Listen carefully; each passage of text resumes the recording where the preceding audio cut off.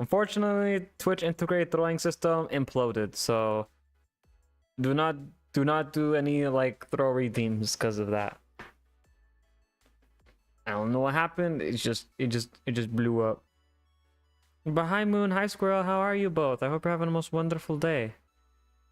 Most wonderful Sunday. A lot of stuff has happened this week that passed. Lots of stuff. So much stuff, in fact, that, well, there is one in particular that I do have a case. I was gonna save the picture for that though, and I did, and I took a screenshot of it. Unfortunately, I realized that when I did, and I was just like freaking out. I want to say some like Crunchyroll did see that, but then they did a PR statement on that. If you didn't know, if you've been living under a rock, Crunchyroll, if you have a subscription on them, it got hacked. Crunchyroll got hacked. Your passwords, your username got exposed on Twitter X.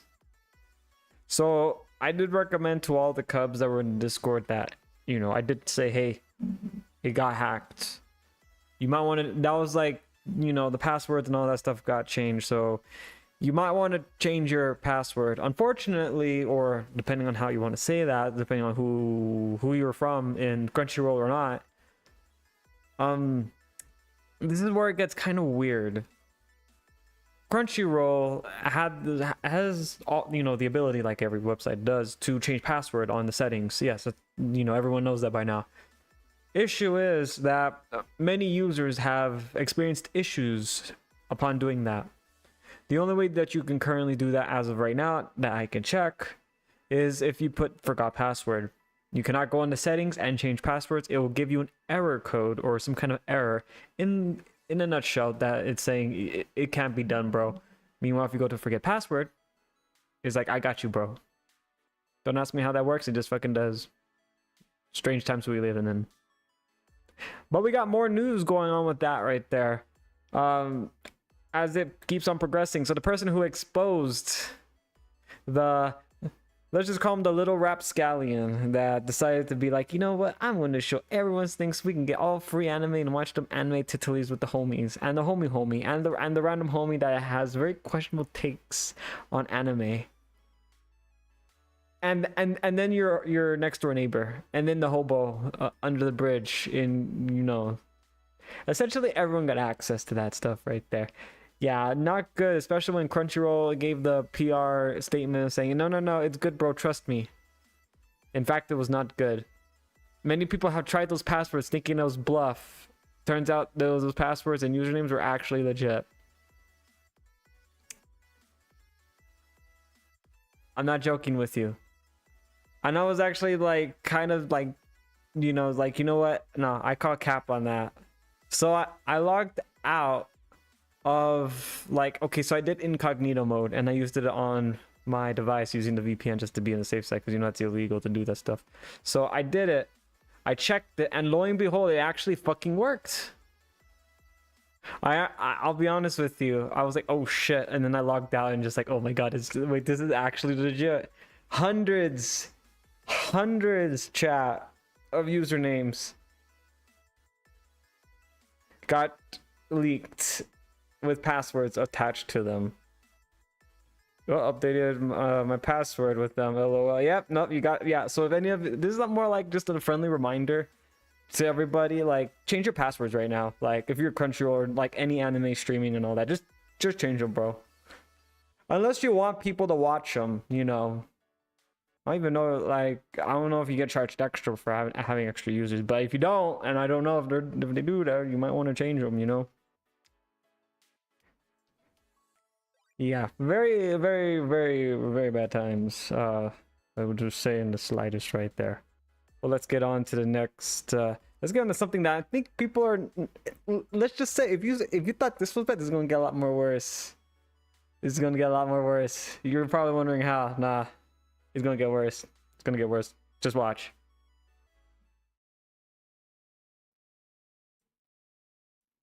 All right, there we go. As you can clearly see from the background right now from Pirate Nation. And yeah, so if you have a Microsoft Windows BitLocker account, The vulnerability so okay, so let me just level with you guys right there. You know, just get down eye leveled, pulls down shades. You got hacked again, bro. Also, I made myself small. But yeah, no. You got hacked again. Yeah. Imagine having like Crunchyroll and then your account gets hacked. Or not hacked, but you know, Crunchyroll itself got hacked. And your username and password got leaked too. Not only that, now your Windows got hacked from Windows 11. Luckily, I do not have that because I have that disabled. Thank God on that. But yeah, no, so we have a BitLocker, which is basically the emergency backdoor to get into your files. That also got exposed.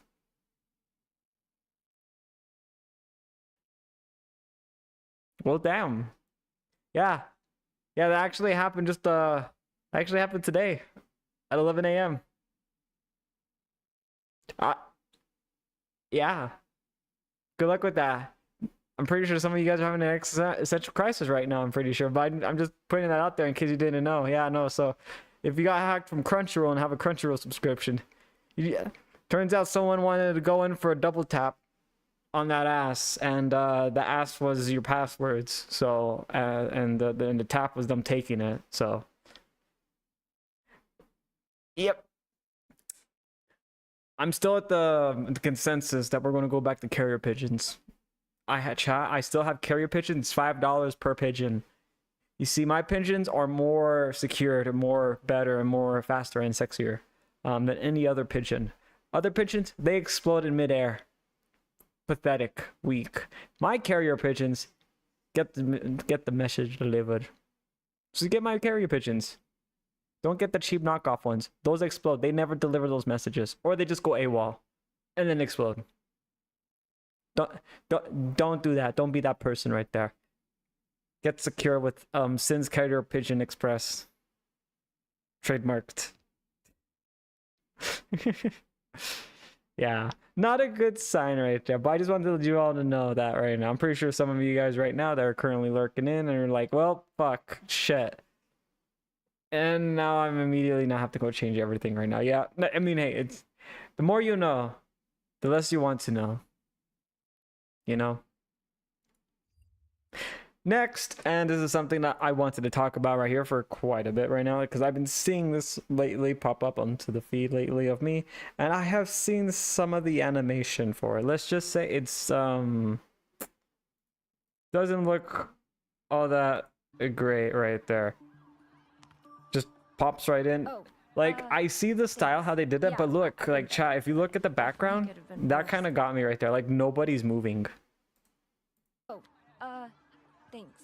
Yeah. See, like, nobody moves. Like, what the fuck? Like, they're all just static. They're like T-posing. Menacingly. Like, dude, like, what the heck? I think they were trying to do that comic book format and it failed. Like, I honestly see it's like, I want to do comic book. I want to do comic book style.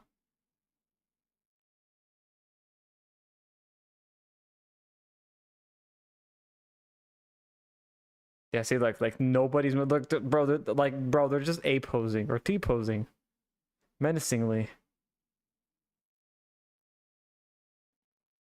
It looks very stiff. Like, dude, like barely any motion. Yeah. Yeah. So I just wanted to show that right there. That is your friendly neighborhood Spider-Man on January 29th on Disney Plus. Which, if you're a pirate, because I'm pretty sure majority of my chatters are currently pirates right now, well, I guess it ain't gonna cost you much though, because you're pirating. But now people who bought Disney Plus though, yeah. And even Danny on PC, which I have followed him for a long time, and is Battlefield connoisseur. Even he said the background had no movement too. That's what, like, dude, that's the first thing people saw. They're like, what the heck? Hello? Where is everybody? What's going on right here? Huh? It looks so stiff. I'm gonna be honest with you. Now, look, I usually try to say, like, okay, I do like the way how they, like, the idea of using comic book design right there. That's a good idea. However, the execution of that was so horrible, so janky. It makes me feel like, how many of you guys seen the Seven Deadly Sins when the animation went to complete poo poo? How many of you guys remember that? Or another one? There was like a few animes that the animation was just like, what the heck? And people made fun of it. I tried to look past it, even though I was like, damn, they do the holy shit, what the fuck, man. I now look at that and I'm like, damn, that actually looks 10 times more better than this. Uh, I will have to give it to the studios that kind of fucked up those anime, animations and all that. I'm gonna be honest with you. Now I can just say, well, at least they tried. Because I don't know who animated this. I honestly feel like they didn't try. I genuinely feel like they didn't try, which is kind of disappointing though, because it's a major title, Spider-Man. And oh man, and it also gives me like a Fortnite kind of vibe too, which is no reason why I don't like it. It's like, this is Fortnite. I hate it already. And everyone's A posing or T posing. You know what? I'll be honest with you. I'll be laughing my ass off if this trailer actually show like 2 people T posing. I'll be like, bruh, I can't, man. I can't. I honestly do not know how I feel about this. Comment down below on the YouTube section if you guys are looking forward to this or not, because I'm on the in the bench right there. It's like, the concept does look good. However, there's like 8 things that look bad after just that 1 or 2 things. I'm like, okay, there's like 2 things that are good, and there's 8 bad things. I usually don't watch stuff if it has like more negatives than pros. That's just a fact. I think anybody does that. I mean, yeah, you can just like look past it, but I honestly feel like it's gonna be very hard for this one right here. Next is that we have GTA Titules. Okay, no, I'm just joking, bro. That's not it. But this is kind of going to be surprising though if this actually does go in, and that is coming from the VGC. A video game industry analyst has said that there is hope in the game industry if GTA 6 could cost up to $100, so the company can raise raise their prices. So the hope is that GTA 6 is going to be $100, so that every other studio can charge $100 for their games. I'm gonna be honest with you, and I know a lot of people are going to probably agree with me, or some people who are in like game journalism, they're going to hate me. I think this is like the worst thing that they can do. The games already cost close to like $70, and I know chat's like, what, $70? I don't believe you. No, like here where I'm at, if you want to buy a video game, they're like $70. I don't know how much it is anywhere else, but here in Texas, the games are like $70. It's just fucking ridiculous. $70 for a game, and then you don't even like it. Like it, like, don't get me wrong, like I love video games and all that, and I've always loved them, and I will always still love them, but $100 for a game, it's now locking people out though. It's gonna, like, video games chat used to be something like, oh, you want to play this for the pastime, just have some fun. Now they're trying to lock it to be like, instead of this being like a small little hobby, no, this is like something premium right here. This is like, for like people who can shell out the money. I honestly don't know how to feel about that. I know some people can afford it, yeah, but like it's $100. That's like, if you're working a full-time job, let's say like the 8 hours job, because for me, I can afford this 100%. Will I pay $100 for a video game if the video game is mid, like how they're doing right now? No. That's $100 on something that is bare bones, not finished, and all that. And you know how I've always complained about that. Where if you guys were to buy a car, what happens if they're like, oh, well, we didn't put the engine in, and we didn't put brakes? That would be like $15K, by the way. If you but come back to us like in the next few months with the vehicle still, and we'll eventually add in maybe an engine, and hopefully it'll work. I think a lot of people will say, what the fuck, dude? So I feel like if they are going to do 100 games, that better carry me through a whole fucking year. That's all I'm going to say. Or at least half the year at a little, no, actually half, more than half the year. $100 game should cover for more than half the year for the video games. 100%. If they're going to charge $100, it's got to do that. It also has to not be doing the shit that they do now, which is like, oh, you know, like the car with the engine. Like normally people would say like, dude, get the fucking engine, put it in. I'm not paying $15K for a car and I don't have a fucking engine or brakes, which are the top things that they fucking need. It's insane. It's insane. Like, dude. But chat, look at where they say they hope though. Again, I just want to emphasize that they're hoping that GTA 6 is $100.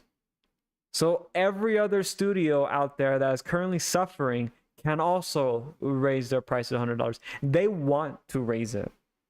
They just don't want to be the ones that raise it, because then people are going to call them out for that.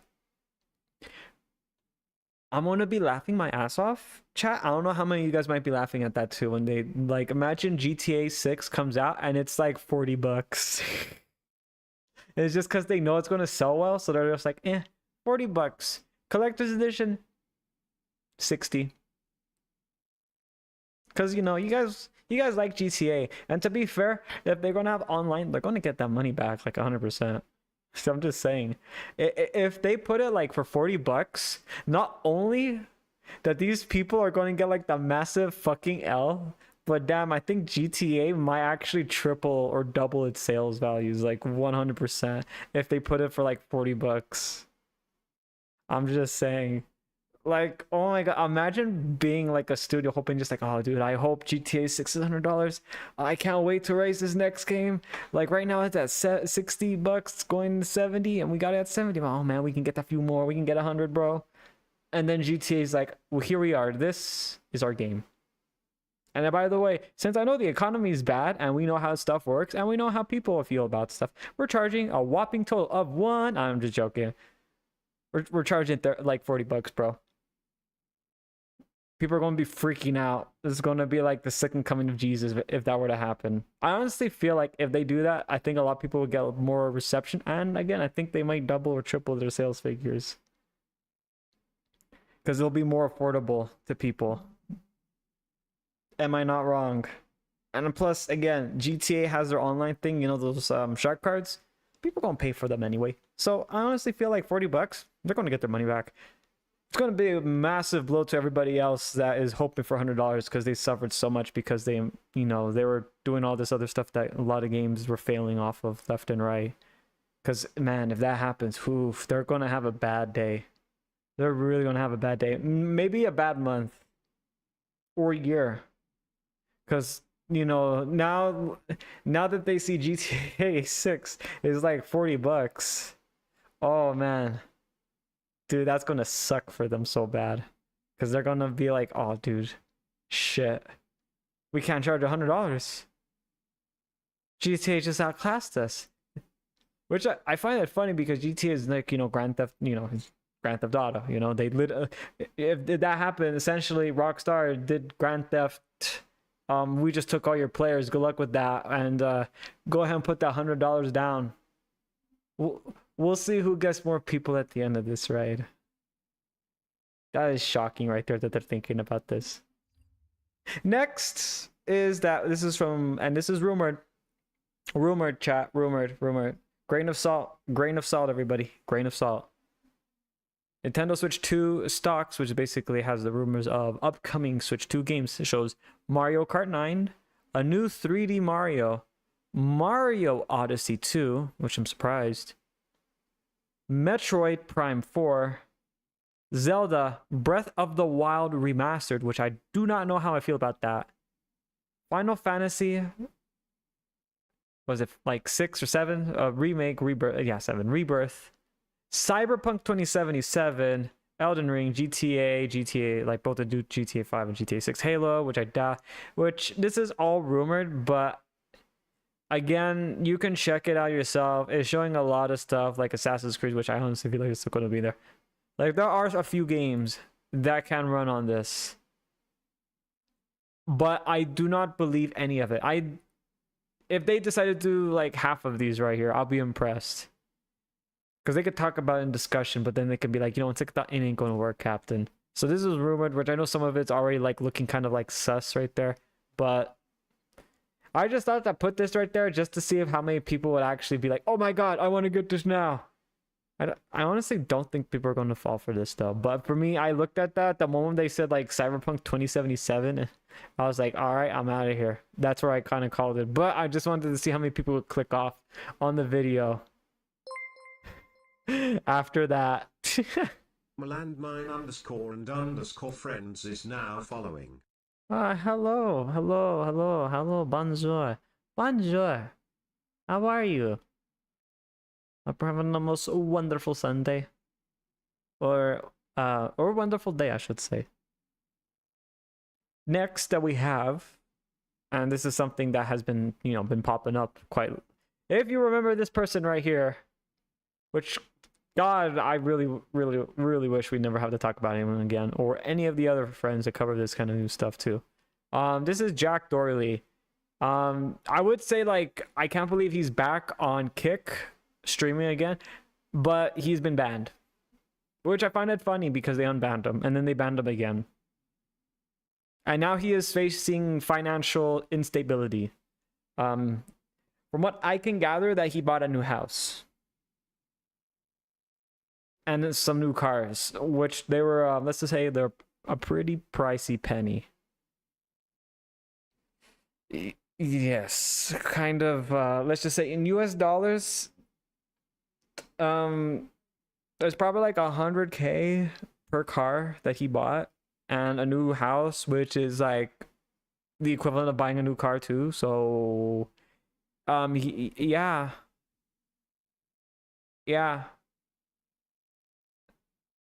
I would say I feel bad for him, but I don't. Because, I mean, he literally just beat down a person after a security guard held him down. That's essentially what happened, by the way. Yeah. The way how I saw that, like, me telling you that does not sound nice. It's like his security guard held him down, looking at him menacing, and then just let him beat him up. The guy couldn't do anything. The security guard's right there. And, yeah, so he's not going to be able to probably afford security guards anymore. So it's going to suck to be him. It also doesn't help that he scammed his audience on crypto too. So that also adds more of a target on his back. You would, again, for a normal person, they would think like, oh, I may have done something bad, but you want to know what? I just had my epiphany. I'm doing bad stuff. Maybe I should focus on good content. And then Jack, is not that, so it's, yeah, he did what he did. That's his fault. Next that we have on Sunday is that if you are in the US and all that kind of stuff, god dang, Trump has signed an executive order delaying the enforcement of the TikTok ban for 75 days, and that is from January 20th. As of right now, multiple doctors now have warned if TikTok's potential ban could cause withdrawal systems for scrolling addicted users. Oh, God. Well, damn. I mean, to be fair, when TikTok got banned for 45 minutes, there were some people like looting. Well, not looting where I was. They're just breaking into shit and just breaking it.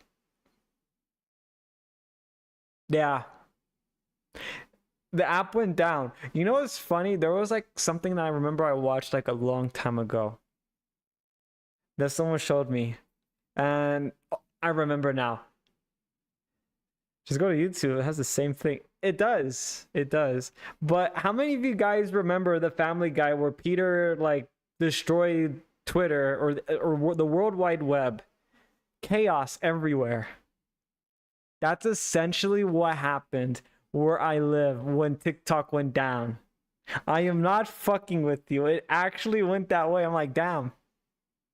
They actually predicted that shit.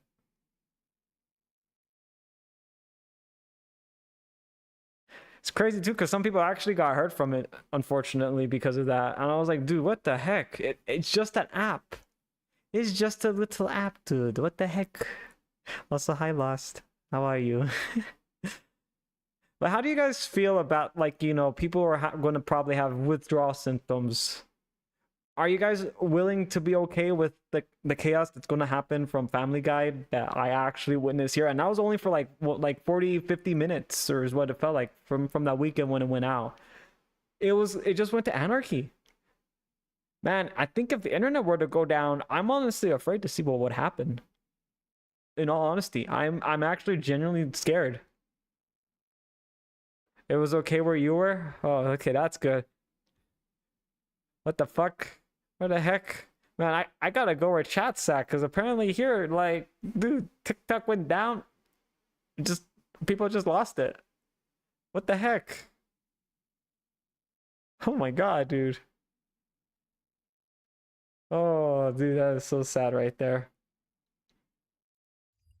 Next, that we have on the Sunday news right here. A proposed tariff on imports from Mexico to the US could result in fewer disc-based games being released and higher software prices, both physical and digital, according to a market research firm in Cicada. I don't know how to say that. I'm just gonna call it Cicada. So yeah. So we're pirating now, chat. If you didn't get the memo, probably from streaming service that we talked about a few times last week, we're pirates now. If you have accepted the terms of pirating, you get a free parrot and an eye patch and a peg leg. Removal of leg is not included, so you know you have to pay out of that one right there if you want to do that. I honestly feel like this is probably like the worst thing right here, because I've also been seeing, and I didn't have this right now, is Sony is cutting back on wanting to produce disc, Blu-ray disc in particular. So yeah, I guess we're pirating now. I mean, people are already pirating like stuff from Disney Plus and Amazon and Crunchyroll and High Dive, and well, the list goes on. Let's just say there's a lot of stuff. Let's just say I have an Amazon, but not an Amazon TV at the same time. I'm not going to tell you guys the website. You guys going to have to do your research right there. I can't say because then they're going to like nuke that site though. Who isn't a pirate? That's fair. That is fair. I think everyone's a pirate nowadays. Yo, holy. Oh god. That's not a pirate noise. That's a high monkey. Next that we have on a Sunday. So if you guys remember last weekend that we were talking about this, and probably like the last week's video that got posted up on YouTube, and I was talking about the new Pokemon TCG that was coming out on YouTube, or not YouTube, on to McDonald's, and that was on the YouTube video that I talked about, saying imagine scalpers were to like buy 50 like Big Macs, and you know get like all the crunchy or you know, get all the essentially, I'm fucking sorry. Okay, that's what I'm trying to say. I should have not said that. That was my bad. I actually did say, like, man, imagine buying 50 Big Macs and then not eating them, and then just taking the Pokemon cards and then just selling them on eBay. And they're free, by the way. People are charging $800 for that shit. Someone's charging $600 for a case of the Pokemon Dragon Discovery.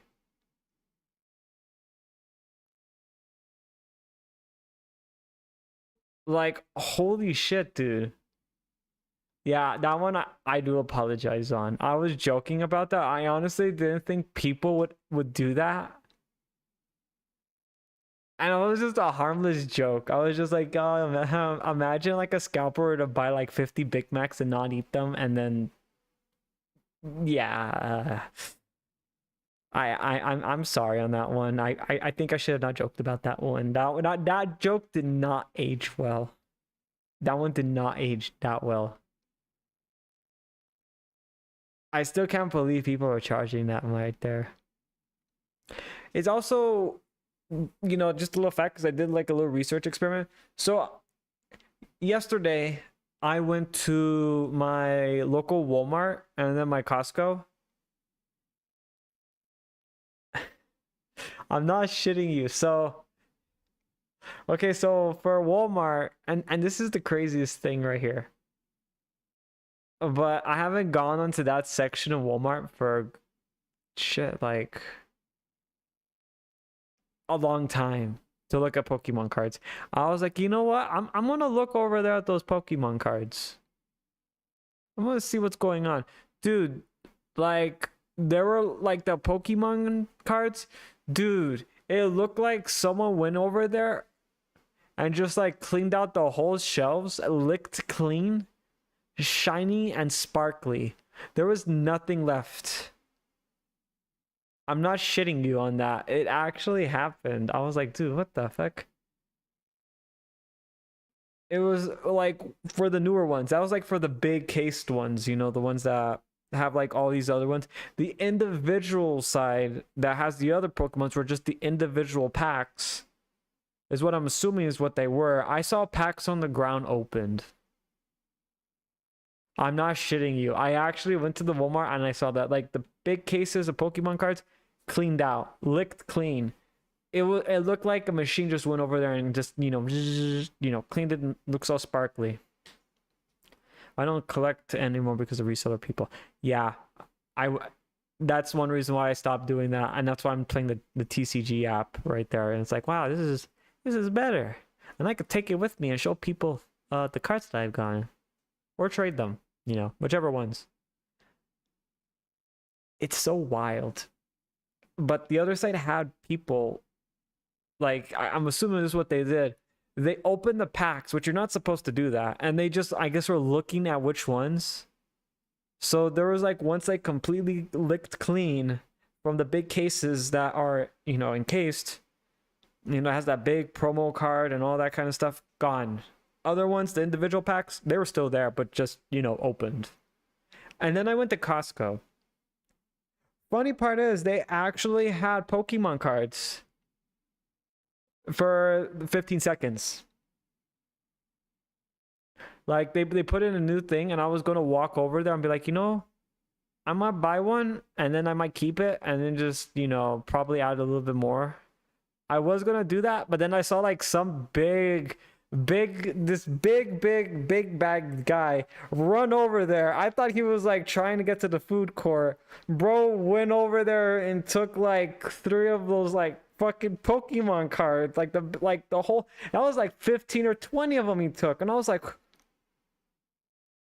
what the fuck, dude? He went over there and started running, and then I just saw people like starting to grab as many as they can, and then it was just like gone. I was like, oh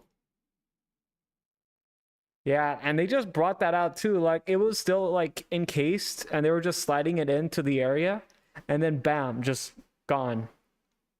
It was just fucking gone, like straight up. And I was like, what the fuck, dude? Holy shit! I honestly felt like if I had 3D glasses on, I'd feel like I was watching like an episode of The Walking Dead. Like straight up. I honestly felt like if I had 3D glasses on, I would be watching that. Like The Walking Dead in 3D. I was like, wow, this is crazy. This looks fucking cool, dude. Those people are so annoying, it's ridiculous. Dude, it is. I saw that and I was like, dude, that one guy that got there first, I think he hasn't exercised in his whole life, and I think that was the only exercise he'll ever get. I was like, dude, what the heck, man? Holy shit. That was ridiculous, though, to say. I was like, oh my god, dude. Like, people were just, like, taking that. Like, oh my god. I'm not wrong. The guy was big bagged. Which, I get a chat for, like, little slang right there. That means they're thick. They're extra thick. Like, overly thick right there. And I was like, dang. So yeah, I was like, okay, cool. I'm not gonna get, yeah. I'm not, see, like, this is why I don't like Pokemon cards, like collecting them physically. And I do have some of them that are still physical, but now I'm just like, you know what? I'm gonna keep these right here. These are from the bygone days of when collecting Pokemon cards used to be fun. I remember those days. I yearn for those days. Those days are gone. Sad.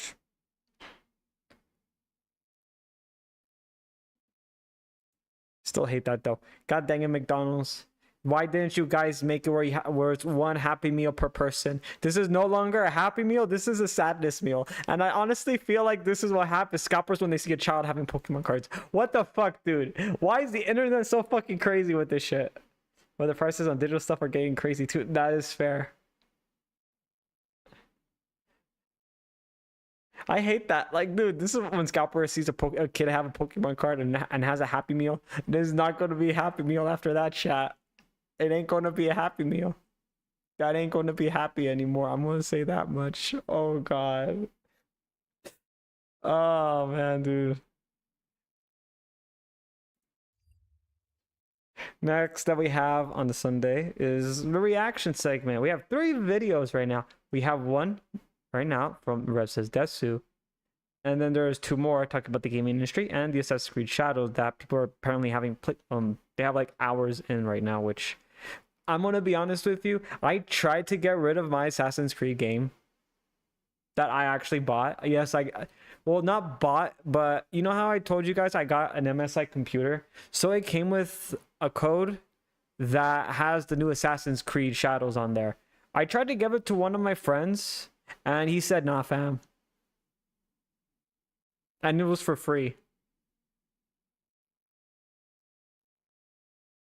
Yeah, he actually said, nah. He said, nah, fam. I'm good. I was like, oh, shit. Yes, I was gonna die soon. Unfortunately, it is looking like it.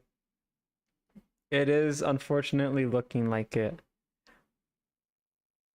Oh, God. Well, let's go on with Rev Says Desu.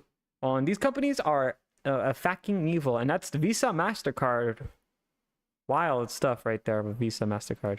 Guys, we're here. So today we're going to be talking about some pretty serious stuff, and I'm pretty sure based on the content of what we're going to be discussing today, this video is going to get bonked from many different angles. Basically, a lot of the terms we're going to be discussing today are like algorithm repellent, so I would definitely appreciate comments, engagement, likes, sharing this video, whatever, because also, I hope the volume is okay, by the way. Limited. So we're going to be talking about Visa and MasterCard and some allegations they are currently facing thanks to a whistleblower report, as well as some other material. Dude, MasterCard is now, like... Visa and MasterCard are incredibly influential payment processors who have essentially dominated the global market. And we've seen how they've taken their influence and tried to control the behavior of various platforms and businesses. We have made multiple videos over the past couple of years talking about these companies going out and trying to give particularly Japanese companies an ultimatum. Either you censor this type of fictional content on your platform, or we're going to pull away our services, leaving the companies and platforms with pretty much 2 really bad choices. So what's happening now is actually something we see a lot involving people who are virtue signaling about fictional content. Allegations involving real-life children being harmed. So here is a... Oh god, dude, OnlyFans. I actually am surprised that it took people this long right here. Cause like, okay, I know people are gonna say, oh my god, Sin, you really like OnlyFans? Oh my god. Like, dude, I've seen a lot of stories though from that stuff. It's crazy. There's crazy stuff that I've heard from that. And oh my god, dude, like the fact that it took like, I think it was like 2 years. Or like a year. I think it was like a year then I started to see this and it just kept going on. That's why I'm not a big fan of OnlyFans. Because I was like, dude.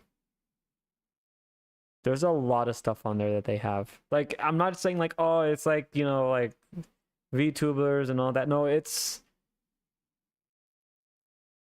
wild stuff right there. Like, not a fan of OnlyFans. Essentially. Like, dude, I've seen some wild shit right there.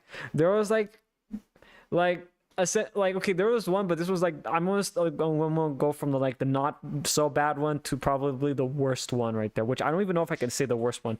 But the not so bad one is when like the mother was like, you know, twerking and has a thong, and you know, it's essentially like that. I was like, bro, what the heck?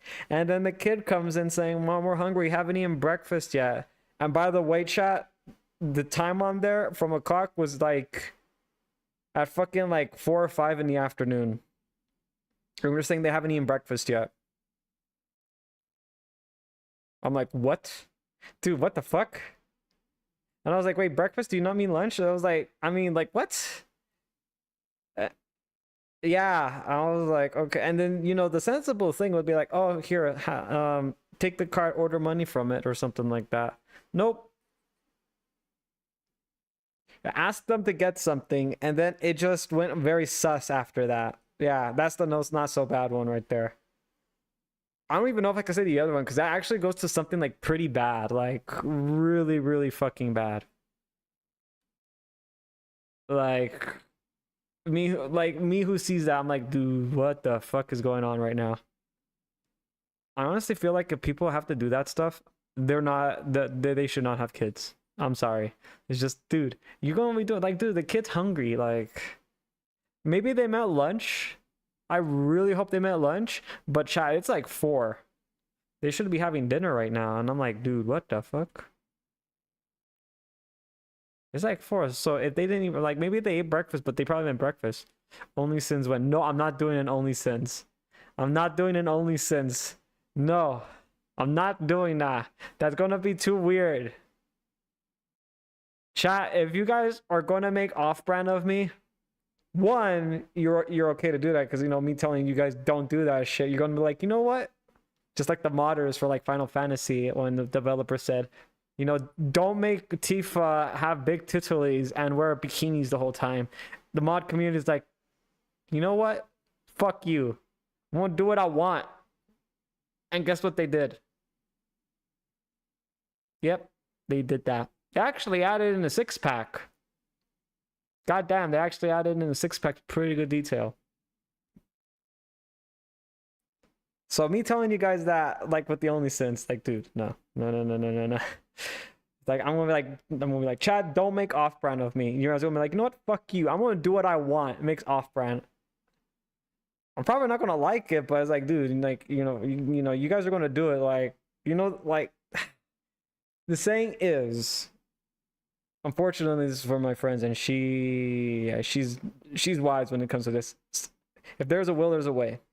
And then there was a context to that, though. So I think you guys kind of understand the context of that. It's like the hole. They just say if there's a hole, there's a way. That's what she said. She was unhinged.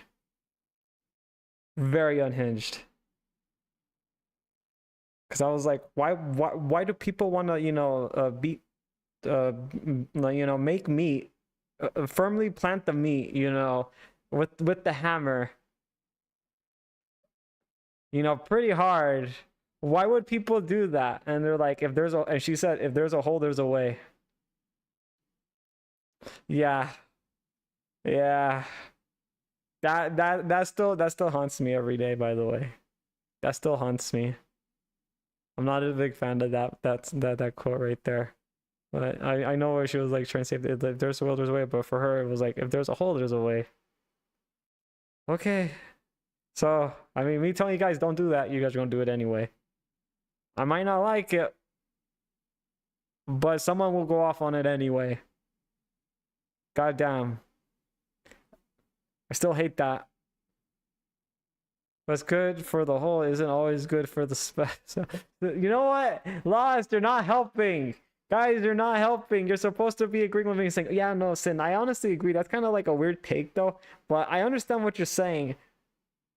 You don't further help her out by backing up the chat. You know what? I'm chat. Okay, I'm just gonna put both my hands on your throat. I'm not going to strangle you. Okay. I just want to talk to. You know, just start strangling chat out. Chat, you're supposed to agree with me. And I know some of you guys are gonna be like, oh, yes, and I was just a joke. I was agreeing with you. No, shut the fuck up now. Shut the fuck up. I don't trust you now. I don't believe you. God dang it. Article discussing Going back to various Rev now. reports from Reuters over recent days and weeks. So you can see the title here. Exclusive. U.S. whistleblower says God MasterCard damn it, man. Visa failed to stop payments for CSAM on OF. Now, I'm going to have to use a lot of abbreviations in this video to try to keep it That was so many acronyms, my brain did not That comprehend. headline is probably not too surprising. These sorts of allegations are not surprising Like given Doge. the greed of these wait, companies hang on. and what they'll Chat, hang on. Did you guys see that Doge thing actually? Yeah, just speaking of like crazy acronyms and abbreviations that I just cannot comprehend. Yeah, there's a... The US government has a department of Doge now. I just wanted to put that out right now for you. You're welcome for that pointless information that yeah. do to just make another buck. Now, before we get into the allegations and the report from the whistleblower here, let's introduce the CEO of OF, Kaylee A woman. Blair, an Irish lawyer and self-described feminist. And I actually... So wait, hang on. That's the CEO of OnlyFans. Chat, I don't want to be rude and mean. I really don't, but I honestly thought it would be a guy. Like probably like a middle-aged balding guy.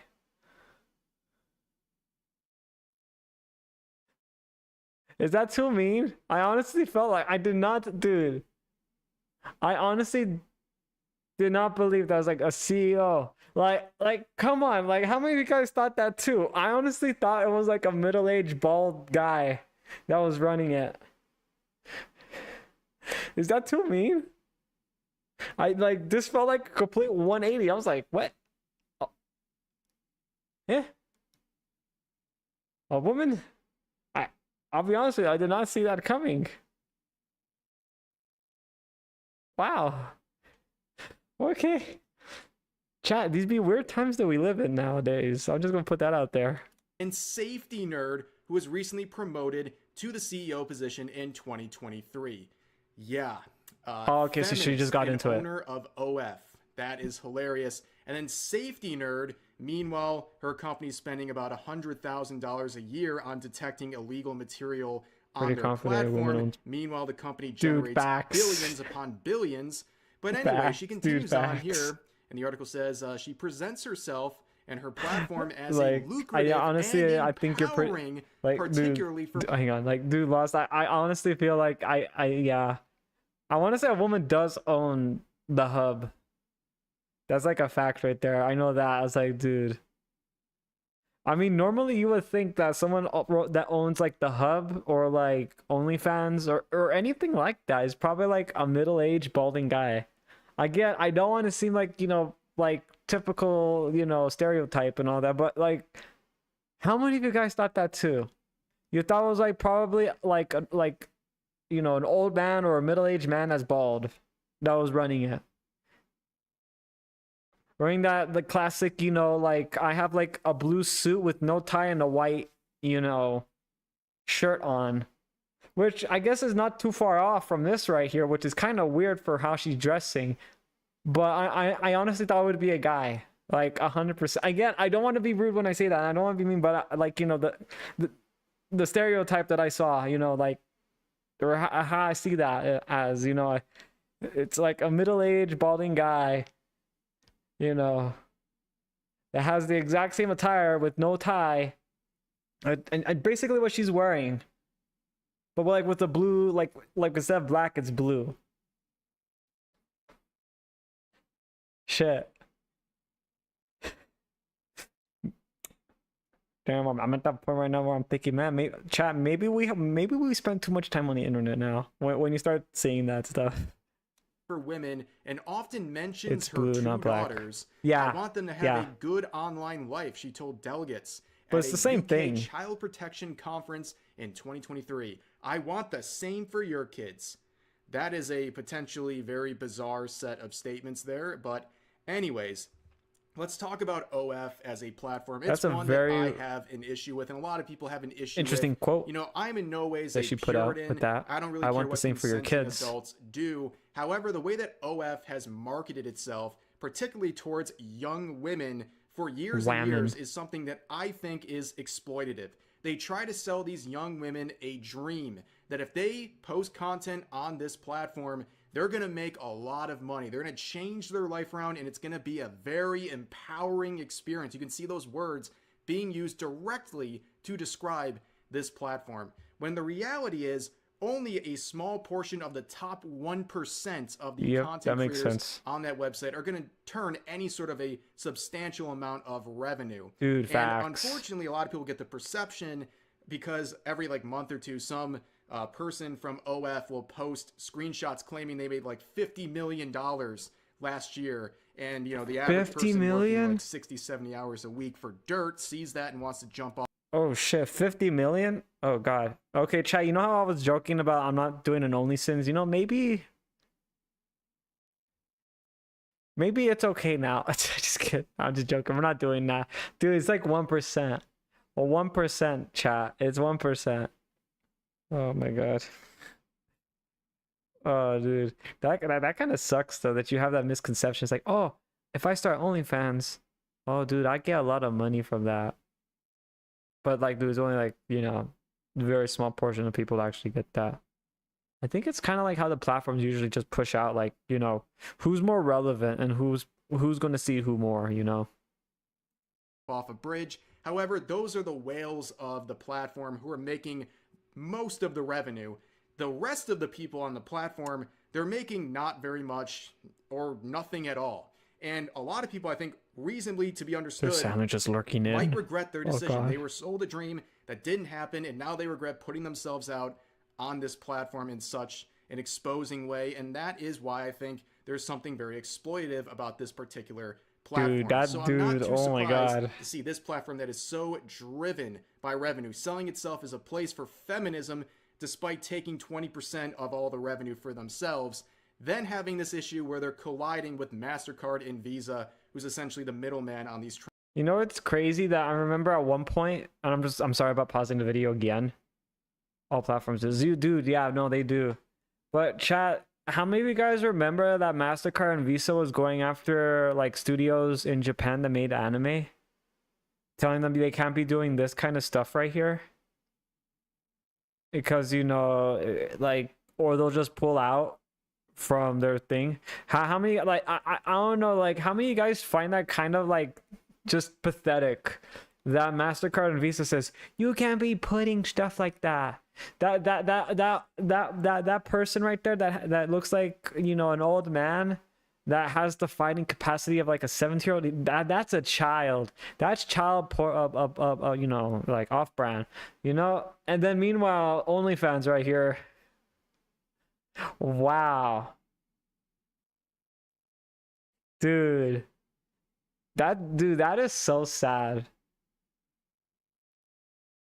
man. Like, I honestly feel like, man, like, instead of going after the studios in Japan, they really should have been looking more at what was going on here in the US with OnlyFans.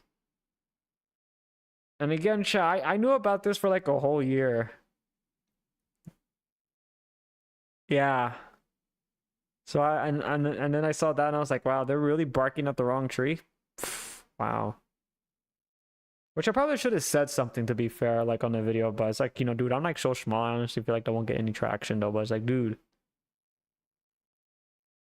that is so sad. Great job, MasterCard and Visa. You fucked up out of the countless normal times. This is normally fine to field exploit. That is true. That is true. It doesn't help that Mama Lion right now, chat, is like also trying to find a way to exploit the system of like yeah, it's like Pokemon cards. Dude, facts. Dude, I honestly feel like they gotta make Pokemon cards like regulated. But going back to Mama Lion found next. But you know what? It's like I want to keep that to myself now because I feel like chat's gonna be like, wait a minute, that's a good idea. No, I keep that to myself. Transactions. And let's get into the actual article here. So from Reuters, MasterCard and Visa failed to stop their payment networks from laundering proceeds from CSAM and S trafficking on the popular website OF, according to allegations in a previously undisclosed I knew that whistleblower right there. complaint filed with the U.S. Treasury's Financial Crimes Unit. The whistleblower, a senior compliance expert in the credit card and banking industries, said the two banking giant card industries. companies knew their networks were being used to pay for illegal content on the site since at least 2021 and accused them of turning a blind eye to flows of illicit revenue. The complaint was filed in January of 2023 God, with dude. the Yeah. Treasury's Financial Crimes Enforcement Network, FinCEN, and the U.S. Justice and Homeland Security Departments, the whistleblower said. So basically right here, financial crimes, right? Because if this is true, they're essentially committing money laundering by being the middleman of these illegal transactions. But Yep. the complaint said that the whistleblower and other anti-trafficking experts, including U.S. federal agents, alerted Visa and MasterCard to unlawful content on OF. In a series of calls in 2021 and 2022, the federal agents corroborated the presence of CSEM on OF, the complaint said. It also drew heavily on a 2022 study by anti-trafficking groups that said they found a high volume of OF accounts with common indicators of abuse material or S trafficking. The whistleblower said he helped with the study, which was shared with the card companies. On OF, Visa and MasterCard process payments between content creators and their customers. When the content is CSAM, the card companies are directly handling the proceeds of these illicit transactions, said the Damn. complaint. By continuing to process payments on OF, MasterCard and Visa had willfully failed to maintain effective anti-money laundering programs required by the Bank Secrecy Act. Imagine being a failure said the and trying to stop which that. argued FinCEN and two other federal agencies to take action against the card Someone's companies. gonna get fired. I'm just gonna say Reuters that. reviewed an email Someone's always confirming gonna get fired, FinCEN though. had received the complaint. In response to questions, the agency said it doesn't confirm or deny the existence of whistleblower complaints. The Justice and Homeland Security Departments declined to comment because apparently this isn't a very important issue to them. But anyways, Reuters could not determine what action, if any, the agencies took in response to the complaint, which was filed under FinCEN's anti-money laundering whistleblower program launched in 2021. Under that program, complaints are confidential and the identity of the whistleblower is protected. However, Reuters reviewed the complaint, interviewed the whistleblower on condition of anonymity, and corroborated his identity and credentials. The complaint said he had extensive expertise in fighting money laundering. Now, it starts to get interesting here. In an interview, the whistleblower said the agencies never contacted him to discuss the complaint. The card companies had the power to turn off the switch to stop illicit material from being monetized, he added. MasterCard and Visa said they hadn't heard of the 2023 whistleblower complaint until Reuters contacted them. They disputed the complaint's allegations and cited their efforts to keep their networks free of illegal activity. Well, would you look at that? They finally discovered these complaints only after the mainstream media made them aware of it, quote unquote. Oh my god, look at that. Dude, I swear, dude, like the amount of people that always like to go with the play dumb card is just like, okay, yeah, no, you're really playing dumb? Okay, all right, well,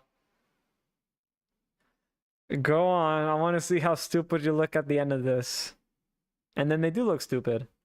Quote, aware of it very recently.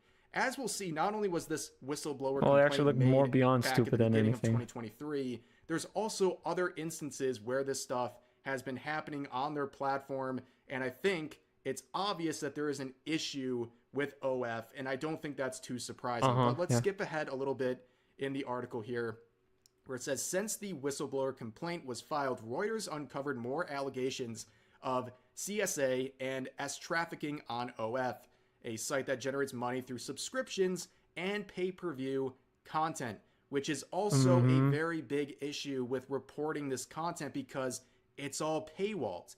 That's the issue. It's a subscription-based thing that they say is empowering for the people operating on the website, but that makes it hard to... I honestly feel like it's not empowering for like the, you know, it's more of like the you know, the sex trafficking and all that. I think that's what's more empowering for it. That's what the whistleblower was trying to say, but they're like, no, we need money. see any of the content that might Essentially be what goes down to, if violative they or make a money exploiting and they make a people, profit, because they you don't need care. to actually pay to see it. So a lot of these organizations that are, whether they're nonprofits or Which is related fucked up, agencies who cover this by sort the of way. illicit content, they have to pay to even have a chance to search through these potentially illegal accounts. And it's really on OF and their payment processors, Visa and MasterCard, to handle and monitor this stuff, but they're not doing a very Wait, so it's up to them to do it. So whoever they, okay, well, you know, hang on. Let's just Rev continue to say on good that. job, in my opinion, and according to this Yep. whistleblower and other sources. So in July, the news organization reported that hundreds of sexually explicit videos and images of minors, some as young as toddlers. And by What the way, the I read the fuck? original Reuters report on that sort of section, and it is absolutely vomit-inducing. It is the most disgusting Okay, I didn't know stuff that ever. went down to But this toddlers. stuff has What appeared the on fuck? site since 2019, according to allegations in police complaints. Okay, I think that's even in fucking December, more a worse. child exploitation investigator told Reuters that he had reported 26 OF accounts to authorities that appeared to contain sexual content featuring underage teen girls. The accounts were quickly taken down, said the investigator. Another story focused on women who said they had been enslaved, sometimes by their fiance or boyfriend, to make money on the Jack Doherty. Wait, who said that? platform. There's a lot of complaints about that.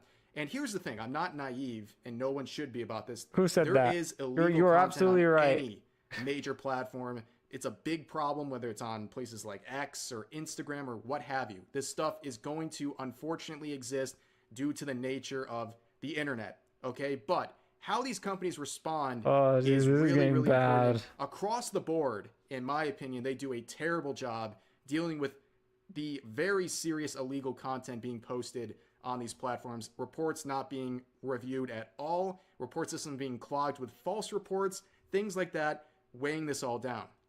When it comes to OF, there's something very Oh my odd. God. Again, based on the subscription-based This model is the of smile this of like, platform, haha, I think fucking it's lost all up it. This is onto scary now. OF and their payment processors to Oh, handle a God. lot of these reportings, right? However, as a spokesperson has noted, OF itself made only 347 reports to NCMEC, a related. Oh, chat, look at that. Wow, look at that. Wow. Good job. You did it. You found 347. Wow. Wow. You know what? Hey, chat, do you remember who said that they did an internal investigation on themselves to prove they were innocent? No? Oh, yeah. Remember Mr. Beast? Yeah. Chat, if I put my hand in a cookie jar and you guys are saying sin, why would you do something like that? And it's like, oh, hang on, let me do an internal investigation. Turns around, has mustache. I am the person that's going to be looking at this. Let's see. Yes. Okay. I have my report. Turns back around. No mustache this on this time. Chat, the lawyer has done an investigation in just for a few seconds, and they conclude that the hand was not in the cookie jar. I am innocent. Michael Bay explosions. Chad, that I'm not fucking wrong. Every time that someone says we did an internal investigation, we have proven that we are innocent. Of course.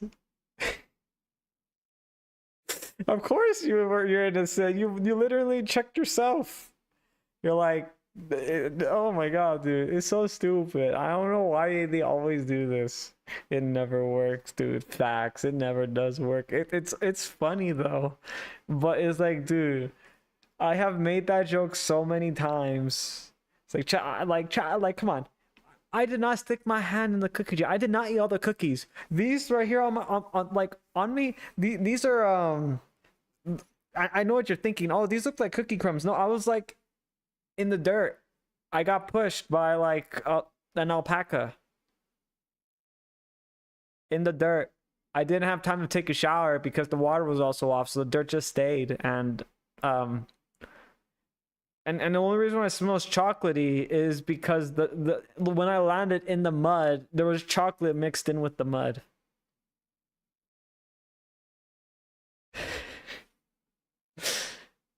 Yeah, it wasn't me. I swear, I did not take the cookies from the cookie jar. I investigated it. I checked it myself. I'm innocent. No, dude, like, come on, it's stupid. They always do this. It's so sad. It really is, dude. Oh my god. Agency who investigates this stuff in 2023. So in the entire year of 2023, they only reported it 347 times compared to the millions of instances that are reported by other social media platforms. So 347 versus millions. Wow. And they have hundreds of millions of posts being made every single year on their platform, but they only bring in 300 or so reports. They're clearly not doing that great of a job. It's hard to believe that they're really giving it their all to monitor what's going on with their platform. I think that they don't seem to be monitoring anything, or they just got like lazy halfway. Looking at this. They're like, there are too many reports. I don't want to do them all. Spokesperson called Reuters' findings on this abuse on OF alarming, but said law enforcement or certain child protection groups would need to provide evidence of illegal activity for the dude, they can't do that because Visa didn't comment. You can't share that because that's against the law. Investigating Reuters' findings, so they're probably not, because it's not a good look for them. And also going back to the lack of reports, it's not just because if these allegations are true, they want to profit off of this illegal content. It's also to protect their brand. They don't want to be obviously exposed for this. So of course they're not going to look into these things. Of course they're not going to make a lot of reports. I honestly feel like the worst thing that's been ever added in was OnlyFans. And they're going to be punished as a result of that. So they don't want to investigate these things as a financial incentive. But anyways, UK-based. Like, hang on, let me just pause. Chat, like, I'm gonna be honest with you, the only thing that has probably, I will say that I do not like that has been created so far in the past, like, 5 years, one of them is OnlyFans. It's probably been older than that, but if I have to choose, like, to get rid of, like, one, I would probably say OnlyFans is probably, like, the worst thing that has ever been in the internet. I'm not wrong. Look how many, like, chat. There's that, and then TikTok, which I know people are gonna be like, oh, well, you know, like, chat, like, I honestly do not care about TikTok. I'm okay with it, but, like, to be fair, like, OnlyFans and TikTok, I honestly feel like those two are just, like, two big issues that was gonna happen right there, like, 100%. That's why I never, like, I mean, occasionally I would try to post stuff on TikTok, but I would never go down to that platform right there. Maybe with OnlyFans, it's like, I don't know, like, if it's just me, but I honestly felt like when it came to TikTok, it felt like the structure for how it was made was good, but it had some flaws on there. OnlyFans, the clock at, yeah, no, I honestly felt like it was good for, like, you know, pushing stuff out there, but then it just, like, there were some issues, like there was, like, a few issues that, like, if I were to start naming them all, I'm going to go to the reasons why, and then I'll be, like, a whole nother video in a nutshell. But there's quite a few issues with that I just did not like about the clock app right there. OnlyFans, when I found out that people were doing crazy stuff, like parents and all that, with kids, their children in the background, I was like, yeah, no, I honestly feel like they should delete this app. If this was a social experiment, let's just say if this was a social experiment, if you did the stuff that I saw, I honestly felt like those people would have failed. You know who would fail. They know that they would fail. 100%. But it just felt too fishy, though. There's a few websites that are fishy, though, I will say. Those two were the top ones. Like, it looked good, yeah, but there was just, like, the pros did not outweigh the cons. And there was a lot of cons right there. Most of my fam hates me, though. Like, you know, like,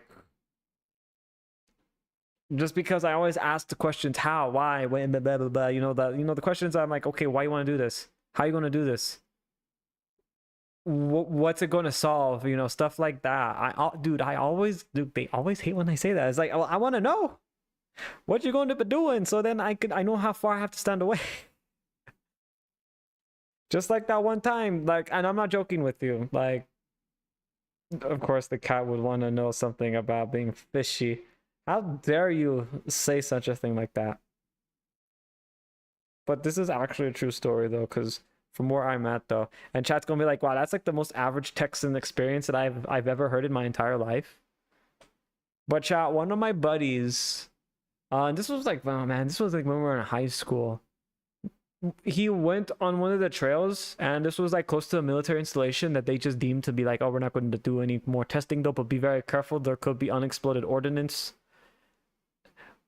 My brother in Christ was home alone, and I went to go check on him like one day, and then he went, and when I went there with one of my buddies, he was like, hey guys, I found something pretty cool on the trail that I was hiking in. And I was like, you were hiking? I was like, yeah, it's like not that far from his house. But when he went over there, he actually picked up a hand grenade and brought it back home and showed us. That's when I started asking the questions on why the fuck did he do that. Oh, and just let me tell you this though. There was no pin. There is no pin on the grenade. That means it was a live grenade that didn't blow up. That's why I ask these questions most of the time, chat.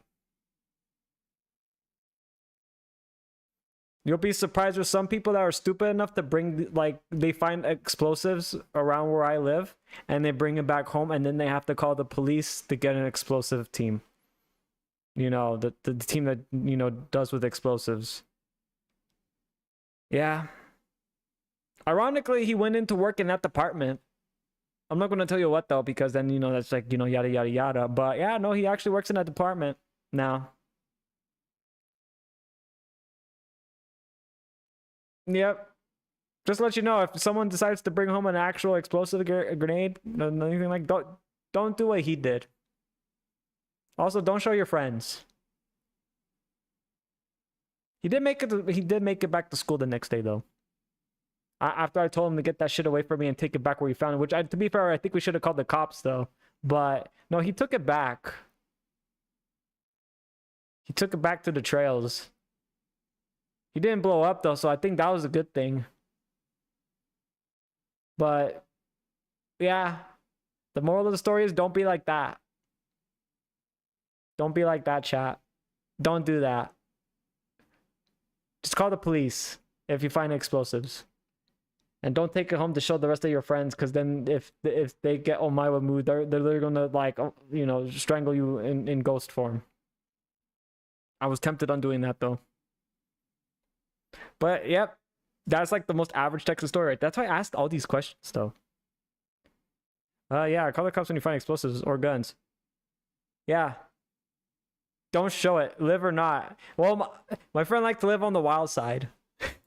Didn't respond to questions about the whistleblower. A little bit too much, if you ask me. On its website, the company says it enforces a zero-tolerance policy against any content relating to this But chat's gonna be like, that's like average Texan moment right there. That violates its rules. It said it also reports illegal content to law enforcement and child protection groups. In a previous statement, OF told Reuters it works to aggressively target, report, and support the investigations and prosecutions of anyone who abuses the platform. And yeah, you can see just the crazy amount of revenue here. But let's go to the next section. Uncomfortable. That's crazy to make a lot of money off of this kind of stuff, though. P-site websites are free to make money, mostly from advertising. OF, by contrast, takes a 20% cut of the income its 20% from selling content to subscribers who must enter their card. They take 20% from that cut right there.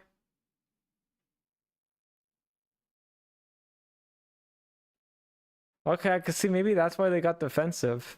Because they're like, no. That we're going to be losing 20% of our cut if we take out millions of these platforms that are doing the stuff that's us.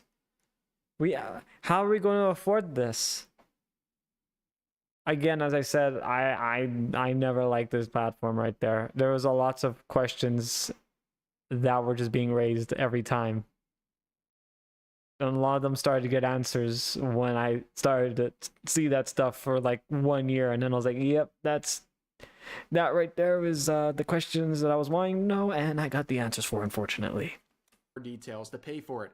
OF accepts cards by MasterCard, Visa, and Discover. One of many. That Discover really doesn't few of have many, I much should of say. a presence there.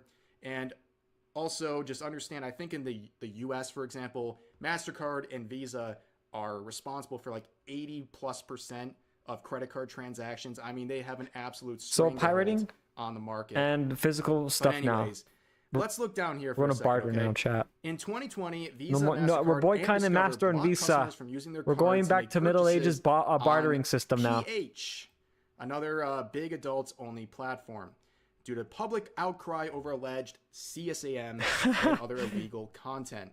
So that was... That's funny. MasterCard and Discover block customers from using their cards to purchase stuff on the hub, on Cornhub. 2021, the BBC wait, the big... Oh, okay. Shit. That okay. I thought BBC meant something else for a second. I was like, wait, hang on, there was another site? But then I just read it right there with exclusivity with OnlyFans. Chad probably knows what I was going. I was like, wait, what? The big what? What?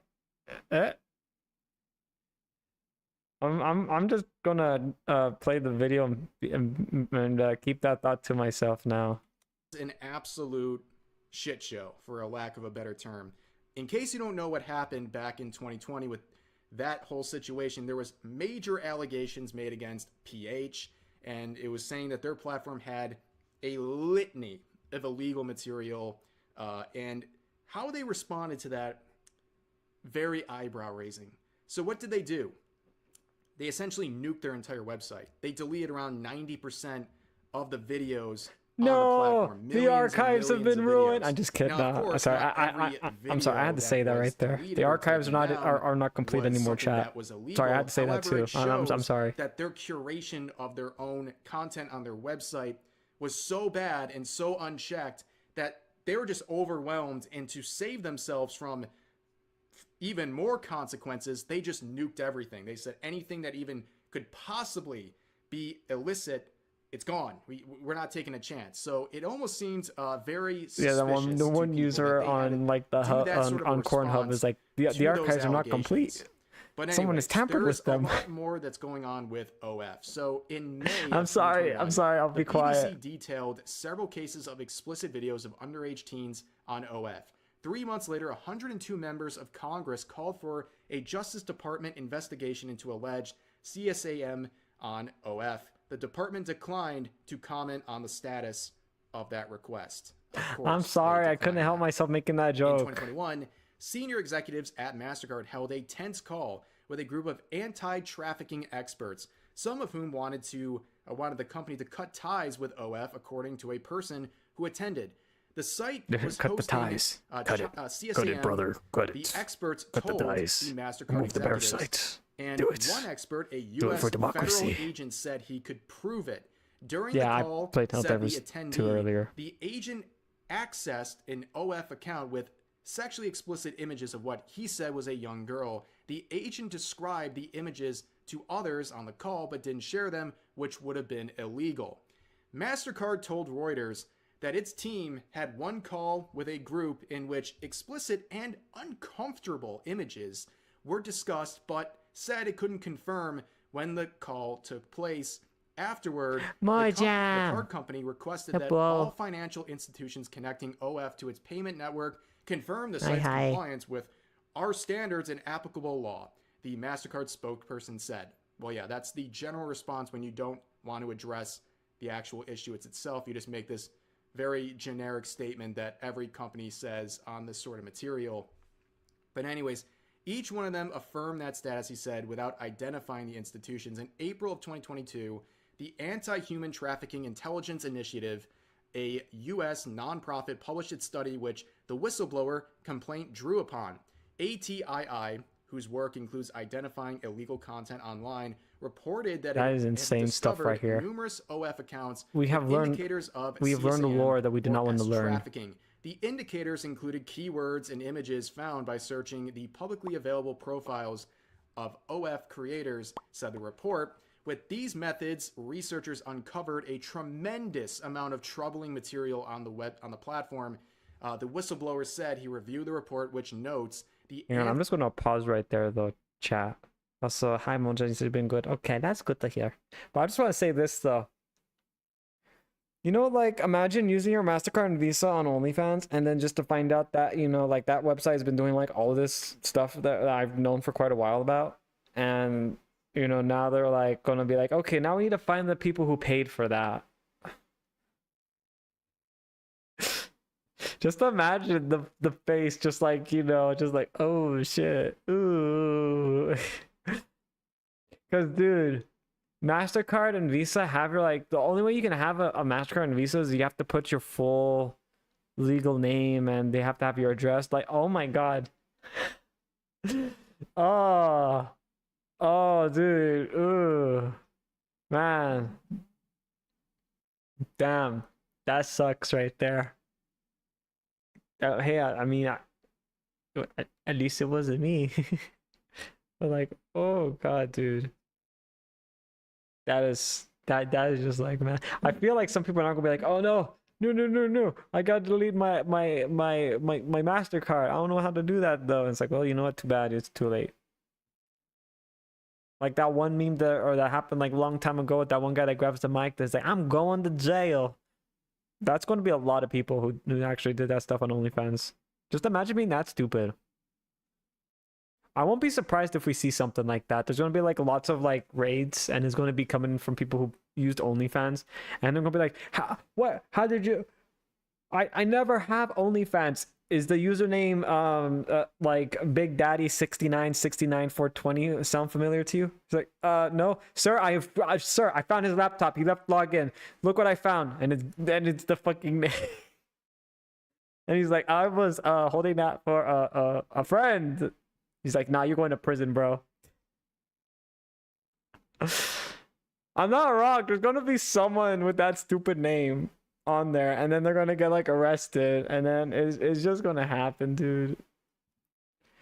It's like we now know the face of the guy that did that.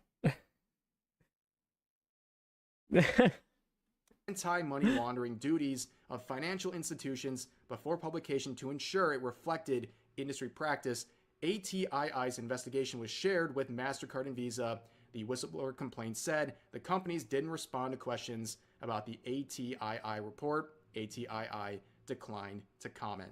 So that's pretty much all I want to cover. Yes, of course. About this potentially very disturbing situation involving some massive corporations with global influence who might be, according to these allegations, overlooking abuse material targeting children and exploiting children.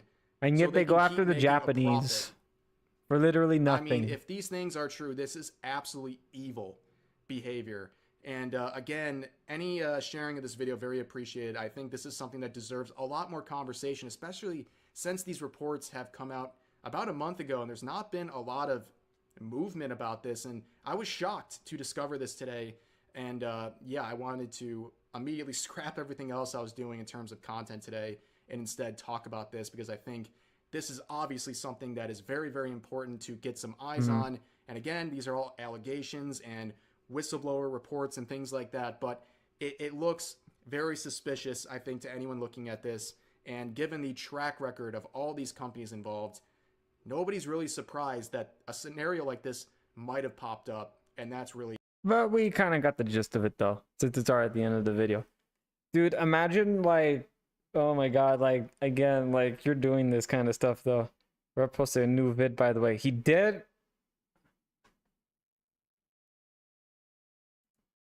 Oh, God. Developer wins Game of Aware and foolishly attacks support. What? What?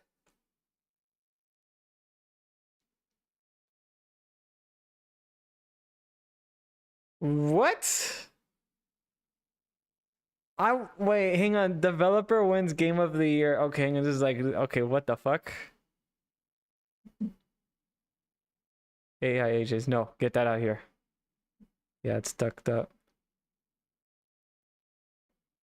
I honestly do not. You know. Hang on, let me reload this. Hey, what's up, guys? We're up here. I'm just gonna say this right here. Imagine winning Game of the was it like a developer wins game like a Game of the Year award, And then imagine them like 5 seconds later, yeah, fuck you guys.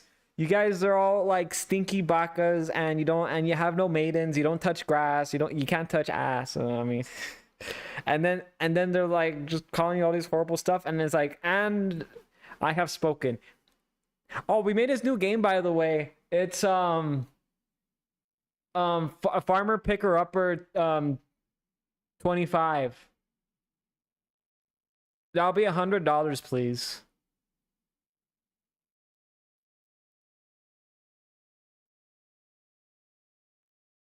Am I not wrong?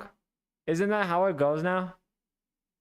They insult the fan base like 3 times in a row, like some kind of fucking combo, thinking that they're going to get more like XP or money from that, and then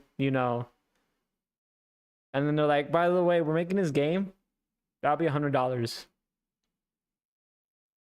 Come on, bite them in the cake, and if they do release the game, people will not buy it. Yeah, no. So today we're talking about the Real Game Awards, which has caused some controversy in the gaming industry. Now, what is the Real Game Awards? Well, it's a reaction to the standard game awards that you see that are primarily run by journalists. I'm afraid to see which one it was. That have nothing to do with gaming, who have the majority say to what games win what awards. And this is supposed to counteract that by allowing gamers to vote on these categories. Now, chat, the vote was stolen. This is the only time I will say that. I never say stuff like that politically, but this is not politically. This is just, I mean, we know. Now, it just concluded the other day, the round for the last year of the Real Game Awards. The Real Game Awards. Then what was the Game Awards then? Founder of the Real Game Awards and the Side Scroller podcast as well. But we see a lot of people very angry about this, including some developers who were positively featured in this award show. They are now very angry about the hateful and controversial people that apparently they're now tied to as a result of these free promotions in the Real Game Awards. Now, this is the first one that caused controversy. This is the Racing Game of the Year. This apparently was a very hateful and anti-woke message that you're about to see right here. Let's see if you can find the controversy in what's about to be said. I see it right there, chat. He has a thing called Mommy Milker's neon sign. I saw it. I seen it with my own eyes. I know. Wait, hang on. Oh shit. I'm not saying I know that sign. I mean,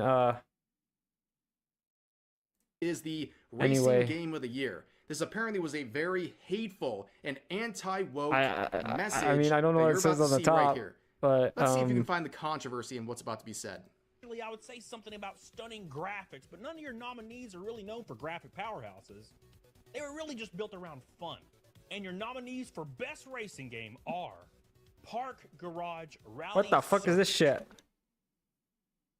What the hell is this piece of shit?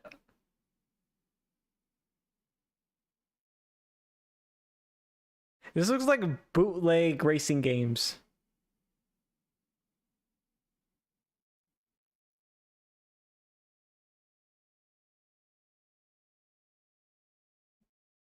It does, doesn't it? Right? Like those, like parking garage rally circuit, nightmare cart. Bro, they misspelled cart. Victory Heart Rally.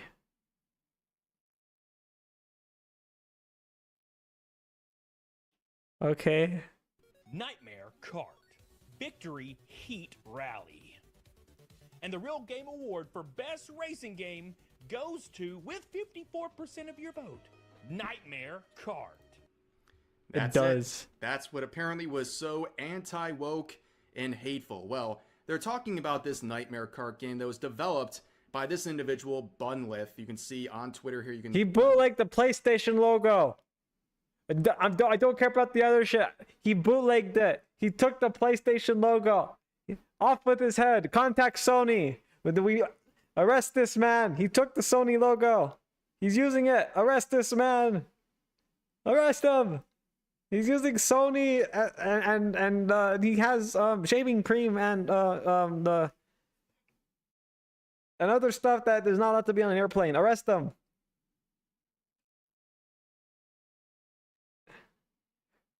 Call bootleg Michael Jackson. Damn chat, what the fuck?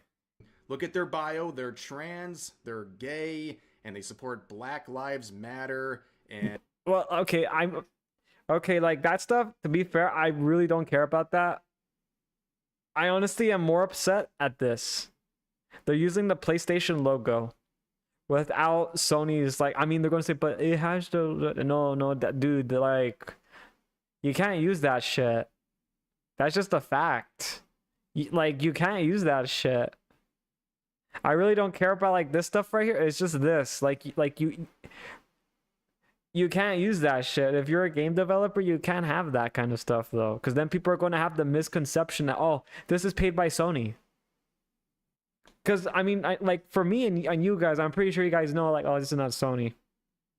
But there's going to be like someone who's not that educated and knows, and they're going to be like, this has to be some kind of Sony product right here, or Sony developer team right there, someone from Sony.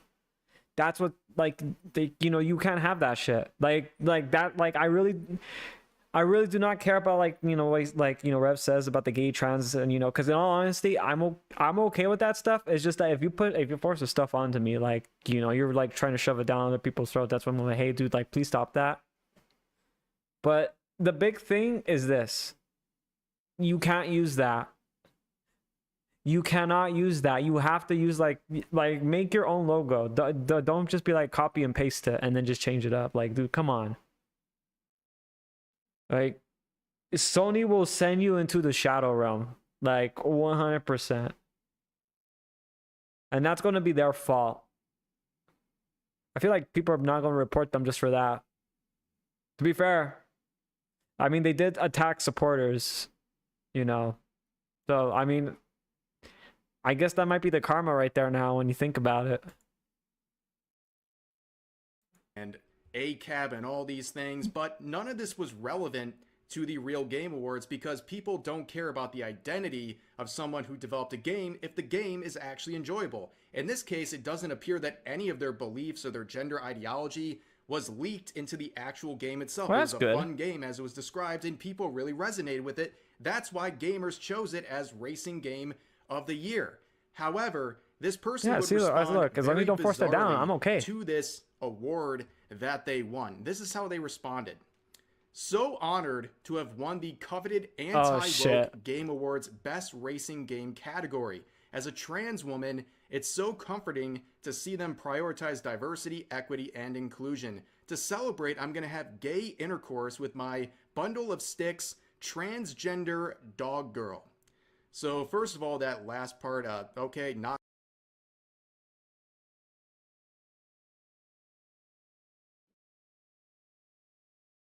Chat, I'm smiling for the fact that I'm just like in complete disbelief that they actually posted that.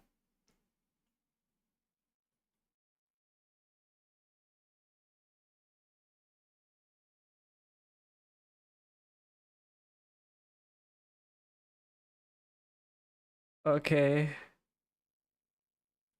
knock yourself out. No one's saying you can't do that. It's a weird thing to share in a message like this after winning a game award. But you can see they're trying to Hey, don't talk about my show dog this as YouTuber an friends. attack on them, that they are the victim I'll fight in you. the situation, and they categorize this whole thing as an I got spray bottle with Game what I Awards. assume That is not what probably it is. hopefully it's not water. Anti-woke. It's a response to In the how what journalists the have exactly. dominated all of these standard game awards, and this is a response to that. And then you can see how they try to say on one hand that they're being anti-woke, but also encouraging DEI by including them in their award show. That obviously I'm just gonna say this right now, and I know you guys are not gonna like this, and I know a lot of people are probably not gonna like this too. I'm not like, I feel like if you're gonna be saying stuff like, I'm not gonna say it because, you know, I'm also on X, but you know, this right here, if you're in the US, you know that word is being like, let's just say it's a witch hunt. I know people are gonna be like, oh, well, I don't like that, it's because of this and it's like. So the issue that, okay, I'm just gonna say this right here, and I know this is already like going past and all that. I'm okay with, like, you know, that diversity, equity, and all that stuff, but the people that they had in there were stupid. That's just it. They're just stupid. Only reason why I say that is because this right here did not actually resonate with anybody. And the fact that they wasted money to push that into video games too, which, to be fair, they're activists. They're activists. Like working on a video game and stuff. Like, dude, that doesn't resonate well, especially like with like what's going on with all these studios going on right now, like that embraced it, and now like most of them are closing down their own like EA. What happened with Dragon Age? Yeah, like, you know, the person who was in charge of Dragon Age, they're like, I love you all so much. You guys are gonna do so good. Gets the golden parachute, jumps off, and then they're like, why did they take the golden parachute? And then an executive from EA comes in saying, okay, so you're all getting fired. Where's the CEO? Oh, wait, hang on. They resigned? Oh, okay, well, good. Saves us the time. All right, yeah, you're all fired. This is our property, by the way, now. And you have 15 seconds to leave before we release the hounds. And then you hear the hounds like, oh, I guess they released them early. Yeah, you might want to start running. We haven't fed them like in for the whole day, so they're kind of hungry right now. That's from The Simpsons, by the way. That's exactly what happened right there. Yeah, cause like, dude, like DEI, like I have no problem with that. It's just the people that they had in there, like they gave them the leadership roles, but they did not have the characteristics of leaders, though. To be fair, they were more just like, I hate everything.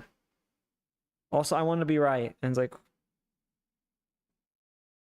okay, I'm not gonna. In all honesty, I would try to explain that, but like me trying to tell them, like, dude, you're doing stupid shit.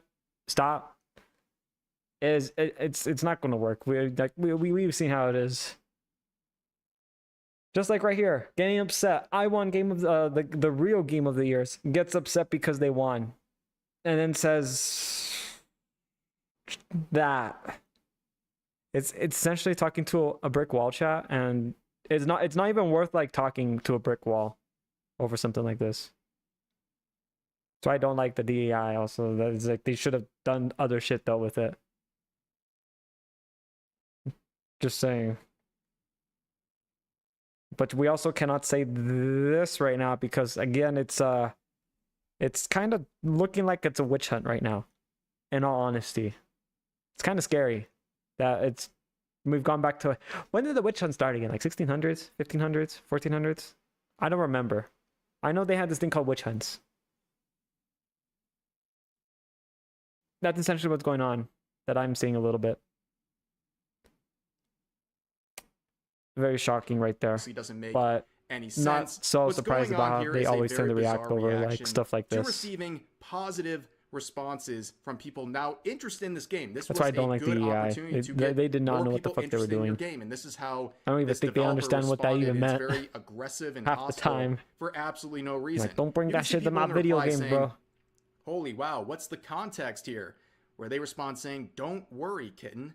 Well, Craig would make a quote and reply with the same message, saying what I believe is a very reasonable response to a very Dude, facts. unreasonable No one post where he cares. says, You just made a "Congrats, game you'll that notice everyone liked." Literally no one cared that you're trans. Literally no one. The audience cared that you made a good game. That's all people want. Exactly. Our show is not anti-woke. It's simply meant to be an alternative to the access media / industry show.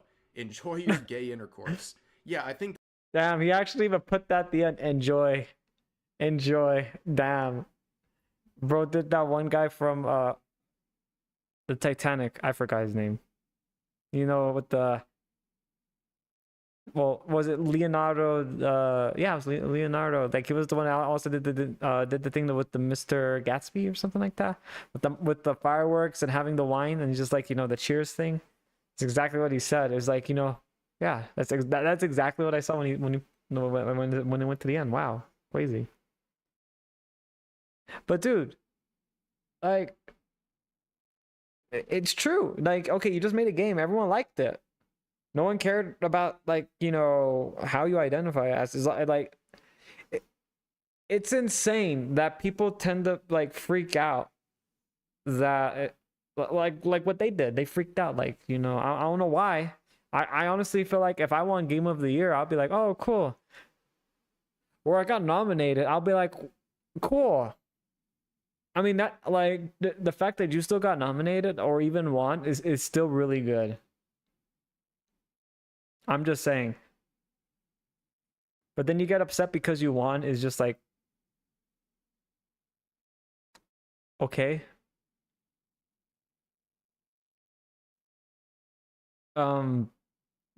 Again, I know karma's gonna bite them in the ass. I think that's a pretty It really fair is response, like I said, to something just that was like a what pretty Mojam was saying. unhinged Karma's gonna bite them in response the to ass. winning an award and getting a positive mention in the Real Game Awards. But you can see right here, you can't see the post because, well, they would try to duck any sort of response to Craig by blocking him and also hiding his reply in the comments section. And this was his reaction to that. The post below was both a quote and reply to the trans developer who was trying to be snarky about winning an award at the Real Game Awards. My response was honest and in good faith. This person's response, hide it from the post and block me, as it doesn't fit their internalized victim narrative and public narrative they want to spin. However, or somehow while this person was literally getting praise for their work, they were able to spin it into being a victim. I mean, I think that's the whole thing. Again, as I said, with the DEI, the concept was good. The people they put in was probably the worst thing that I've ever seen. They always do that. It's like, I don't know, maybe they just want to like get pity points or something. I honestly feel like that's not a good thing. Because then if you're trying to spin around like you know, you're trying to get pity points, dude, you're just gonna look like a bigger fool. And again, I'm just gonna say that for right now, for a lot of people who are like, you know, that identify as that right there. I have no problem on how you identify. But if you're gonna do something like this right here, I mean, you know the old saying, chat, and I know some of you guys probably know this stuff too. I used to say that a lot though. But I haven't said that in a while because I honestly didn't think I'd actually have to say that again. It's the good old fashioned check yourself before you fucking wreck yourself. They obviously clearly did not check themselves. And they wrecked themselves. On X, Twitter. You know. They wanted to paint themselves as a victim in the situation when only positivity was directed their way, and they basically just fumbled the bag here. Like, they could have just made a good first impression on people who are now aware of this game as a result of the Real Game Awards. Instead, they lash out at Craig here, and it looks really, really bad. Now, speaking of hidden replies, boy howdy, is there a lot of them. And again, this isn't like unhinged, crazy responses. These are pretty fair criticisms, and a lot of them happen because they saw that you were getting clearly pretty angry about the replies and you were hiding them, so more people would add their voice, and in turn, more hidden replies would be made. So here's an example. This person said, AI generated winning an anti-woke award seems kind of contradictory to being comforted like by where their the faces, it looks kind of off right here. Inclusion. Like there's something there. That's what I said earlier. Very fair point. This person said it's almost like it doesn't matter what like, you are, and people just like the game. I can't tell anymore. I'm scared. Understanding, yeah, they're very close to understanding that people don't care what your gender ideology is or what your sexuality is, as long as you don't inject it into your game as a form of virtue signaling. Exactly what I've been saying for fucking so many long, like oh my god, I can't even do it. I'm just saying, I'm saying that so much. It's like, look, you can make a good game, just make the good game. That's it. They're like, try not to project themselves into it, you know, like that's when it's going to start going south, like really fucking fast. No one, like, the thing is, no one paid for a fan fiction, chat, because like a fan fiction is just going to be a personal fan fiction right there. Like that like, isn't that a fan fiction right there? Most of this stuff is usually just like, you know, damn, I don't want to use a few examples, but there are like, there was one from like that, God forbid someone actually showed that to me. They know who they are, and that was that has-been hotel thing, and it was that one guy that was talking about one of the characters. You know, I'm not going to even tell you guys. I think you guys kind of know where this is going, but it was like that thing where people are just like memeing on when he was running. It's God, if I can go back in time and tell them to take that shit off the fucking you know, I would. I really would. Don't force the AI and you'll be fine. Exactly. Like, you can have it, but if you force it into your product, that's when you're going to have problems. 100%. Because it's fan fiction. That's all it starts turning into. Pointless fan fiction. And if they're going to fight me for that, look at Dragon Age. Did that fan fiction actually help out? The studio is shutting down and the person who was in charge of it jumped ship. Which I find it funny because it's supposed to be the saying the captain goes down with the ship.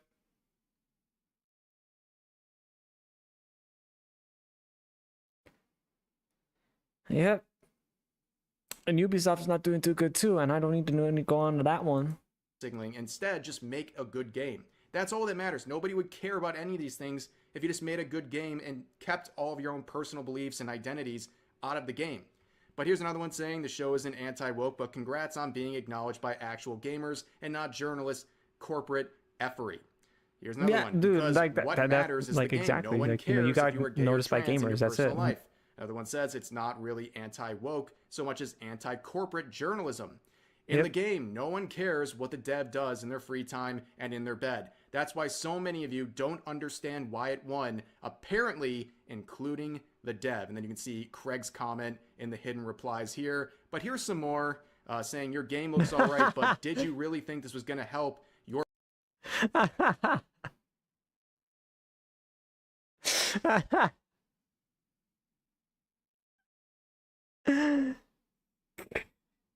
Bro, it's exactly. I completely forgot about that GIF right there. Dude, that's so true. That is so true. I won the game. Sick, bro. Oh my god, stick in my. I can't. It says no one cares that you're trans, just like we don't care that the dev of Lethal Company is a furry. All we care about is. Wait, the dev of Lethal Company is a furry? I did not know that. I actually did not know that. Okay. I've learned something new now. Chat, did you know a light bulb has... Okay, I'm not going to say that. Chat's going to be like, what the fuck? Is that you made a very fun, well-made game. And this person said, It's just like, I don't want to learn too much then. Stop. Without shitting it up with rainbow flags and propaganda. The result was a racing game that was actually good. No one cares. You made a good game and people like it. What is wrong with being humble? I get you don't agree with Craig and us on a political level, but it's okay to enjoy an award instead of being a prick about it. Take it. When I said there's a lot of hidden replies, by the way, I think you get the point, but look at this. I mean, seriously, I'm not even halfway down yet. Oh, shit. There are literally hundreds upon hundreds of hidden replies. They had to manually do this, so they read through every single one of these. Millions of neurons, and those neurons to hide them. Yeah, I do. So they're aware of these comments and the content within them. They understand the criticisms that are being launched, and instead did you know if you of think about unsafe for work art, your brain uses like a few, was it like crazy 2 or 3 neurons for that right there? All this, they've locked the replies on all of their tweets. So that means you're like you're technically more say so than unsay so. People are trying to generate fake AI images of me in a future cancellation attempt. Keep an eye out.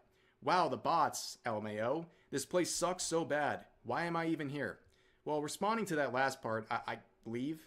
Like, if you don't enjoy this platform, why would you be here? It makes absolutely no sense why you would stay on X. Just go to Blue Sky. Oh. Like, you clearly don't want to have conversations about anything. You don't want to engage in good faith about anything. Quiet now.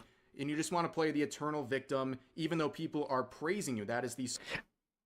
Again, the saying of check yourself before you wreck yourself, dude. Oh my god. Source of everything that's going on here. If you want a proper echo chamber for your beliefs, go to Blue Sky. You will fit in very well there. And then people praised you, like, dude. Fake AI images. I have no idea what's going on here, but it's a very strange thing to say. It almost seems like there's something that you're hiding here. I don't know. Just seems very odd.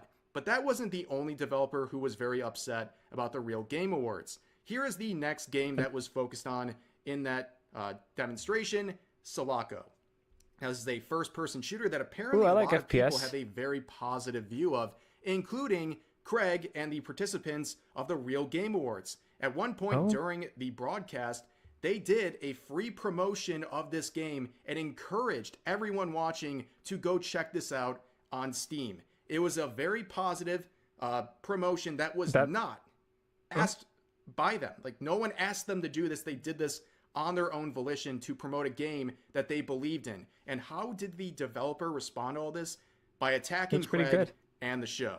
Oh. So here's some of the initial responses. This person saying, Chat, are people just like stupid now?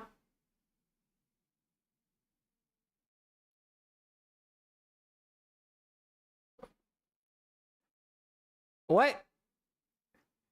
Are people just fucking stupid now? Like, dude, what? I don't believe that. No. No, dude. Like, what? I don't believe, like, you're telling me that they will do something like that, but oh my god, the brain rot is real, dude. I don't know. It's something. I honestly feel like calling it brain rot right now is just like it's not that's not the word anymore. I think it's worse than that. You're assuming people are smart. You know what? To be fair, well, you know what? To be fair, I always ask you guys for foods, and you guys never give it to me because you're like, we won't fall for your tricks, you silly little big cat. I'm like, damn it, these humans are smart. Oh yeah, I forgot to say, like, Mojam, the Twitch integrated throwing system kind of blew up. But I do have water though. I will refund you their points. Actually, because of the new year, I forgot, because I have to do the new year refund points. But yep, no, that was my fault. I honestly thought that right there.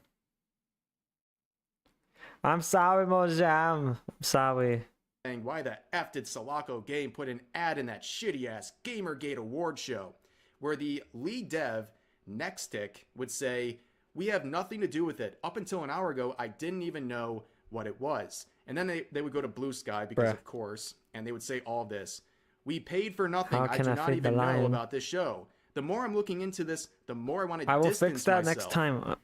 I will fix that next time. We have not paid for an advertisement for the real Game Awards. I've never even heard of it until an hour ago. Anyways, time to go back to sleep. What? Well, yeah, I don't Did they come back? They needed your permission to promote your game, and they didn't do it in any sort of a politicized or anti-woke or any sort of manner like that. They just did it because they think your game is good and they wanted to promote it to...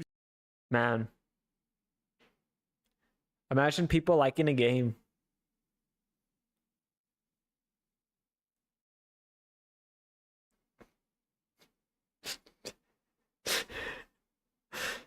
Imagine people liking a game. Man, that's crazy, right? What? They like the game? What? Off with their heads. Off with all their heads. They like our game. We don't want them to like it. Off with their heads. That's what I hear. That is what I fucking hear. Am I not wrong? Oh, I bit my lip.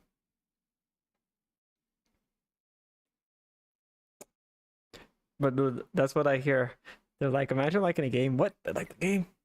Some pretty new much audiences, and yeah. Now you're having this spurg out on multiple platforms. At least they're on Blue Sky. People might Gotta give them that. associate you with the real Game Awards. It's very strange, but it goes way beyond just saying, hey, we're not associated. It becomes personal attacks. So this person says, complaining... Oh, you know what? I'm just going to... Hang on, sorry again. But, chat, I saw that design on there. I was like, bro, that actually looks kind of fire. I think I might try that. And then I just saw that. I was like, you know what? On second thought... Breathing's awesome. They can't take that away from us. Until they just... at least until the like, you know... At least until the government decides to charge people DLC for breathing air. We're getting there. No, not breathing. Breathing. Oxygen intake. Not breathing. Oh my god. The fucking with. You know what I fucking meant. About free advertising for your product. LOL. And then the developer responds by saying, When it comes to potentially damaging the brand we built from nothing, yes, absolutely, and that's perfectly justifiable. There's more to my life than making money, and I'll gladly sell fewer copies. if it means not being Shin Smart Chat. associated with You a see him up there saying, complaining about free advertising for your product? Hello. Lamau even. Give that guy a medal. It's exactly what we all think right here.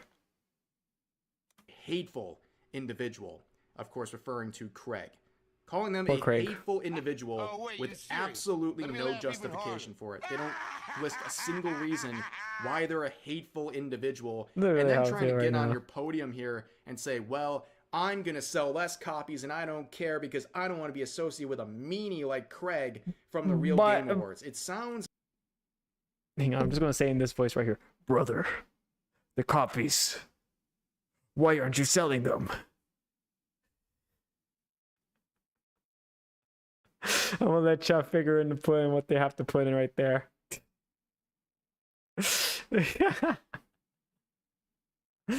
Dude. Like, come on. You okay, so you got into game development to make money and to make a product that you like. And now you're making a product that you don't like, is what I'm getting the impression from it. And you don't want to make money. Why are you here? I don't know, hate me for that, but I always ask, why are you here? Why are you really here? That's the real question. Not because like, oh, I want to make video. No, like what? Like why? I'm not talking about all these other stuff that's coming in. I want to know the reason. Why are you here if you don't like it? No one is holding a, like, you know, you at ransom for this stuff. Like I like, dude, spread nonsense and chaos. That's how I feel. And if they don't know, then they gotta like do their soul searching. Like video, look, chat. Video games are not for everybody. But you know, I like video games, but I don't like, you know, like what is it like? I'm trying to use an example right there. I know. Chat's gonna go like kick W and all that. But it's like, chat, I like video games. I'm not gonna like stuff like from Barbie and dressing them up and all that kind of stuff to be all pretty and all that shit right there. Look, I don't like that stuff. I like to blow stuff up with the homies. That's why I play FPS games. Have you tried? I literally just said, okay, Lost, I'm gonna strangle you out right now after stream, okay? Alright. Okay, good. Well, I mean, chat, like, you got Michael Bay explosion or doing something like that. I am sorry, but for me, I'm like my God damn it, Lost. I fucking can't, man. You guys know what I mean. Like, people have their own sort of like genres that they like. Like, for me, I don't like that. But there's going to be someone that be like, what? Did you say we're going to dress up Barbies and all that? Oh my God, dude, look at these like shoes. Oh my God, they're to die for. Like, I know someone's going to say that. I know someone's going to say that. But I like playing Battlefield games. Well, I mean, I used to until they fucking ruined it. But it's true. See, this is why I don't want to say it. But you know, I'm right. Just some people have their own certain, like, you know, genres. I like Battlefield games. Some people might not like it. Some people might like Barbies. Some people may not. That's just how it is. They gotta find their own thing that they gotta work with. And obviously, if they're complaining and doing this stuff right here, like how most of them are doing, like how they got nominated and won and all that kind of stuff, then maybe this isn't the place for them. You know, like they gotta do that soul searching. That's all I'm saying. I'm not trying to be mean. But it's like, you gotta find what you really like. And you have the enthusiasm for. I'm not a psychiatrist, by the way, but I damn well feel like one right now when I tell them this. Which is sad, but I think we can all agree on that. If they don't like it, they gotta go on that soul-searching adventure to find what they like. And work with it. That's it. very gratuitous, and it sounds like another play to get attention and brownie points on social media. But like I said, Brownie they'll points. keep going beyond just saying we're not associated. into personal attacks, as pointed out in the screenshots people got from the Oh my related god, are you Discord. kidding me? Nextstick, the lead developer, would say this. No idea what that is, but the name implies it's hosted by a bunch of people who got so mad over something as stupid as an award show that they decided to host their own. Am I far off? Oh, it's the Screw Attack guy. How do I undo our nomination? He seems way too much of a culture war grifter, and I don't have the energy for either side of those. Well, you have a lot of energy for the other side. Let me just make that very clear based on what we're seeing here, because you're having multiple statements across multiple platforms trying to quickly distance yourself from a free promotion on a show that was speaking of you very positively. So I think you're doing a lot of They're speaking of me positively. But Grrr. as you can see, I hate that. calling them a I hate grifter, that. and Grrr. also I hate speaking of. I hate miscategorizing positive again thoughts. this whole thing, saying it's Not wrong, basically that's exactly what's something going on. angry about stupid award shows. No, it's a response to give gamers a real voice in these shows. Unlike the Game Awards, where journalists comprise of 90% of the voting power. And again, like I said, you have people like the LA Times as a contributing voter. I'm going to be honest with you. When I saw the LA Times as a contributing voter, I was just like, wow. Wow. We're really doing that. We're seriously doing that? We are? Oh. Positivity unacceptable. Exactly. That I honestly feel like if you tell them like, what, think positive, I'm actually tempted to do that just to troll. I'm gonna be like, listen Linda, listen Linda, think positive. I honestly feel like they're gonna go and say the most like just completely shocking thing if I were to see this, and I'm like, listen Linda, listen, think positive thoughts only.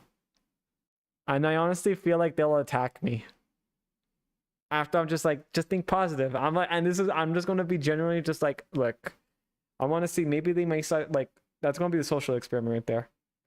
Can they be like, you know what, I'm, you know, blah blah blah blah blah, you know, like, okay, I think I was just like freaking out, I was scared and blah blah blah. I was like, there we go, that's what like start calm down, think positive thoughts. Reality speaking in right now, that's just the best case scenario that I would wish for. Real life scenario, they're gonna freak the fuck out, and then they're gonna probably like trying to like, you know, destroy me and slander me and all that kind of stuff.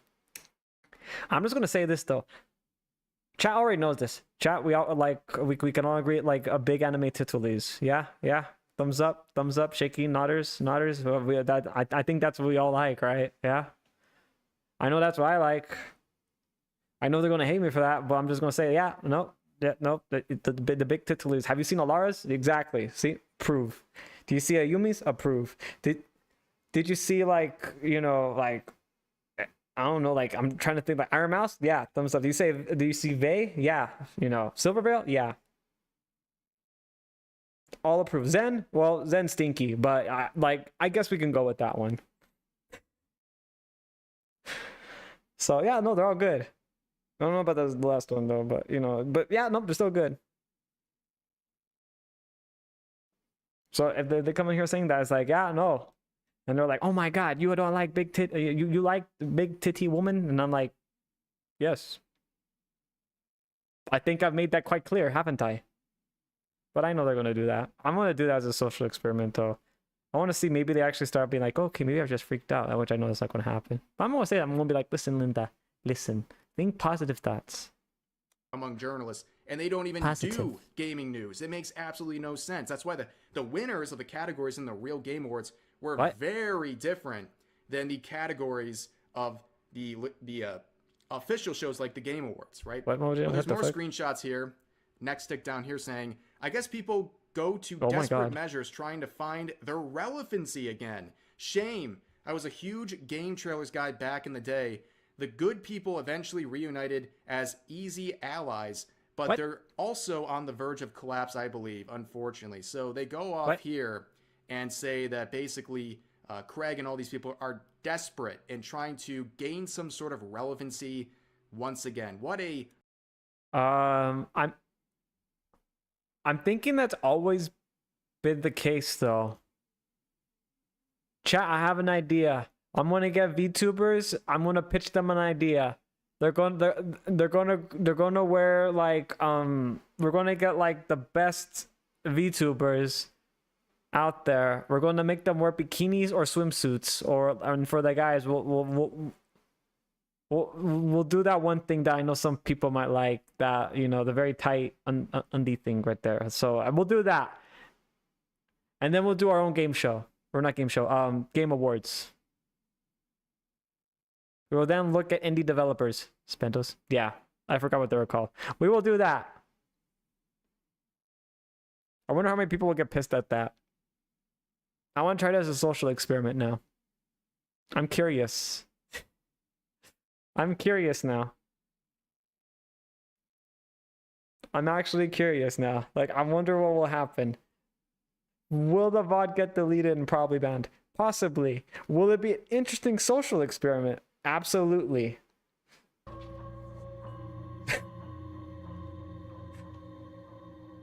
Someone cooked here. Hey, no, I know it'll work. I'm pretty sure a lot more people will tune. I honestly feel like if I do that and I pitch that idea to a lot of VTubers, I honestly feel like we'll probably outview the actual game awards if we were to do that.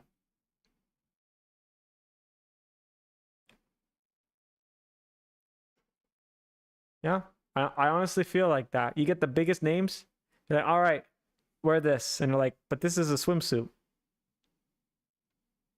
Yeah. And sent to the ad zone. It's the ad zone. Humbled and measured response to a free promotion in a game award show Magic made getting angry by at gamers free and members promotions. of the related communities. What a You didn't have to measured pay for them. response and smart form Grr, I of didn't promotion pay here. for them. But Grr. here's two responses I want to look at to this whole Kirsche, situation. hello. Kirsche had a very good point here, saying these game devs try to morally grandstand to what audience? Hateful individual, in quotes. Craig is a super sweet guy and has been working in his space for a hell of a long time. Problematic presenters, end quote. Who and how? And again, I if they're thinking like, oh, because they lost the first Game Awards, which was the 2024 one, and we'll be honest with you, I think they've always had stuff like this. People try to smear me all the time, and I've worked with a bunch of game devs and publishers. Don't capitulate to the actual hate mob. Slamming the categories, game journalists have been outed as liars and smear merchants over and over again. They aren't the media that the consumer base listens to anymore. That's content creators now. And to address that last point, we've talked about it hang on. a lot recently, where Wait, so the content creators are now the game journalists now? Oh shit.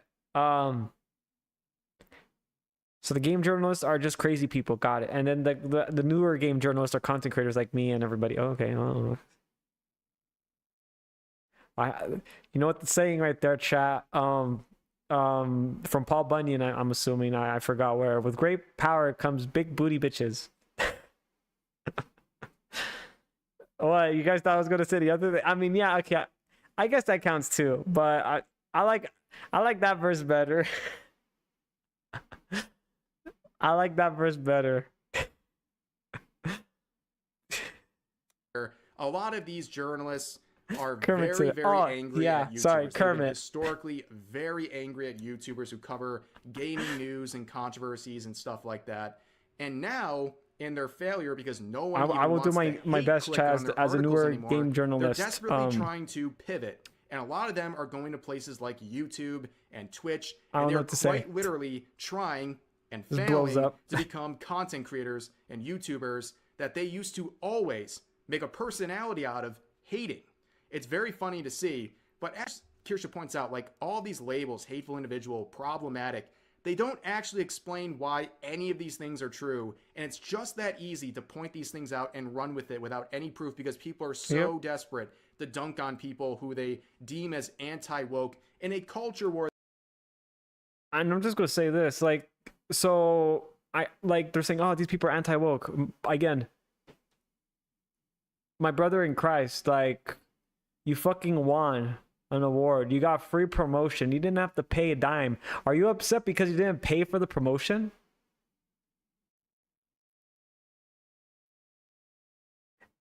Chat, how many of you guys would be okay with free promotion? Like, you just save like over probably like $100. I'm okay with that. That's free promotion. You don't have to spend anything. It's like the best kind of promotion. But okay, whatever to that. Or that all these people, including this Sulaco developer, is engaging in. But here's another one from Jay Viper saying, I want to be clear about what happened here. A cancel mob who had no interest in Sulaco game went at them and shamed them into a statement and stance they didn't have to make. The dev team made the unfortunate decision to bend the knee to people who don't care about them at all and were only interested in making them bow in front of them. Now the dev team is spouting absolute nonsense about Craig, actually making shit up about him, and the only group who supported them for free and without being asked to do it. They sold out for a day of kudos. I actually see it down there, chat. I'm gonna say, like, at their launch, I'm gonna say they probably have maybe like 500 people. They probably are down to 5, maybe 7. I'm being generous to say 7.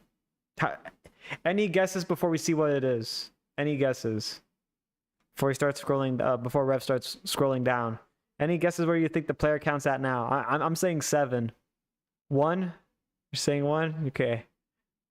Ah, you're not really being generous. You're just being like, I'm gonna be like Gordon Ramsay right now. Okay, cool. From nobodies who never truly supported the games they care about, I'm like, and for what? Nothing except to support the actual hate mob in gaming. Sulaco currently is having its worst weekend this year. The smallest player peak, and they are down to 2,400 top sellers on the Steam store. But active. It was worth it. And here's a screenshot of their player activity. What the fuck happened there? Okay, all right, normal growth. Okay, yeah, okay. What the fuck happened here? What the fuck, bro? Does it want to go high or does it want to go low? See, these are just like the game developers. They don't know. They don't want to know if they want to do good or no. What the fuck, dude? Oh my god. Over the past couple of days, look what it did. Exactly. This was the big resurgence from all the woke people they are pandering to, who cared so much about this game and were so impressed by the stance that this league but there wasn't a stance to begin with, though. I hope this was worth basically outing yourself as someone who can't really be trusted and doesn't really care about gamers at large. But overall, the Real Game Awards caused a lot of controversy, even though it was just a response to how out of touch all of these official, quote-unquote official Game Award shows are. And giving gamers a voice really pisses people off, apparently, especially in the industry. But you won, really brother. True colors. Multiple developers, brother, you won. Spurging out over being brother, you got in free a promotion manner, and they couldn't be bothered to even check the context before they bowed to all these people who were hounding them. You got free promotion, about brother. Their association with what the is Real this Game you want, Awards. brother? And yeah, again, I want to make this clear too. Nobody who was nominated or featured in the Real Game Awards had any duty to not only thank Craig. You don't have to thank Craig or the Real Game Awards. You don't even have to acknowledge them, but to go out and try to sling mud at them for your own benefit, for brownie points on social media, makes you look really, really bad, and people don't forget bad looks like this. I'm not wrong. But anyways, I'll put a link to their Twitter account. You can check out the relevant links from there. This is going to do it for this video. As always, feel free to share your... Chat, be sure to check out this man right here. He kind of deserves that love right now.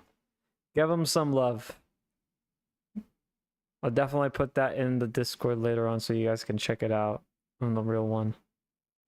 Wow. I'm still gonna do that. I'm gonna do that, chat. I'm gonna go to every VTuber and I'm gonna look at the ones that already have bikini toggles on, and I'm gonna be like, you know what? I have an idea. We're gonna do our own version of the Game Awards, but we're gonna do it with like themes. The one that's gonna come first, swimsuits. Lost, it was with, oh yeah, it's right there, Speedos. The males are gonna have Speedos, females, bikinis. Chat first. No, we're not doing the chat first. We're gonna go with the theme. That's the theme for the if that actually works. I'm gonna pitch that idea to a few people now. They're probably gonna look at me like, the fuck is this guy? What the fuck is this line talking about? Like, no, hear me out. This can do really well. Trust me, bro. Swimsuits and then maids and then butlers later. Yeah, we could do that. Like, to be fair, the game journalists right now are just jokes. And the actual crazy enough, the game journalists right now are people who are on YouTube. I mean, like, hang on. I'm pretty sure, like, I'm just gonna do this right now. I'm gonna look at, hang on, just like, oh no, please don't tell me that. See, look, you type in Concord. Ignore the anime. You see these right here? Concord White failed. That's journalist. This is just sad. Okay. Asmongold. Okay. Concord. Yeah. See, look, it's not like it's already shutting down. Concord. It's like, it's not looking good. Like, yeah, the anime. Yeah. See, look, death of a game. Like, when someone sees this, they're like, oh yeah, I don't want to get this game because it's not looking good. See, look, Concord, how to lose $200 million in 12 days. Damn. See, culture killed Concord. Like, looking at the like, you know, just like, look, see, and then like Charlie, Concord. Like, you look at it, first impression being, you're like, yeah, I'm not gonna get this game. This game's already looking bad. Yeah. I don't even know why this is on here. Damn, I guess YouTube knows me well. Are the servers still running? No, they're not. The game servers are shut down. There's no more Concord. Like, that's why I pulled it up, because I mean, I could do this too and pull this out too. Hang on. Dragon Age Veilguard. Yes, this cutscene actually happened before you buy. I mean, we already know him. Mr. Mark review. I don't recommend Dragon Age the Veilguard review. Dragon Age EA flop. So you kind of start seeing this, and you're like, oh, this does not look good. How to destroy Dragon Age the Veilguard. IGN's there, but IGN gives everything 7 out of 10. Wow. Oh my god, someone died and he was the most beloved character. I give it a 7 out of 10. Oh my god, this person did a backflip. 7 out of 10. Oh my god, parkour. 7 out of 10.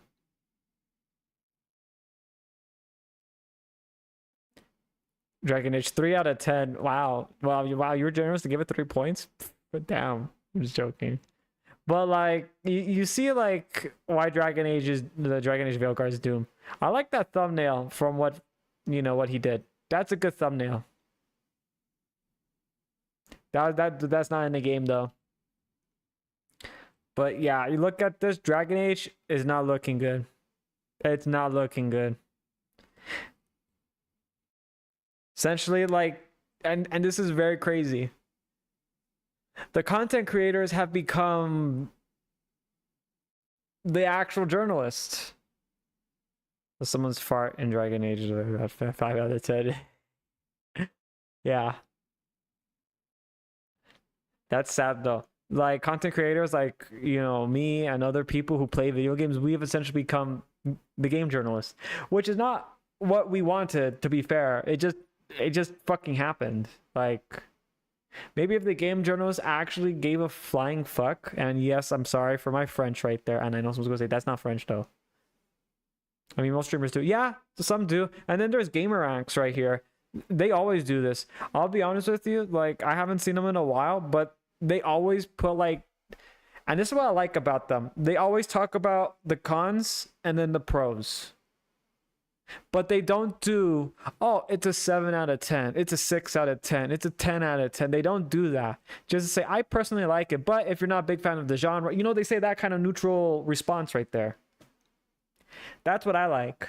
They go with that neutral response. Will it stay like that forever? I don't know. Things change over time. I've seen GSCDs do that. Oh, I have not seen them. I have not seen them, but yeah, I haven't seen them in a while though. But I haven't watched GamerX in a while though. But it's like they take that neutral stance. They talk about the pros and the cons.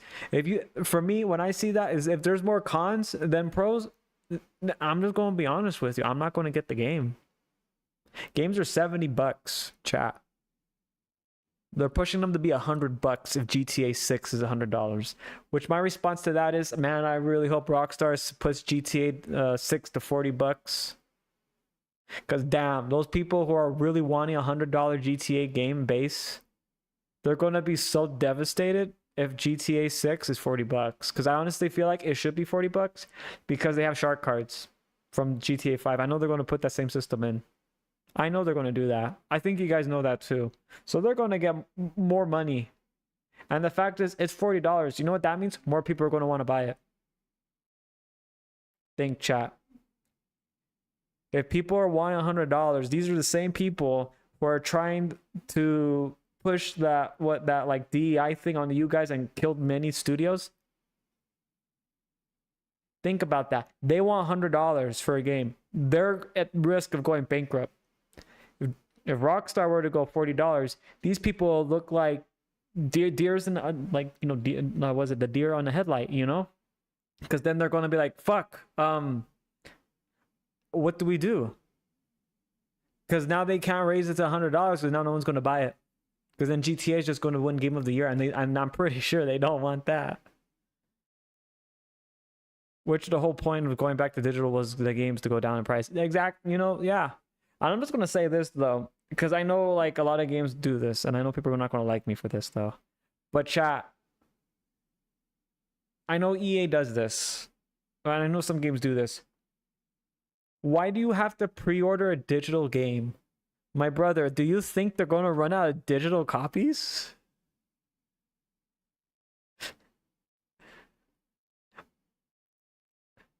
Am I not wrong? I'm sorry if that's a controversial take. You guys pre-order digital copies of a video game. I can understand if you're a collector and you want the physical copy.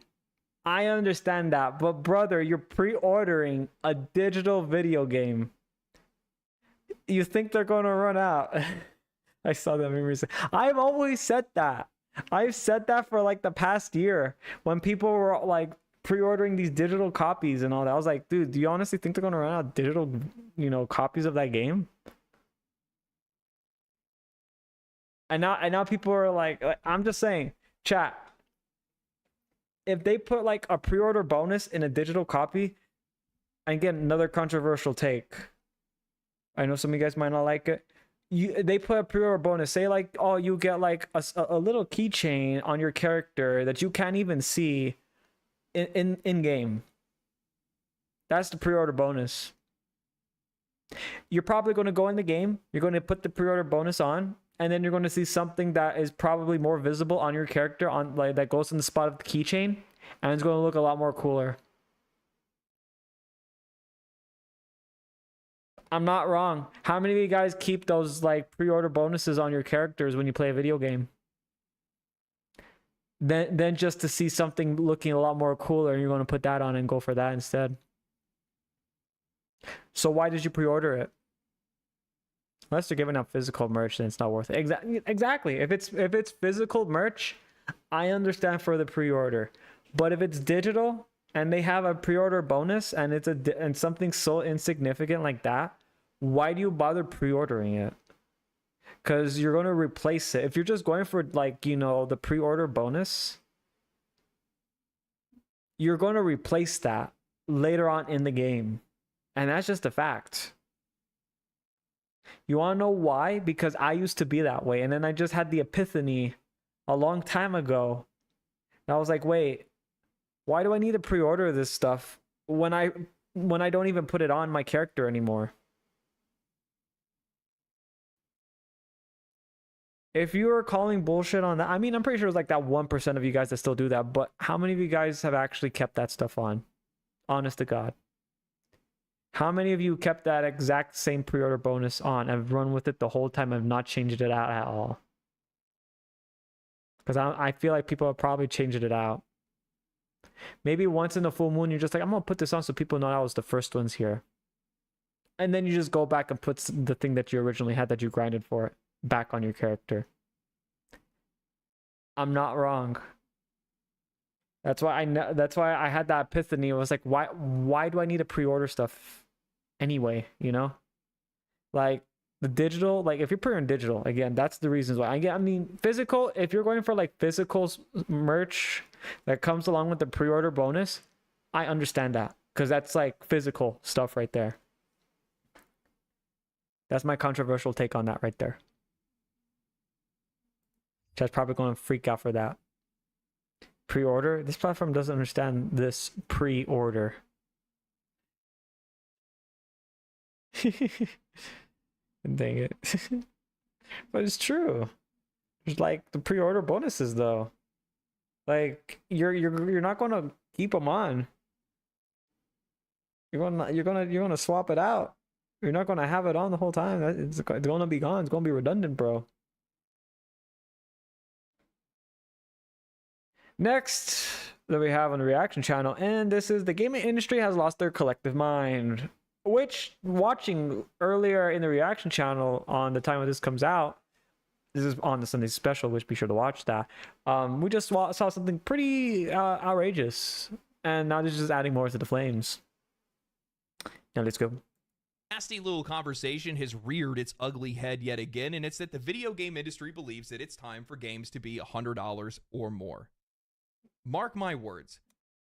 Whoever, yeah, hang on, I'm just going to finish that. Mark my words. Whoever is going to push that,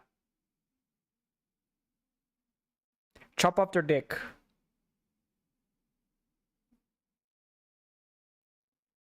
I have spoken. If this is the path that the industry chooses to follow, this will likely lead to the largest collapse this industry has ever seen. They think that the layoffs, closures, and canceled games are bad now. You haven't seen anything yet.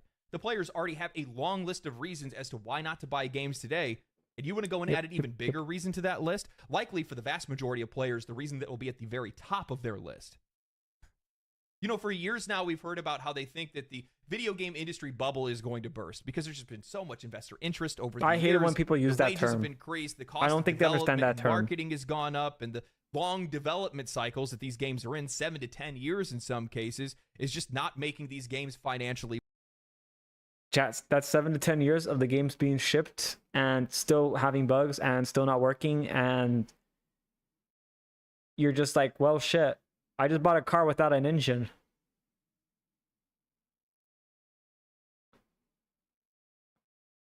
I'm not wrong. No, guess an anime girl with big booba and thickest anime thighs. Okay, I'm okay with that note. Viable. These big AAA, these big shiny AAA games are too expensive to make for such little return. So they've gotten themselves thinking, well, how do we fix this issue? What's the actual problem here? I mean, it can't be that our, leadership is incompetent. It is. I actually said that, right, chat? Like earlier, I said that earlier.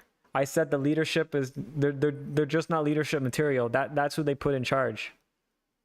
When it came with like DEI, and that's what they were pushing out.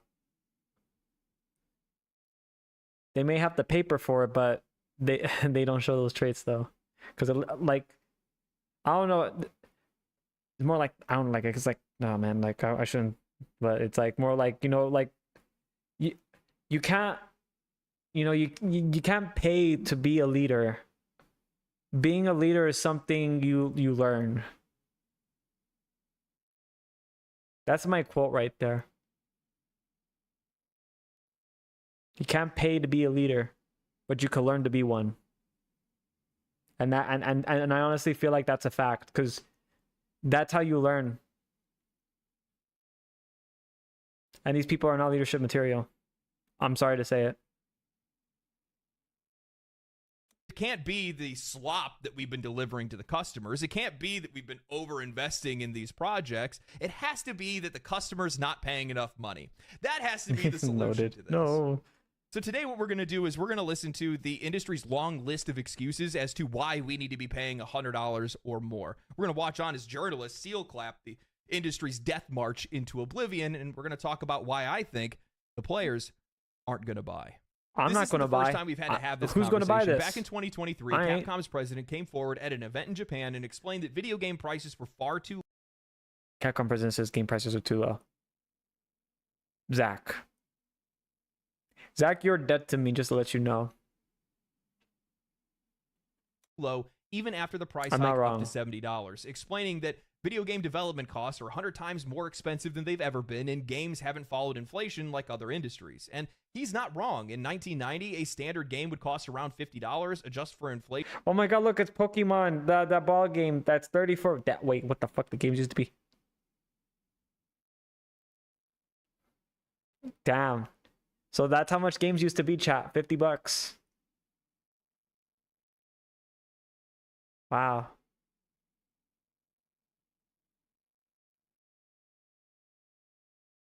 Damn. Pokemon Snap, $49.99. Jet Force Gemini, $49.99. Command and Conquer, $49.99. Damn. Doesn't help that people are, I mean, to be fair, chat, if they decide to go with the $100 thing, I'm not going to like endorse that people should be pirating, but I'm just going to say, what did you expect to happen? What did you expect to happen? You're charging $100, and these people, they may not know if they like it. Sim, please. It's true. It's true. It's true. I'm not That would wrong. be closer to $100 We're today. gonna be Yet, pirating even video with the games. price hikes in 2020 up to $70 for AAA games, the reality Mario is that Kart the industry 64 just bro. hasn't kept pace. Over the same time period, from 1990s to today, wages, marketing, and development Those are the costs have good all old days. skyrocketed. Back Game in my studios day. are spending exponentially more money than they ever did in the 90s or early 2000s, so the profit made on the sale of a single game has shrunk year over year. If we were to adjust in line with inflation from the early days of gaming to today, AAA games would be priced well over $100, maybe even Feeling my $150 age. to be able to match today's financial No. realities. Now, all Sorry. that makes sense with nuance Hey, I was removed. not going to However, put we that don't those, live in a world those images without on there. nuance. The fact of the matter is that the vast majority of games that are released today make far more money past the point of sale. Something that didn't exist back when games were being made in the 90s and early 2000s. While they What? still These had are attractive. merchandise, Hang on. toys, Sorry, hang on. I'm just gonna do this joke right here. What? Why are these character designs attractive? Grrr. Sorry. You know who I'm making fun of.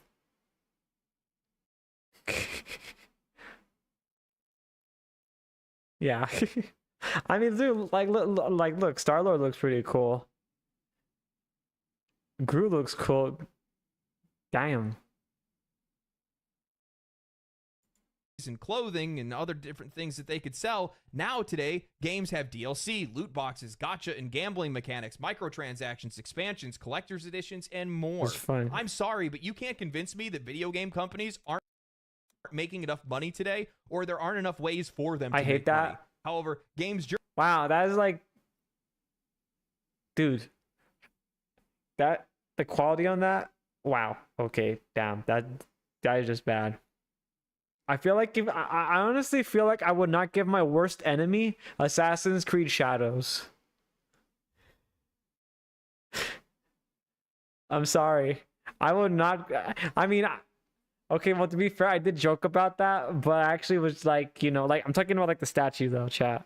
But I was trying to get rid of like the code that I got from when I bought my my travel streaming laptop. It came with Assassin's Creed Shadows, and I was not going to play that. But I think you know what I'm going to do, chat? I'm going to do it.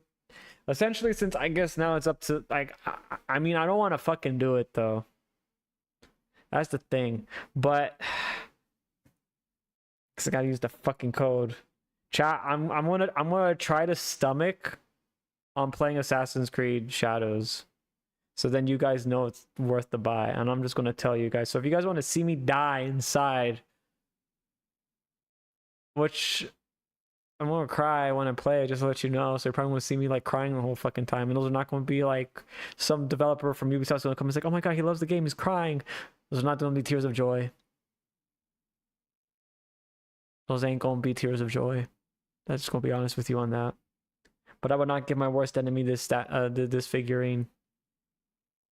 Journalists and industry analyst Matthew Ball are going to try to tell us otherwise. In an article written by Eddie Mackich titled GTA 6 could cost as much Again, as look at that word $100, hope. some hope. Analyst clarifies comments. If Take-Two raises prices to $80 or more, other publishers could apparently follow suit. Eddie writes, veteran investment analyst and researcher Matthew Ball of Opinion. Wait. So they already want to raise it $80. So chat, like here in Texas or where I'm at, if I were to go to like, because I actually did go to Walmart, the game's like $70, $69.99, $70 plus tax. And now they want to go to $80 plus tax. So it's probably going to be like $79.99. I'm pirating. I'm sorry. I don't want to say that. I don't want to endorse it, but like, dude, it's just, you know, if I don't like it, then I like, at least I save like, you know, a shitload of money. Has released a gargantuan 219-page report about the state of video gaming in 2025, and some of the presentation looks at how the video game industry could possibly grow in 2025. In a section titled How Player, Playtime, and Player Spend Might Return to Growth, Ball mentioned a variety of opportunities, including Grand Theft Auto 6 costing as much as $100 when it launches this year. Ball said that there was hope among some in the I'm game. gonna say this again. Sorry, I don't want to sound like a broken, but I pray that GTA 6 is $39.99. I mean, the IP is so well established, people will go off the shelves like it's nothing. Like it will go off the shelves like it's the Pokemon cards that people are scalping. I know that's probably a fucked up thing to say, but I'm not fucking wrong, okay? I'm hoping, because if that happens, dude, these people are gonna look like complete and utter, you know, failures. Unless they go digital. That's true.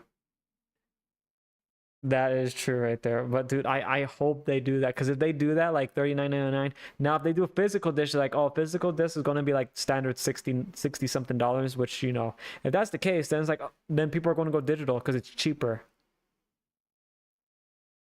So that means their idea of being like, you know, because that means if they outsell the, like, you know, for digital, and digital is $39.99, then the physical is the current price that we have right now. Then that means, you know, the developers that are hoping that it's going to be $100 are now just fucked, because now they cannot raise I mean, I'm going to be honest with you, they're going to raise it, and they're just going to come up with another bullshit excuse, because they're waiting for GTA to do it, so then they won't look like the bad guys. Newsflash. They're the bad guys, chat. Not wrong. Market, the Take-Two will price GTA 6 at $80 or even $100, which could prove as a turning point for the video game industry. Be this could break a key price barrier and allow developers to raise their prices as well, he said. Before this, a Baldur's Gate 3 developer said a GTA 6 could prompt a shift to more expensive games if Take-Two decides to price it above $70. In a series of follow-up posts, Ball shared further key updates, including how GTA 4 was priced at $90 in real terms, with GTA 5 costing $83. Ball added, your rent is up, movie tickets have doubled, minimum wage, Spotify, Netflix, bus fare, gas, etc. Indeed, nearly all categories are up, not just flat in real terms, while games are at record lows. He went on to say Rockstar's cost isn't sufficient to set the price, but the argument games should be the only thing never to adjust for inflation, and thus be, in the strictest terms, worth less every year, is not healthy either, or a good argument, in my opinion. Ball was not making a prediction himself that GTA 6 would cost $100, only that there is a belief in the market by some that it could happen. For his money, Ball said that GTA 6 will cost $70. I can't believe I have to say this, but customers only ever care about inflation when said inflation affects them and their money. $100 is $100, whether it's 1990 or 2025. No matter I'm how probably you spend going to do some more of those, like on Thursday, those game the night vast majority sessions. of people just flat out cannot afford those prices, and will have a far more difficult time justifying buying games day one or buying games at all. That? My friends with kids buy maybe 1-2 games a year, or they just spend their money on indie games because they're far cheaper, they tend to have more replay value, and they don't take as long to complete. My friends without kids, well, they work too much, and they can't even justify buying a $70 game, and they just choose to play free-to-play games instead.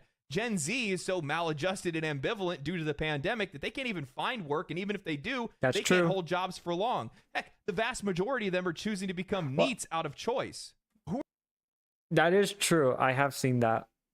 Though I'm fortunate though that I actually have employment, and I, get like paid that housing stuff too. So so I'm okay with that. But like I know some people are unfortunate. What I do, it's not most for anybody. I'm also kind of pissed though at the circumstances that I find myself in. I blame the internet. Who are they planning to sell these games to, and where are they going to find the money? When Ball mentions how GTA 4 was priced at $90 in real terms, he's talking about how the price of GTA, adjusting for inflation, was priced above inflation at the time, making $59.99 feel like $90 at the time. And that's why it should be completely fine for games to be $90 or $100 today. Here's the other thing they're missing. About no. $100 isn't just a number. It's a cultural touchstone. About it's a no. psychological threshold that makes consumers think twice before making a purchase. Crossing that $100 mark makes a statement. It's saying that this product is now a luxury tier item. Exactly, Something that that's isn't what just it an is. impulse buy, but an investment. Whether it's I'm worth not it or investing in not. a fucking game. And that's when that feeling hits the hardest. It's not just about the price tag. It's about the perception of value and what people can reasonably spend in an already stretched economy. Hang on, Look, $100. I want to pause right here. I know some people are going to get like kind of antsy on this too. Chat. Okay. So you know how like they're trying to do that like investment type of thing for $100 for a game, which I still think that's like the ridiculous idea that whoever put it out there is just completely insane.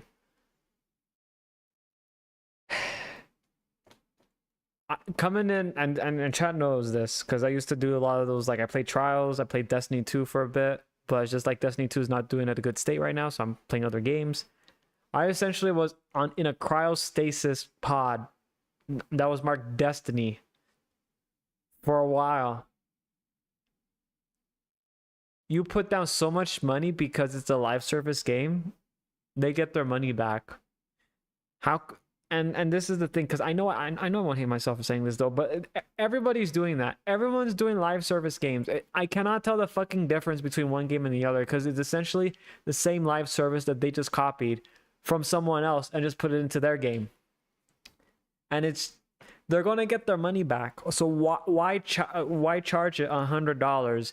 If they make cosmetics that look really cool, then you're going to get that $100 100% and probably like maybe an extra 100 too.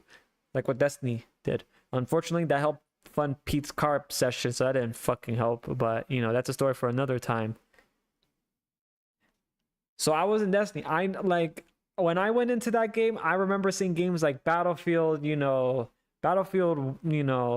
the Battlefield games, how they were. And I was like, wow, okay. I'll miss you. I'll come back, though, at some point.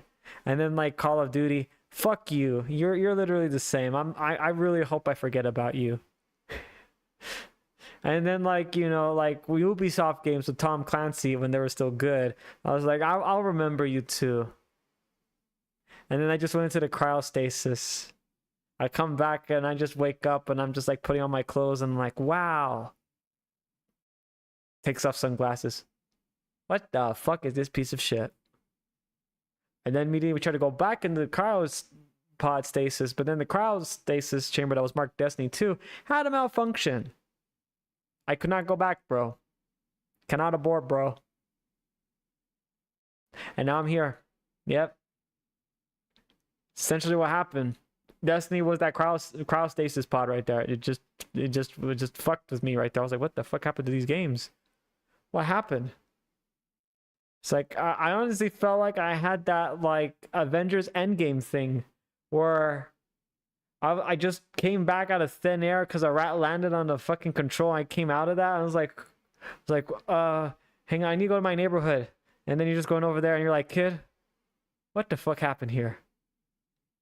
That was essentially what happened. I'm not fucking wrong. How many of you guys played Destiny for all that time and then just to come back and you're just like, oh my God. I'm not wrong. That's exactly how I felt. And chat, the reason why I was trying to go back to Destiny is because if you guys have been in the Discord, I've had those issues trying to get back into playing Destiny because of game-breaking bugs. I had a bug that locked me out from progressing the season, and it got fixed. As of right now, when this video probably goes live, and this was like the first chapter of the episodes, and now the last one, It's only 12 or 11 days left. I could not play the whole season because I got stuck on one of the progression. It didn't help. I tried to restart my game. I did every little thing. That is something that Bungie had to go in there and actually fix themselves. And they fixed it at the fucking end. And I honestly feel like Destiny ain't gonna do good anymore for a lot of people because I don't know what their player numbers are at now. But chat, and again, this is going on a little rant. I mean, this is going more with the live service model. Destiny has made a perfect deck of cards that if one wrong move, the whole house collapses. That one wrong move is not keeping player player retention. Destiny has been made where you have to log in consistently every day to progress, or every week. People have dropped the game for like 4 to 5 progressive weeks. They're going to have the mentality of like, well, if I go back in now, I'm going to be far behind. I'm not wrong. I know there's a lot of people that try to come back. There's been videos on that on YouTube.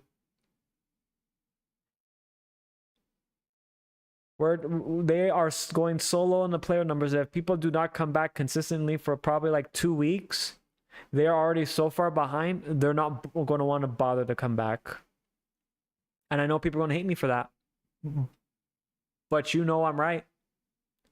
That's the like you go back in there every week to play, to do all the raids, to do all this other stuff right here, XYZ, finish it up and then wait for the next week. Then just do all your dailies and weeklies and finish them up. If you are gone for more than 2 weeks, or even a week, you're already behind. As for me, I was gone for like, was it like 2 months? And that's like a couple weeks. I ain't going back. I'm so far behind. I'll go back and play just for fun here and there, but I'm not going to be super dedicated anymore because I've essentially been locked far behind. I can like, and the thing is with season pass, I can't, like, I'm not going to finish it because I got locked out and I lost like, you know, the motivation to go back in. That's essentially what happened. There was just no, like, the drive because they fucked up because of the game breaking bugs. It just killed it, and I know it's probably killed it for more people. That's the other issue with live service games. Like, they could do that, but then there's the other issue. If you keep it like that, if you fuck up on one thing, and that's that perfect deck of cards I was talking about, one wrong move, it falls. So they could do this if they want to make the $100 back.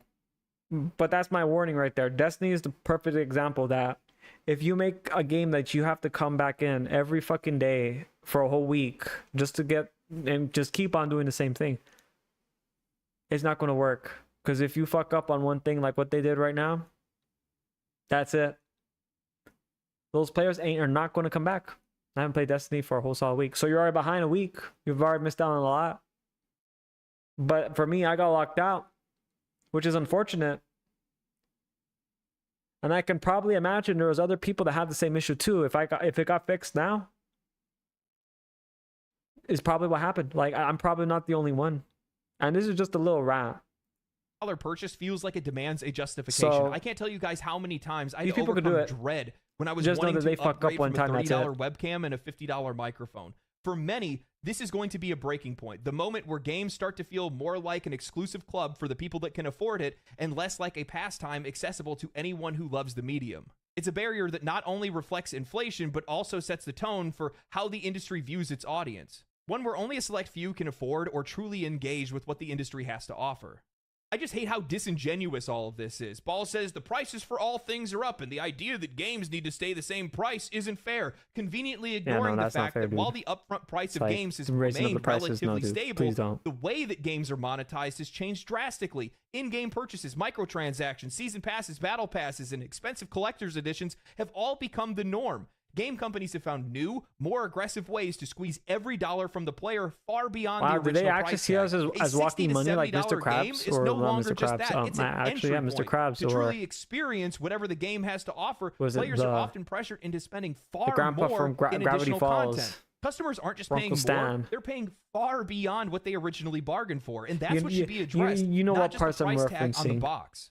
And what's even more funny about all of this is the fact that the writer of this article actually ended up using the Baldur's Gate 3 developers' words out of context. And by the way, if you Bruh. guys have paid attention at all to journalism over the last couple of years, they've been using Baldur's Gate 3 developers out of context constantly because they think it adds some type of emotional weight to whatever their words are. Like, oh, look, here's this great developer that made a game that everybody loves saying that they agree with us, when 9 times out of 10, Dang, Captain their America words are just messed completely that out guy of up. context. They used it here saying that everybody's just waiting for GTA to increase the price, acting like the Baldur's Gate 3 developers want GTA to increase the price. When the original tweet that they Bro. had made was talking about how much they hated artificial price structures and gouging that we see in today's gaming industry. The original tweet actually said, "I don't love the artificiality of pricing structures post-retail. Ew. Use the inflated Star base Wars price Outlaws. to upsell a Ew, subscription brother, and use vague content promises to ew. inflate Very ultimate editions to make the base disgusting. price look better." It all seems a bit You know, dangerous yeah, and you disconnected guys know from that the meme right community. there. It's like, I think ew, the brother, game should be ew, priced ew. according to its quality, breadth, and Yeah, depth. I'm not against higher disgusting. prices, but this arbitrary uniformity just doesn't make sense to me. It feels so unserious. I'm going to go off for a second. Don't you guys love how every single time they like to twist things to be able to suit whatever their narrative is, and everything is always coming from the perspective of the industry and never from the perspective of the player, of the customer, the people that are actually spending money on these things to begin Yeah, with? Because we are never I a have. priority. We First are never time. at the forefront of discussion.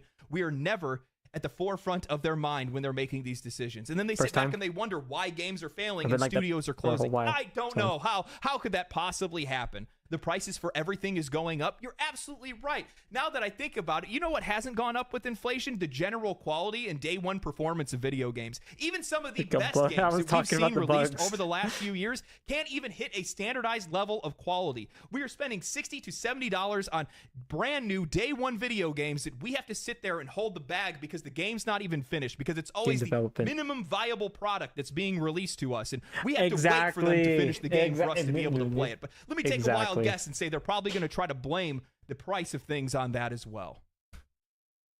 They want to talk about how expensive it is to make games today. You know, my question is, why are we the ones that need to keep up with you and your spending? Why do we have We to do didn't the sign game up for testing? that. When I look around the industry, I see some of the most successful games not over the wrong. last few years: Baldur's Gate 3, Black Myth Wukong, Space Marine 2. These games are made with a Beautiful. quarter of the budget of some of these big, flashy AAA games that I nobody still ended need to up do buying that in one, the Space first Marines place. 2. Still need to finish You it. I guys are fixed out how to making do that one tens bug that of happened. Billions of dollars. The vast majority of the money that is made in this industry is coming from microtransactions. This is not my problem. I hate that word. The sheer cowardice of these companies to sit by and wait for somebody else to increase prices because they know it's a game, or they think it's a game that everybody's going to buy, and it's going to be the best way to just sneak that price change in. And that is so telling, because you are pathetic and you realize that your games wouldn't sell. Asman, thanks for unpausing. Eddie continues with $70 is the Smells current blank. market rate for new AAA releases. And in fact, it was Take-Two that was among the first to raise prices from $60 to $70 back in 2020. Many are naturally wondering if Take-Two might raise prices again for GTA 6's launch. But I it really remains to hope, be seen if again, that'll a copium happen. Beyond kicking in, updating the sticker it's price for $40 games, bucks. video publishers That's my have found copium, other chat. ways to be able to make more money out of players, including expensive editions, microtransactions, and battle passes, just to name a few. GTA 5, for example, has sold 205 million copies and brings in a lot of money in microtransactions in GTA Online. Early predictions have said that GTA 6 could sell 40 million copies and earn more than $3 billion in revenue during its first year alone. Ball said that GTA 6's launch this year will have mixed impact on total player hours and revenue across the gaming industry because it'll only be available on console. A PC release is expected after the console launch. However, Ball said that GTA 6 will severely cannibalize total hours and spending that would go to other video games when it launches. For its part, Ubisoft said GTA 6 is a good thing for the video game industry overall. Well, I mean, if we know it's Ubisoft, they seem pretty competent, right, chat? Like, surely Ubisoft is not going through a whole bunch of internal conflict right now that could be a risk of being, like, completely shutting its doors. That would be most unfortunate if that was coming from them.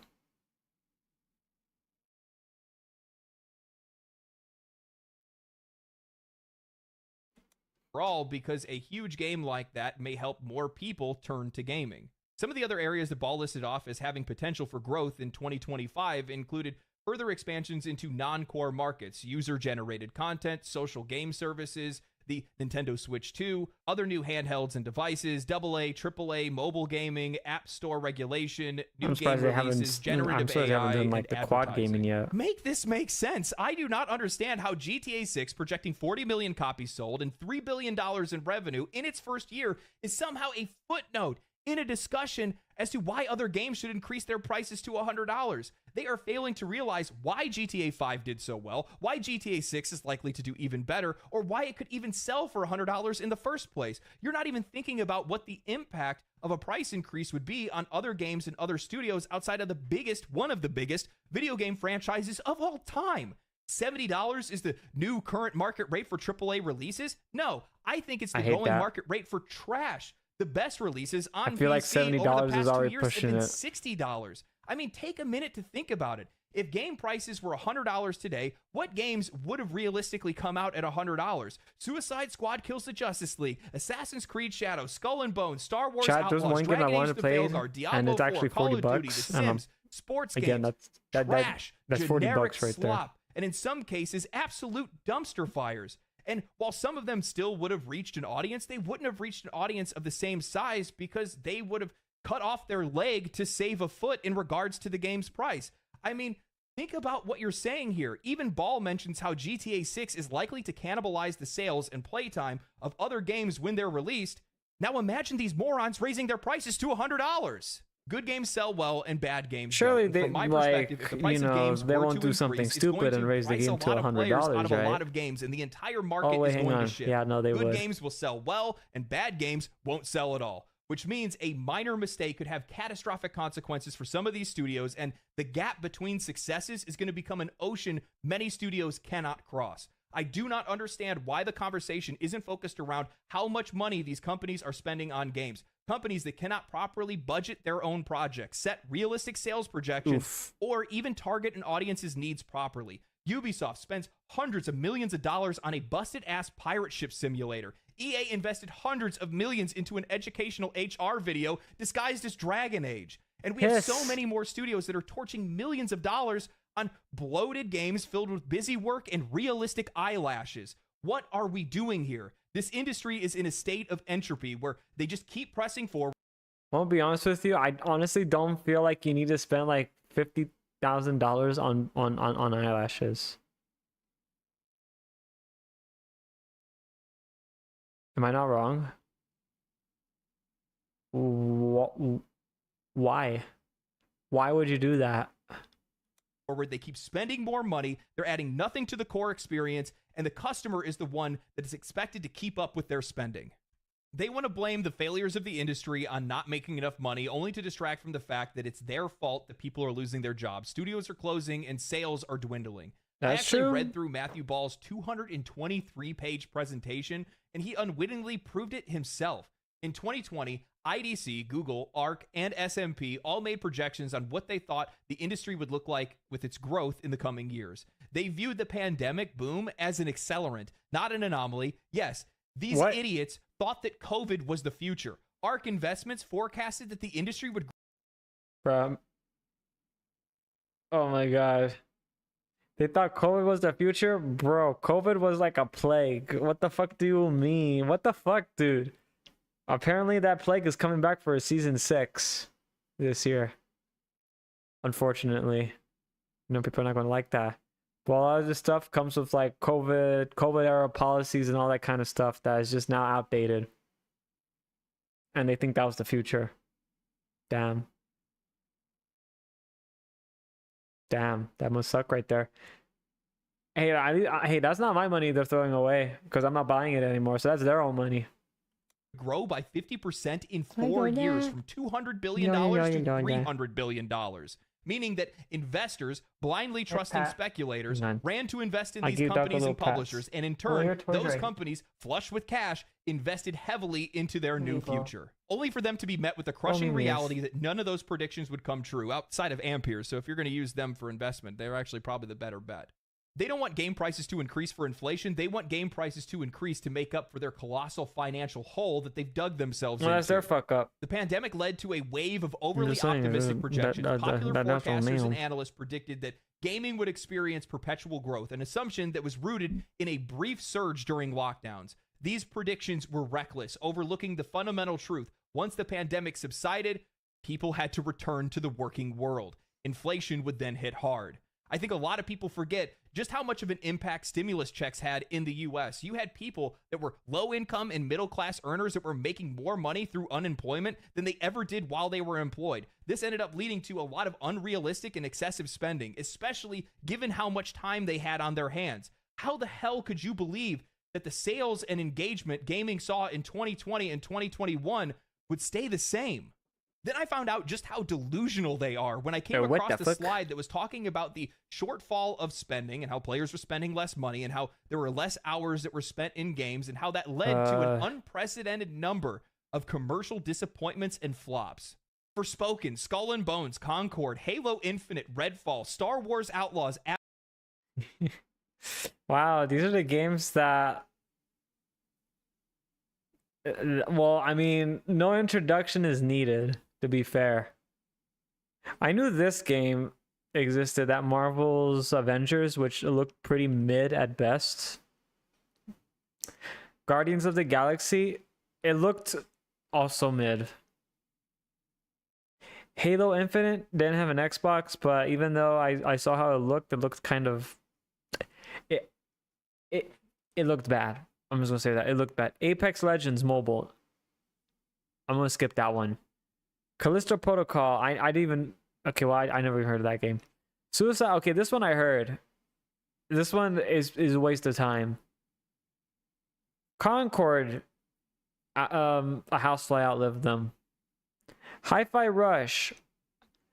I think that one was... I want to say Hi-Fi Rush was probably like a good game. Because I mean, I didn't play it, but some people were saying it was a good game.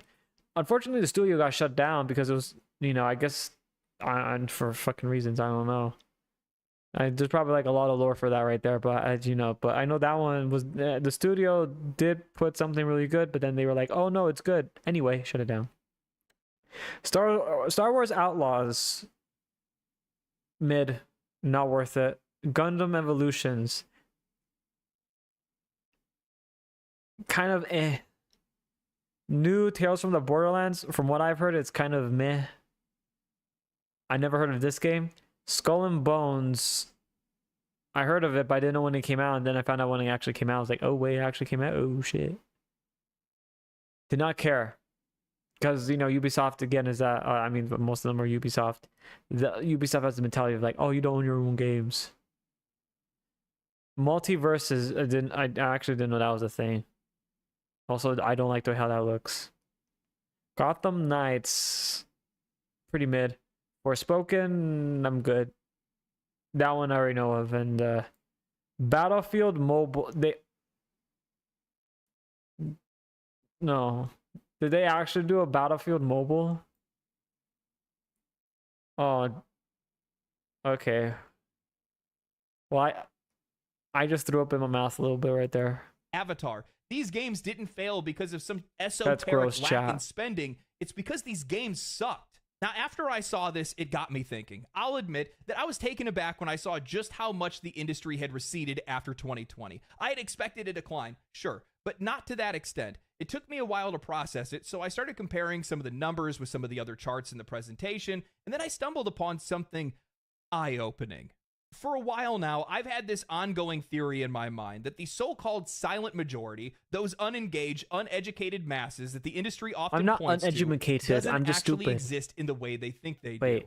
I've always believed that the controversies and the complaints that we see from gamers are more than just the noise of a toxic vocal minority. They have a real, tangible effect on how players spend their money and engage with games. And as much as these developers and journalists would try to dismiss it, I think our collective opinions hold more weight than they give us credit for.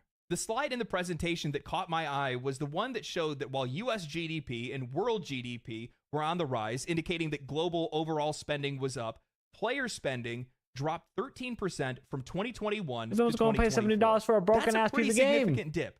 And it made me think, what other industry exploded alongside gaming during this period?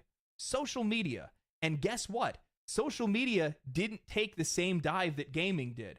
So think about it. It went so good, in fact, that when TikTok went away, people started looting in my area. Themselves more connected than ever. The silent majority, those once quiet and unaware of the broader gaming world, became a part of it during COVID. They began engaging with games on a deeper level, and their awareness grew. They didn't buy into what was just being fed to them. They started thinking critically and evaluated their purchases, participating in some of these online communities and sharing their thoughts on other platforms like Twitter, Reddit, and Twitch. And I think that Twitch is a really good example of this, because while their viewership has dipped a little bit since 2021, they still retained a lot of the audience that they captured during COVID, and they haven't fallen back to their pre-2020 numbers. That shows a community that stuck around, that was once passive consumers, is now much more active and informed. Let's change that now, shall we? I just kid. Just like, wait, what? To the workforce, who have less money to spend due to inflation, who likely picked up on a couple of YouTube I'm just channels. Joking. We're not doing that. That are talking about different issues that are going on in the industry, and they're still watching. They're still engaging with that content.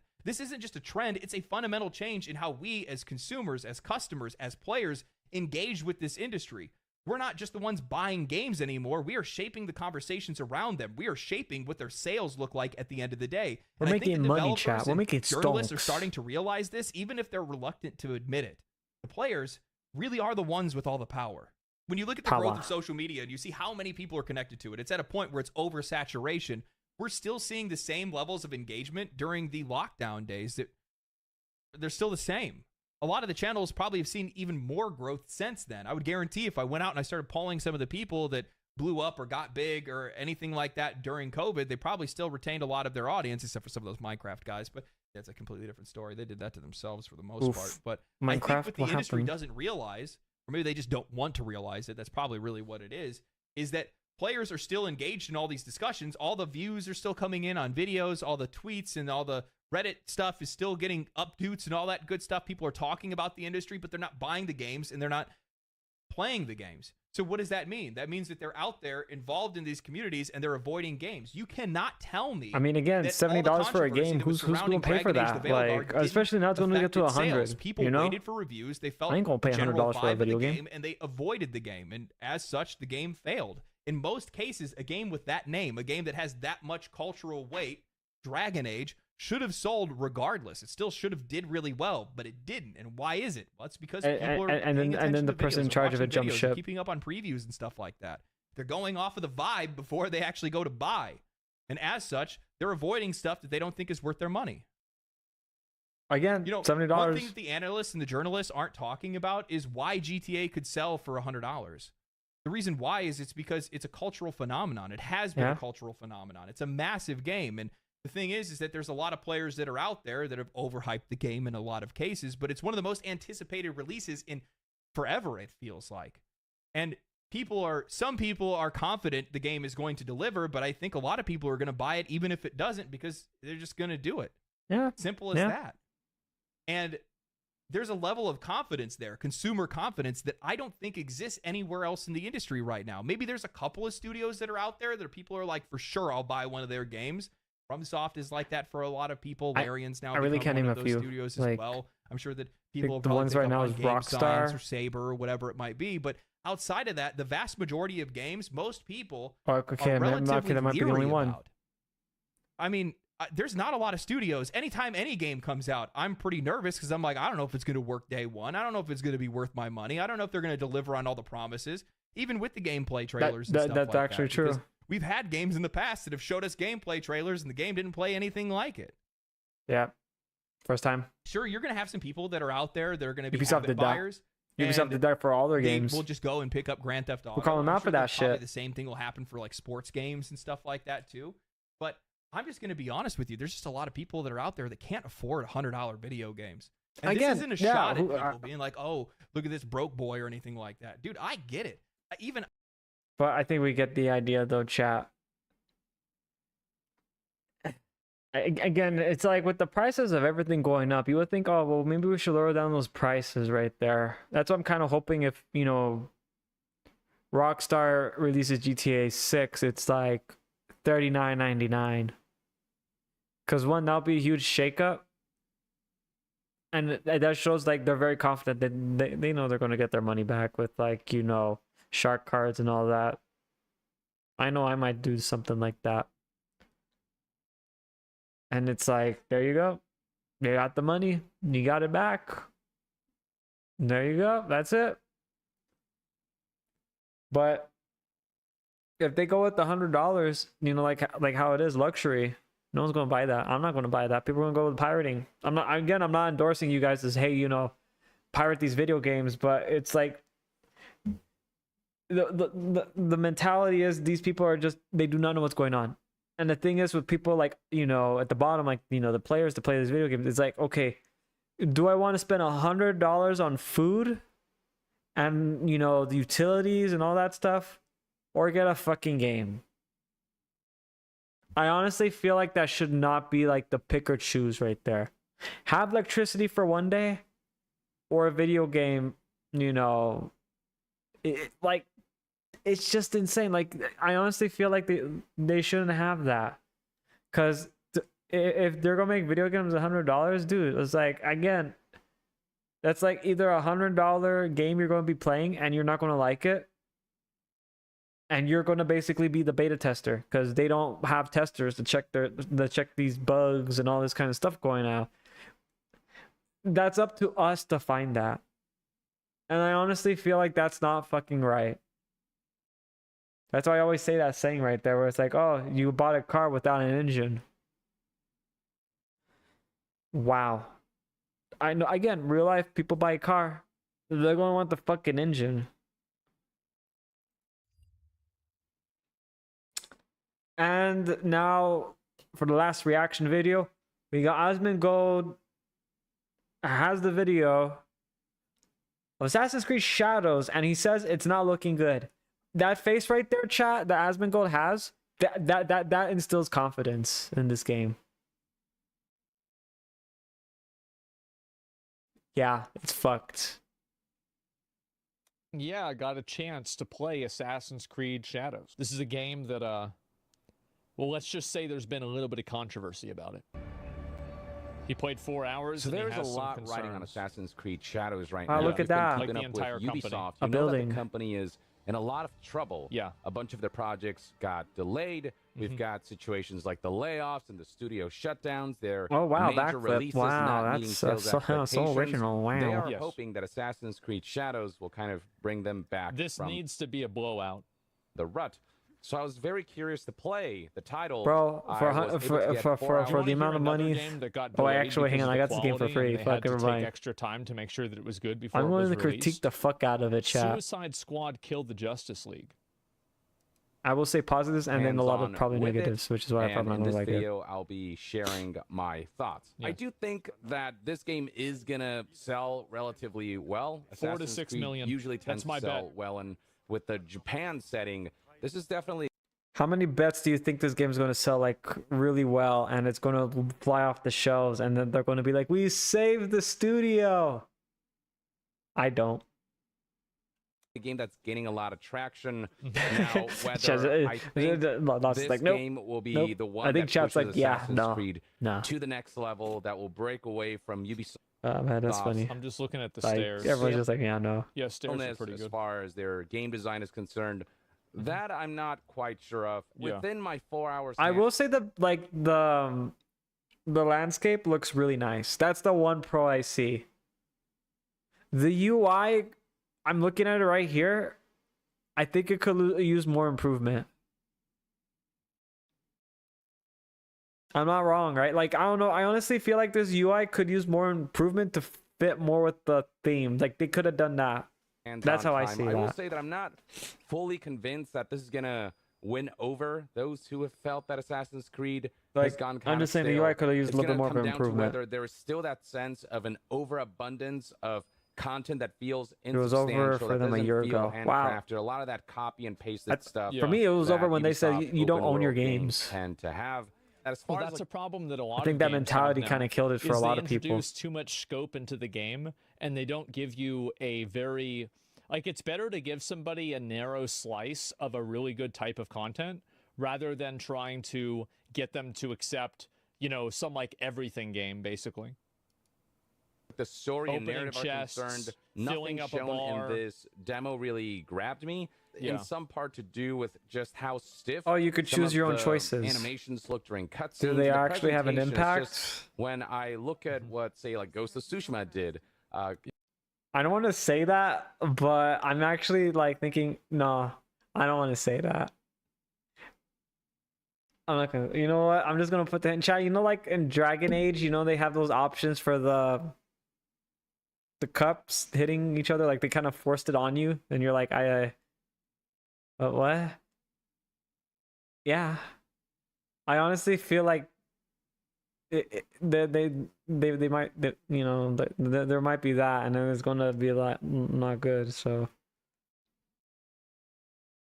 depending on how people like, you know, roll that dice, because you know people roll the dice differently. I'm just saying.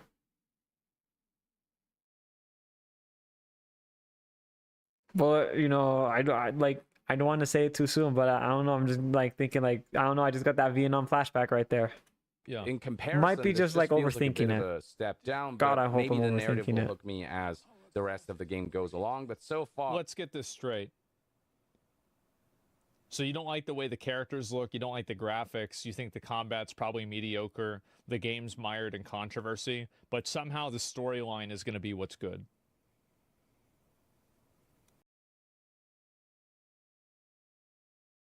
Chat. You know what? I don't even think I need to say it.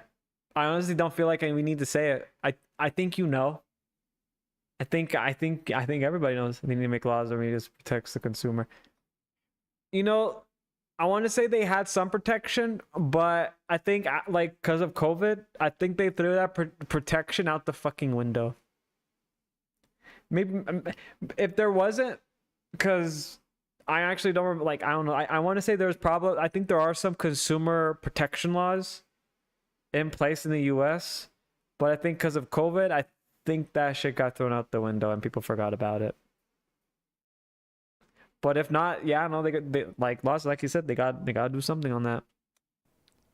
Uh-huh. I 100% agree on that right there. on posts.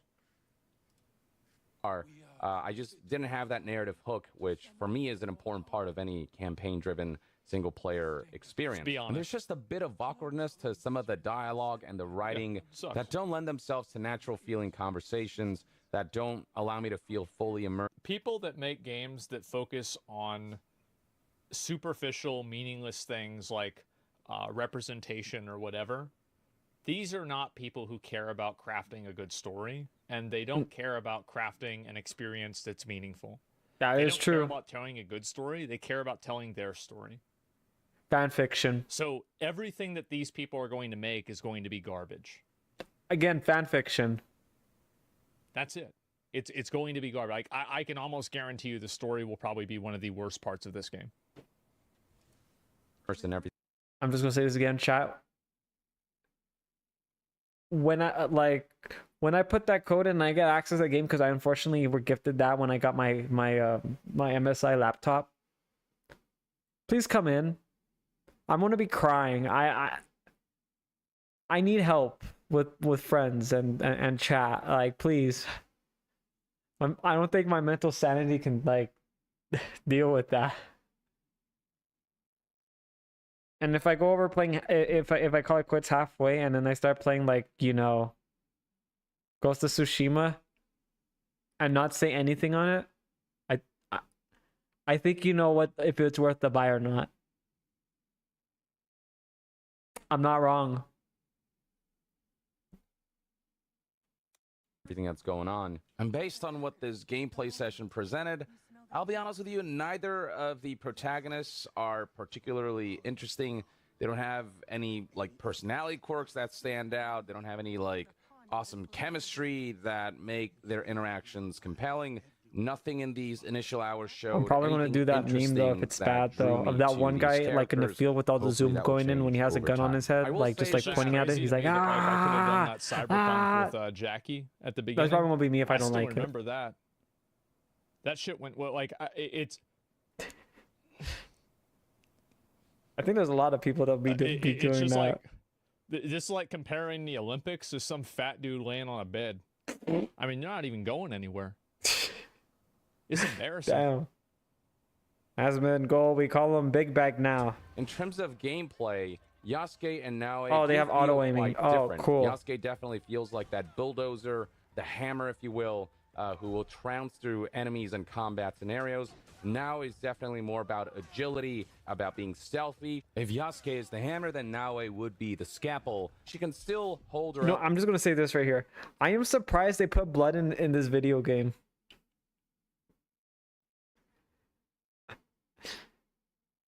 I'm being honest with you. I'm actually surprised that they put blood in this game.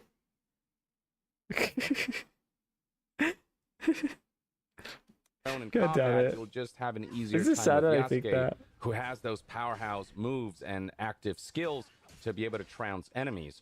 And not to mention that with Yasuke, for example, This looks like, I mean, doing parkour is just a lot more awkward because of how slow and chonky he is, whereas now it just kind of breezes through obstacles and environments, and she just has all the right tools for stealth. And so it's a matter of what kind of approach you want to take with every mission, with every Sure. scenario, whether you want to just like literally bust through the front doors, Bruh. which Yasuke can do, or whether you want to kind of take it through the roofs or through the shadows. Bro's I'm the literally doing juggernaut, the bitch. Gameplay of the two somebody once characters, told me. aside from feeling distinct, feels relatively good. I'd say Yasuke's combat, while I still need to play more of it, But the there is- Assassin how can you games look have at this blood. and say that it's good? Well, Lost. The only reason why I'm saying that is because you know how Ubisoft has been kind of going like, you know, down to shitter lately, and I was under the impression that they're probably not gonna do blood. They're just gonna go like the cat punches of going, you know, like order, and then they just like, you know, like just SpongeBob explosion, and then they just disappear like despawn. Like you look away and then they're just gone. Like their bodies will be there, but then you turn the screen one way, and then you look back, and the body just like miraculously just like disappears out of thin air. That's what I thought. Cause you know, I'm just under impression, since you know how they really embraced DEI lately, they don't want to put something too offensive. So I feel like if they put Blender, it'll be like, oh my god, that's so violent. Oh my god, why would Assassin's Creed have blood in their game? That's so violent. I'm not wrong. Also, again, like you said, it's Assassin's Creed games. They have to have blood, bro. Like, Chad, do I need to get the image of that one thing where people were talking about, like, in China?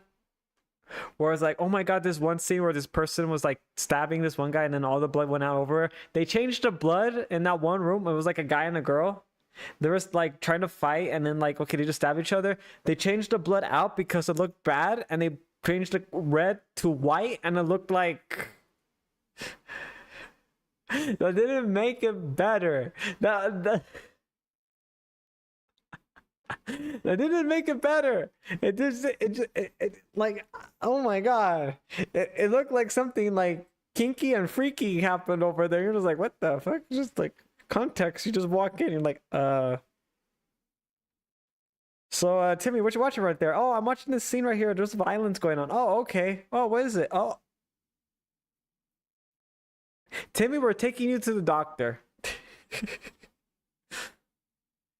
I honestly feel like, you know, like they haven't censored that to make it white.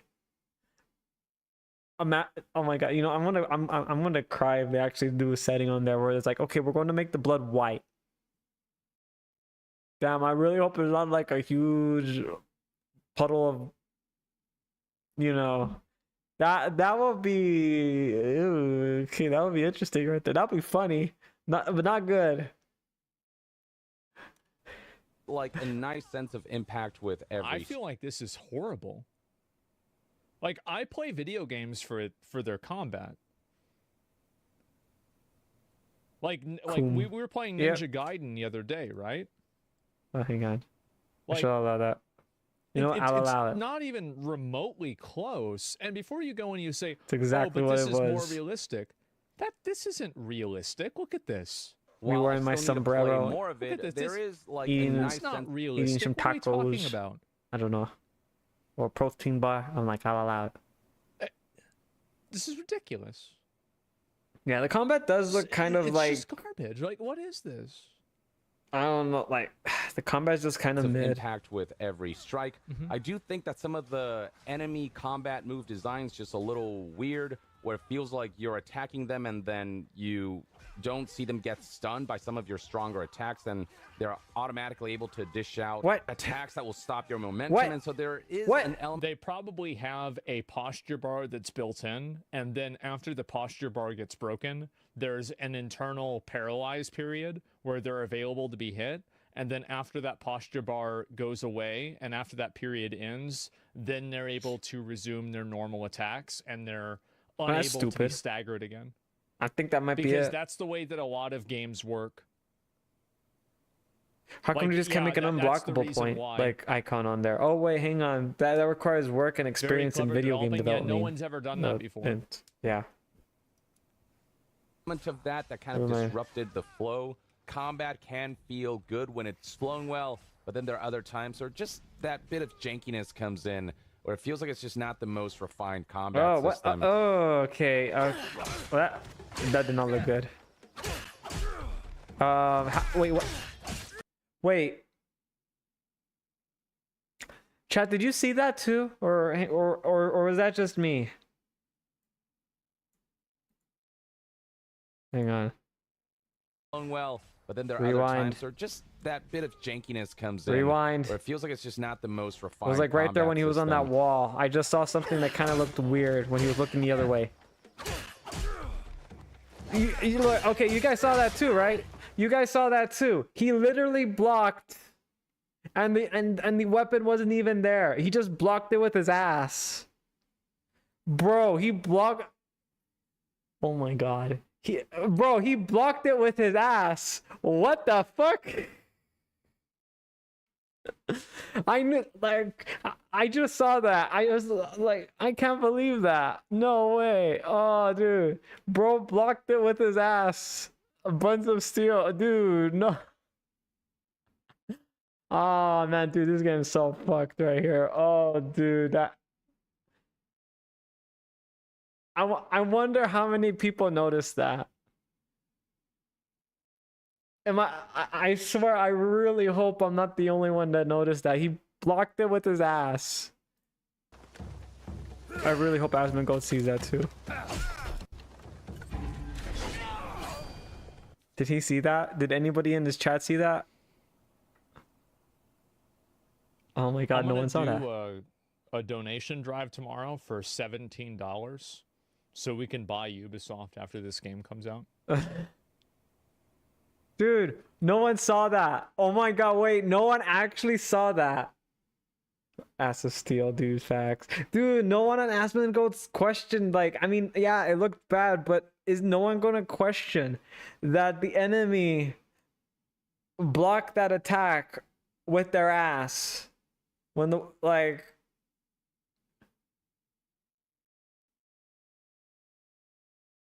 Okay.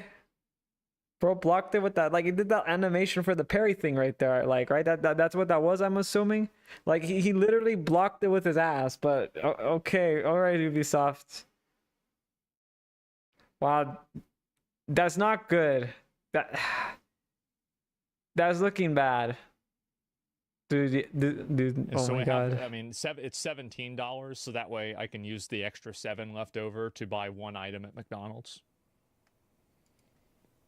And as far as the stealth and parkour goes, you've got the parkour up and parkour down buttons that you can hold, so you can have more finesse in the parkour. I'm gonna cry if they put like XP bonuses in this game. It's so much easier to get to rooftops. Because then I'm just gonna literally just like, feels you know, a lot better because of now like spit at the floor. Capabilities, especially with that grappling hook, towards which Ubisoft. not only allows you to ascend to greater heights easily, not wrong, but allows you to like swing through trees and whatnot. The stealth system now has the ability for you to go prone, which is a nice addition. Allows for just a bit more flexibility. Oh my god, bro! It literally took them to the end of their whole fucking life cycle to finally put proning in a fucking video game. Wow, man. Like, the United Nations is in complete shock. They're like, oh my god, how did they do this? They put proning in a game? What? That's insane. I never believed it, and I never believed it. I like, dude, how would they do that? I'm by the way, I'm being sarcastic.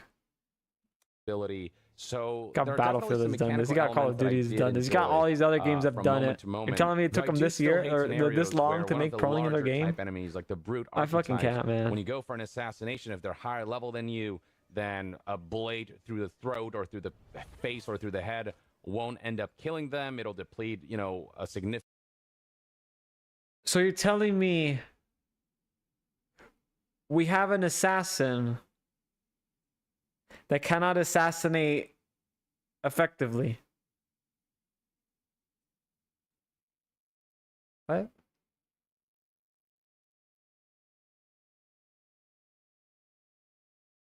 I was gonna say something about like, you know what, fuck it, just go on Yasuke, try to make him do the assassination. I'm pretty sure that the fall will kill both of them.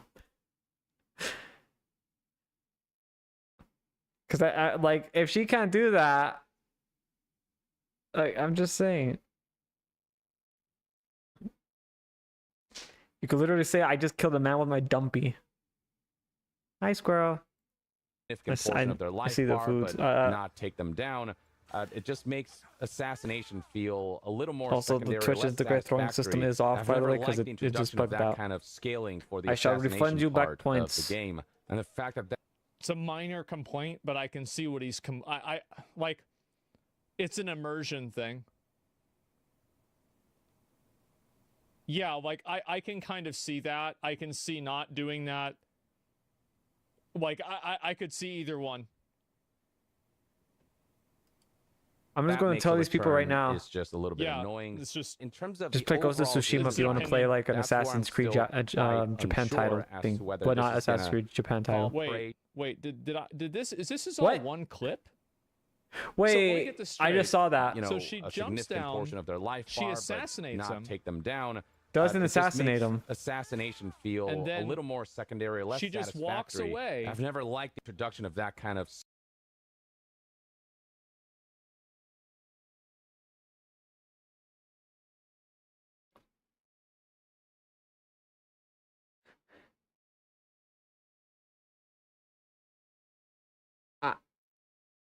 I don't know what to say to that.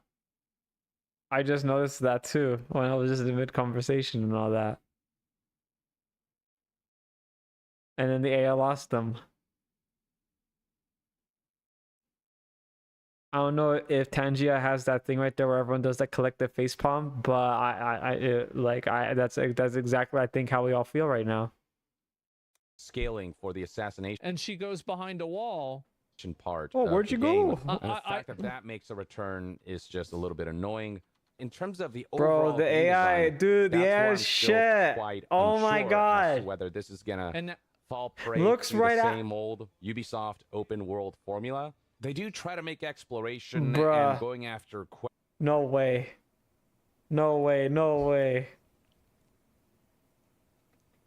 quest objectives a little more engaging by having the system where you can send a scout and you can kind of pull that up on your map, and there's this big area that you can send your scouts in to unearth the objective marker by using the hints on the objectives to know where on the map you use that big area scout system, almost like as a radar. And I'll be honest with you, that didn't really enhance the sense of exploration. It doesn't feel I was like gonna there's say, much doesn't of a that remove- challenge to it or sense of Like, so wait, hang on. If you're trying to focus it like an open world Japanese title, like I would assume the sense of exploration would be like there's a saying for that. It's like it's something with like the journey and all that, you know, for the destination. It's like you having fun, like finding all this stuff out. I honestly feel like that scout system, I don't think they should add it in. Because I don't remember any Assassin's Creed games that would have you like, oh, you could just send a scout and just find the map and you'll be able to see parts of the map already there. No, you physically need to go there, go to those waypoints, and then look around and be like, okay, well, now I have a good area view of what's here, and now I'll just walk around and see what else they have, you know? That right there kind of kills me a bit. of like critical I thinking. can see why they involved. gave me that The game for clues are so free. obvious, and Do the you remember what I was saying before about how features get added into video This games? is as MSI, a you're the result? chosen Like, one. this is the video game equivalent of government bureaucracy. Nobody asked, nobody wanted this, nobody needed this. But we It's got it not anyway. necessary, and it doesn't improve any aspect of the core gameplay at Yep. all. It just is this feature that's now added into the game. Like, Yep. I really think that, and you think about this game, right? I mean, this is a $100 million plus game. This is a 9-figure game. $100 million plus game. What is going on? I know. It'll take them What is probably a this? whole year to make up half of that budget back, Do people know, like, if they're lucky. I think that being, and this is true. Like, Unfortunately, how many I of got you mine guys for have done free. something creative, like editing or writing. Again, I or would not something wish like my that? worst enemy this game. I've always I tried to get rid of viewed it, but I true realized it was probably- expertise isn't knowing where that's probably, to like, begin, something it's insulting. knowing when to stop. And I feel like these people just keep adding in functionalities that nobody needs this. No, this is too much. Got Time an and time assassin again, the devs creating Creed's systems game like where the this clearly assassin cannot expose that they don't play assassinate. their own games. Well, it doesn't matter. It's totally fucking irrelevant. Nobody cares about this. Why are you even doing this? Adding system is like so powerful that it just feels like it's just additional button presses Yeah. to then just end up following a quest marker after Exactly. essentially some very But easy the exploration, though. investigation. No, I didn't get to mess around with side quests all that much. There was one I stumbled upon where there's this orphan girl who was asking me for help, but I wasn't able to do that side quest before my time ran out. So I don't know what the quality of the side quests will be, whether sure they'll it's gonna feel be kind of great. really cheap and very kind of thrown together, or whether all of the side quests feel like they have. I want to cry when This I is play going to this be game. a very nuanced opinion.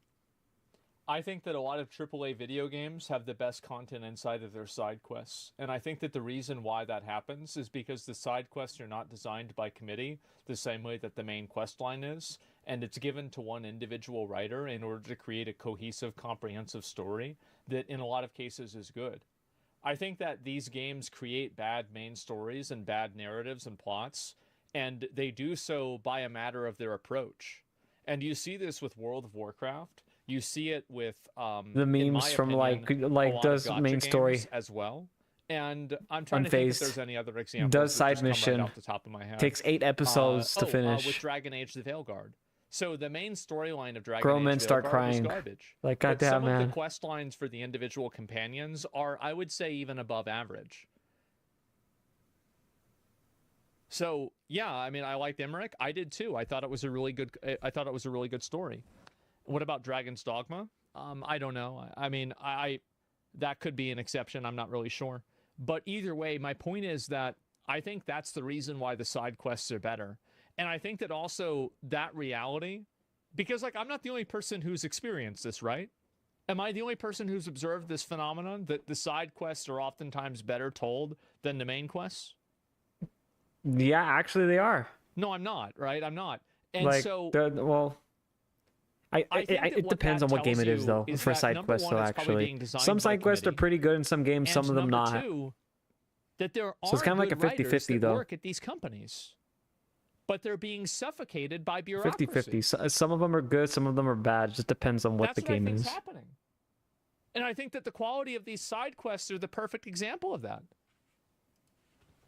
Substantially But written we're gonna have to find art, out. where every side quest feels like it has a place in the world and like it was handcrafted instead of just littering the world with really menial feeling tasks that don't make for compelling side quests. That's a trap that Yeah. a lot of Ubisoft open world games tend to fall into. I don't know how the sense of exploration will feel like in this game, whether it's going to be the same affair of just like following a bunch of map markers based on what the UB towers reveal. And yes, the UB towers are back. You will be going to the peaks of certain architectures to reveal parts of the map and the activities that lay there. The map itself is also just massive from what I could see. But the exploration, and though, I like, but don't you're know gonna that send that's scouts, so there's really no necessarily a good point. thing. I prefer density over volume, quality over quantity. I just hope that the open Not wrong, world that's essentially actually what they put feels in there. Not one or the other. It really just depends, right? You can have a game like The Witcher 3 that I feel like has that, and you can have the opposite like Starfield, right? Chat, should we play the Watcher? Elden The Ring. chat, should we play The And, like, Witcher the 3 at some activities point? within 'Cause them. I think Elden Ring is a great example of a game where not I'm every not playing single Elden area Ring. has a purpose. I played that once. But game sometimes it scares just me. creates a really good scene, and it looks really cool, and it just adds to the environment and the world. And I think that, and Dragon's Dogma 2 has a number of examples of this as well. By the way, I've never And played a so- Witcher title too, so that's the other reason why I'm asking. I think that this is something that a great game designer will We know keep talking how to about Witcher 3. calibrate, It's like Witcher and 3, the Witcher bad game 3, Witcher designer 3, will Elden not. Ring DLC. No, fuck And you. there is no We're not right doing an option. Elden Ring. There's just the I'm not right doing people that. to execute options that Please. could work. I'm not. I can't. Don't feel as menial as they've been in the past, but I don't know. It just feels like every time I hope for that, Assassin's Creed it tends to disappoint in that area. It's like I'll need And hand-holding. I Ubisoft don't know open world anything games about in that game. general tend to I'm disappoint confused. in that area. So while usually I'd be excited for a world that's bigger, when it comes to Ubisoft, that actually worries me more because it feels like I will say it's that visually this game looks really nice, and I appreciate the visuals a lot. I look forward to playing it on a 50. Yeah, see, look. gonna just be stretched See, thin. that's the this coin map to that Yakatto. won't have enough Yeah, this substance looks to good. back the size of it. Though I hope I'm Oh, wrong. At the Valley very of least, though, the open Plenty. world does look fairly beautiful. I do think I did see the that thing, though, environmental from the show. design, the vegetation, But I've and never played any terrain, game, though. The architectures and all of that does look pretty. When the wind Do you want to blows, hear another game that looked really good? New World. you New can see World. the foliage just kind of swaying about. hell is New as World? You ride your horse through Japan, and all of that does look very pretty. So it's nice to just kind of take the environment in. But I just hope that there's actually stuff to do in the environment that isn't boring and that all feels kind of interesting and has some sense of intrigue. And it feels like you want to actually new partake in world. them. No, we're not instead of doing that. Feeling like a chore. I also need more time to feel out the progression system of this game. It's kind of how, you know, recent Assassin's Creed games have worked, where you level up or you gain essentially like. Oh my god, what the fuck is that shit? What the fuck is that shit? What the fuck? Chat, hang on. I honestly feel like he's gonna say something about it.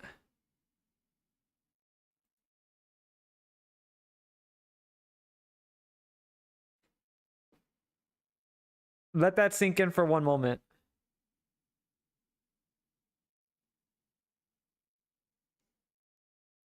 Why? Assassin, Shinobi, Tanto. Dude, they're just adding like, you know, chat, when we played Ghost of Tsushima, you're able to have the option of being stealth, like an assassination, kind of like this right here. And then you got like, you know, the option of still going like full samurai.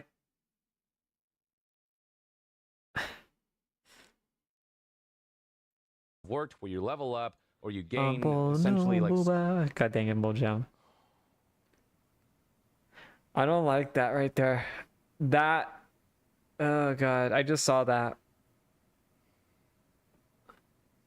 Look, people are, dude, I fucking Skill knew it. points or perk points, whatever you want to call them. Oh my god, invest and then they them added in extra skills. categories inside Both that characters category. have their own skill trees as they all have their different weapon sets, both ranged and melee. And a lot of these perks do seem to offer Brother substantial additions to brother, oh my god, brother, you do not need to add in too many skill trees. Nonsense, brother. More. We must milk them for all we got, brother. No, brother. They're going to get angry, brother. No, brother. Don't make me kill you, brother. What, brother? And then and then we get Civil War going on. Yep, there we go. to combat, especially where those I active honestly skills are feel like that concerned. was And happening. then there's the It was like a equipment system where it feels Final like Fantasy each skill piece tree. of armor does offer like substantial perks. I that kind of shape hate that. Lost, I kind of hate that, but I like that you're right about that. God damn it. But Those I are don't cool. think people want that in a game like Credit where this. credit's due. This armor set does actually seem like it changes gameplay. No. God damn it. 2 health removed from air assassination. Upgrade the high. Yeah, that's cool. I like that. I hate armor sets in video the games. play style That is not of Destiny, your but respective two characters of your protagonists I just Wow, hope you're that really the armor copying pieces from are more Destiny about now. Wow, I quality wonder how versus good that's gonna quantity, go, where man. it Oh, doesn't man, feel like hopefully you're Destiny looting a doesn't bunch go of down in stuff player and numbers, picking like to the from points them. where it's like very It's low and not very about questionable and finding very the scary. epic or legendary versions of the same stuff, but rather finding unique pieces that each offer God. their own effects, and deciding which one to equip is a matter Yeah. of play style and the Bruh. perks they offer, rather than Bruh. these incremental statistical updates where you'll barely feel the That difference. But yeah, the game definitely this makes me does cry. Yeah, it's always better to just give people functional differences rather than like numerical advantages. I think that's what makes it more interesting, at least. Didn't Wukong have a similar system? It does. Yeah, it does. And I I'm feel gonna like cry. again, the problem is that, $59.99 per armor piece. Ha. and this is just an issue. Like, If I see am that, I I'm gonna getting strangle old? someone out. Because like I just feel like every And then video myself. game follows these same formulas. And Wukong's upgrade system was like much more diverse. Oh my fucking god. Like you could go, for example, into upgrading your transformations. You could upgrade your basic combat know attacks. exactly what you I could mean. upgrade your basic stats. Like Kazan, the first Berserker, is more similar to that too. And I just feel like we see so many versions of this that are like the same. And I don't know. It's all Unreal Engine? No, I don't even think this is. I don't even know if this is made by Unreal Engine. I don't know the answer. This to is that. made by Potato But I Engine don't think so. from Idaho. The point is that I don't think that's the issue. This is a design decision. Where we don't know what the fuck And we're it's like- doing anymore. I think what really kind of took me out, like what That's was a like joke, the by the wake way. up call for me with this, was I played Metaphor Refantasio. I think I just pissed off a and lot of people from Idaho. the entire game felt like an Oh, well. immersive, transformative experience. And I feel like a lot of video games now, there are so many things that have become uniform that playing one of these games is like playing all of them. And it's exhausting to a certain degree. How to present scenarios where each That's how I feel. character is viable, but one might be better suited for. Like you can still use Naoe in combat No, wait, don't! God damn it, guys.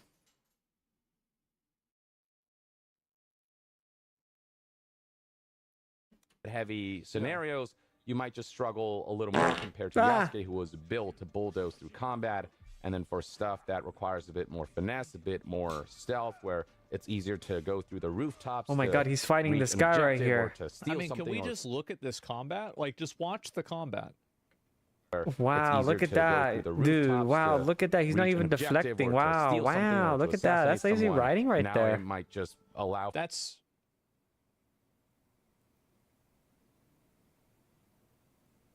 You're Jade. That's Assassin's... It's... I think this is... There's no excuse for this. Combat's kind of mid. Chinese gacha games blow this out of the water. It's because they got How is this they got happening? bouncy titles. for Looking more at you, expedient Genshin way to players. do that. But Zone ultimately, Zero it does players. feel like You both know who you characters are. are viable in whatever scenario you're thrown into. And as average long as as you're early willing players to go too. through the So, hurdles you know what? of picking That's a not character Chinese, who's maybe though, less suited for I the think. mission type.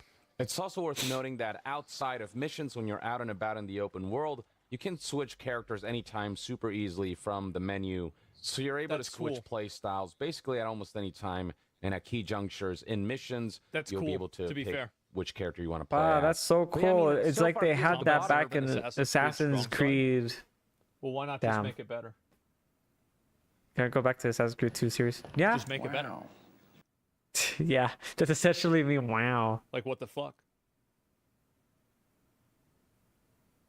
Like, I like I'm how good. someone said the exact same thing you said too, Lost in the Line is, in the if you chat like on modern Asmongold's. Assassin's Creed, this is thing. just more. Can we of go that back to with some the old Assassin's Creed refinements to titles? combat and the parkour system and stealth. And he actually I said, think the like, moment-to-moment like 1 through gameplay 3. already I was does like, feel damn. better than the previous entry. Wow, okay, I guess a Valhalla, lot- But moment-to-moment gameplay is one thing. I mean, to and be then there's, fair, like, what if I was a game around the developer working on moment-to-moment gameplay, the Assassin's Creed, activities that you I would partake in, the definitely level do that design, if that's what just people the want. pacing and flow of the open world and the main campaign, all of those things I've still yet to see how that will pan out. in the Oh my god, they final actually game. assassinated them. But Wow, that's I crazy, don't know. chat. Part of me I feels honestly like did, I this was is not gonna I be was under yet the another impression that was not going to scenario of, work. Like the game just being too big for its own good. There's such a thing as less is more, and that's a lesson Exactly that what I I was think saying, Ubisoft yeah. just doesn't seem to want to learn, and that's something that's afflicted a lot of, I think, Assassin's Creed games. The formula still feels similar enough to previous modern Assassin's Creed games. Kind of where wish we I'm got not a better entirely Desmond sure ending. that by the time I actually Yeah, play the full unfortunately game, that changed. this is going to convince me that the Assassin's Creed formula has, really tried to evolve. Wow, chat, and look at really that. get more Like, it's creative. actually working. Aside You from can some assassinate tense them now. combat and stealth scenarios, I don't think this is going to be the game that will convert you to this style of Assassin's Creed if it's something that you haven't enjoyed. The setting is cool and well realized, but the story and the characters and the scenarios not hooking me means that if the activities do end up being a chore, Tencent's got to buy them out, man. They gotta sort this out. They gotta get. Yeah, the combat's like that. I'll stick with Assassin's Creed Black Flag. I think a lot of people still want another like Assassin's Creed Black Flag, but I don't think Ubisoft has the intellect to do I that. don't care if the old Assassin's Creed games didn't play this well. I'm not wrong. I want to like Chinese gacha like games an coming Assassin's out Creed that blow you out of the fucking Black water. Flag You gotta remastered, adapt to the market. but the fact response is is that we don't now, have the like, tech, you have bro, so and I'm many like, games that are but you coming just out that have fucking made this insanely game. great What the combat. fuck, dude? This is pathetic. Oh my god, my allergies are acting up right now. It's not 2017 Microsoft anymore. will buy them, sadly. It's just it's fucking embarrassing. Better than Like, fucking EA. really, I don't even know how we even talking about If this. they buy the IP of Wukong is Assassin's untouched Creed, right? Yeah. better than Like, fucking Wukong, EA. Kazan the First Berserker. What was that bullshit Vindictus game? All of these games, the combat is like infinitely fucking better. Even Wu Wong, the fucking Ninja Gaiden remake is better than this. Ghost of Tsushima. Yes, I've only seen Oh, look, there it gameplay, is. but I think that from Look, the Ghost games of I've seen is Tsushima. better. Kazan looks so good. Yes, it does. Grand Blue Fantasy Relink. Yes. Like, how many games have worse combat than this? I've seen the Grand That's a Blue better question. Fantasy. I've seen Can it we think of any? from sources that intrigue me. Outlaws. Great. You've got the gold standard, and that's the brown standard. Ha! and a bore, then this is going to be a tough game to get through. So I really hope that Ninja Gaiden 4 looks narratively great. and in There's a terms lot of these games that are how really cool. compelling the characters are, all of that picks up And it's very crazy quickly that in the like final game. oh my god, like So yeah, you that's know, all I I have to think say we all based know on the that, 4 but hours like that I've played. I do want to finish the game before I share my Ubisoft's final like, oh thoughts, no, like but the I'm people not here are not convinced being that this represented. will Let's be play able to as live up to or surpass as the likes of African Ghost of American Tsushima, in which for me Japan. kind of I don't became think the that's new how Assassin's Creed, Captain. just feel a little I don't think smoother that and makes a little sense. more versatile. And Nonsense. Like I you're more in looked at the control. history. It But who happened. knows? Maybe I'll come to appreciate Assassin's Creed. The history Shadows was if in I play more Wikipedia. of it, but my experience with Ubisoft's last few releases just has me apprehensive. But at the very Shotgun. least, that's one man's take. Let me know in the comments below what your thoughts and opinions are on Assassin's Creed. Dude, how Shadows come he based on didn't everything you've deflect seen. it? And to be further updated on all things gaming news, reviews, and discussions, Dude could have stay done a tuned Jedi. right Like that would have here been more on realistic. Young I'm Yeah. I'm joking about that, by the See way. you guys next time. Young Yeah. This does look bad.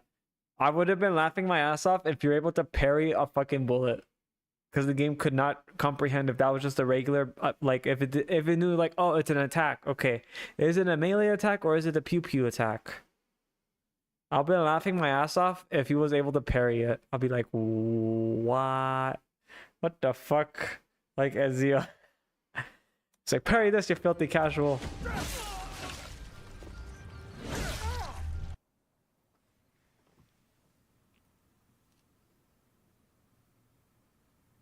Wow. Man. This is one big pile of shit right here. Man. I like the way how Asmongold is giving me like, dude, he looks defeated. Bro, I feel the same way too after seeing some of that combat on there. Like, there was a few others I didn't want to say though, but the one that kind of made me laugh a little bit, and then I just noticed it right away, was the one with the enemy parried the ass with their ass, like the attack coming from who was it, Naue? Just parried the attack with their ass. Bunts of steel, quite literally. Gotcha games are doing better. That they are. But you know, Ubisoft here doesn't want to agree with that. A lot of the other like AAA gaming here in the US, because and well, just the West, is because when they see the gacha games coming out, they have jiggle physics. And they're like, "Oh my god, this is so inappropriate. There's no way people would buy something such atrocious as this."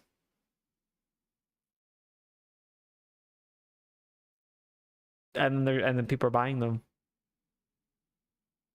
First Descendants. I play that game. I haven't played that game in a while, but I usually go back in there every once in a while.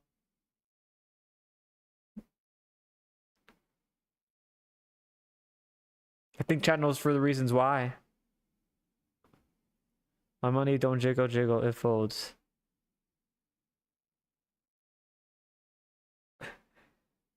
I think I honestly feel like the AAA gaming needs to look at this and be like, okay, maybe we should do something that isn't this.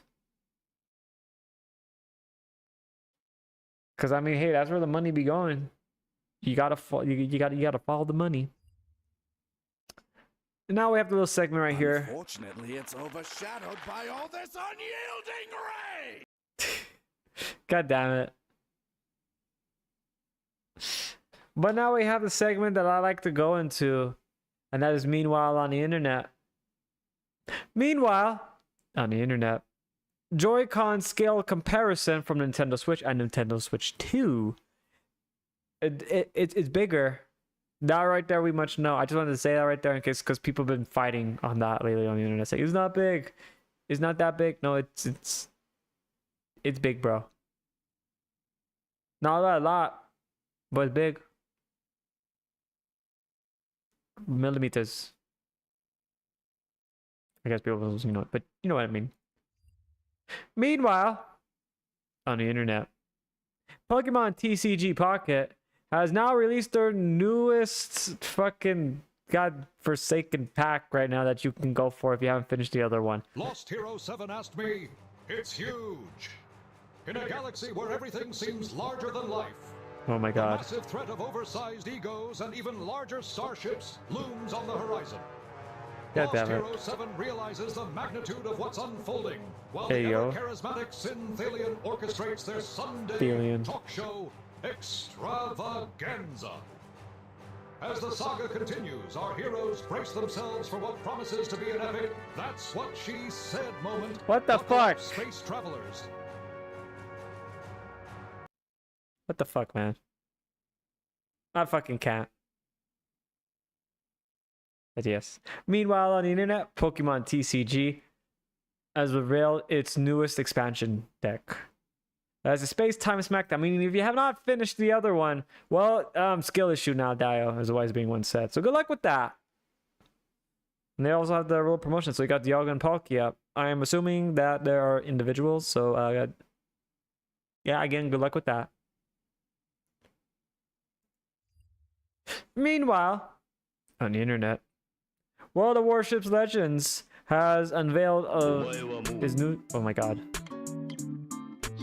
I have to turn on my sound alerts. I forgot about that.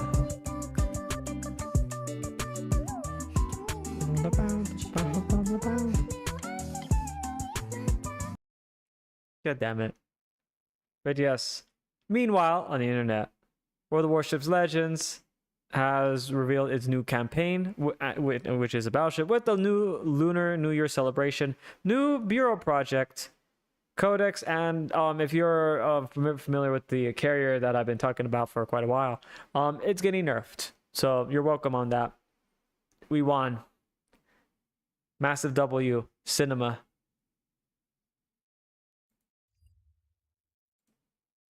Meanwhile, on the internet, one of Pokemon TCG's Pocket players has collected 50,000, 50K, 50 fucking K, 50K cards in less than 3 months, spending $100 a day, which goes to the good old-fashioned saying of gotta pay them all. Oh wait, I'm being told by right now it's gotta catch them all. My bad.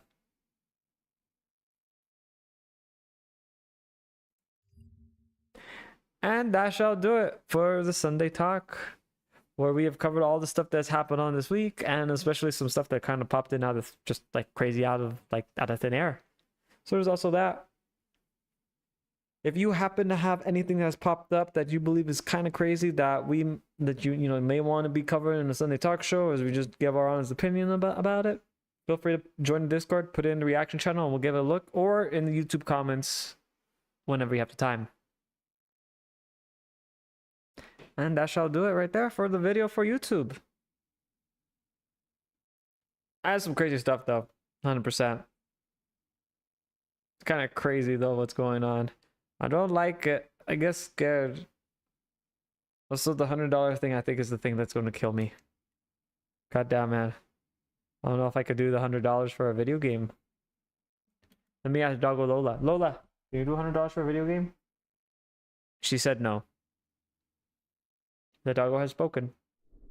Doggo, do not lie, chat. Doggo never lie. Okay, well, she's looking at me. She wants food. Lola, I just fed you before we streamed. What the heck, man? God dang it.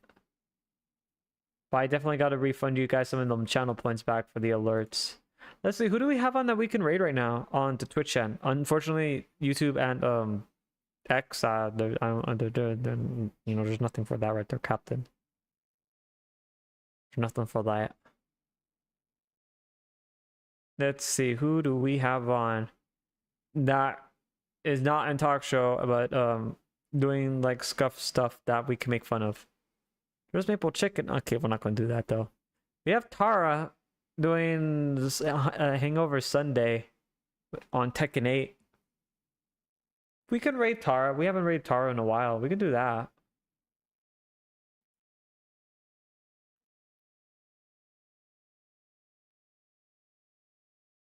I think that will work. Let's see. Let me make sure they're actually on first before we continue on with that.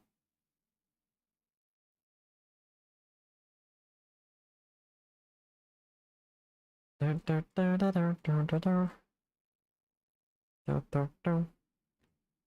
even know where Tara's at. Tara!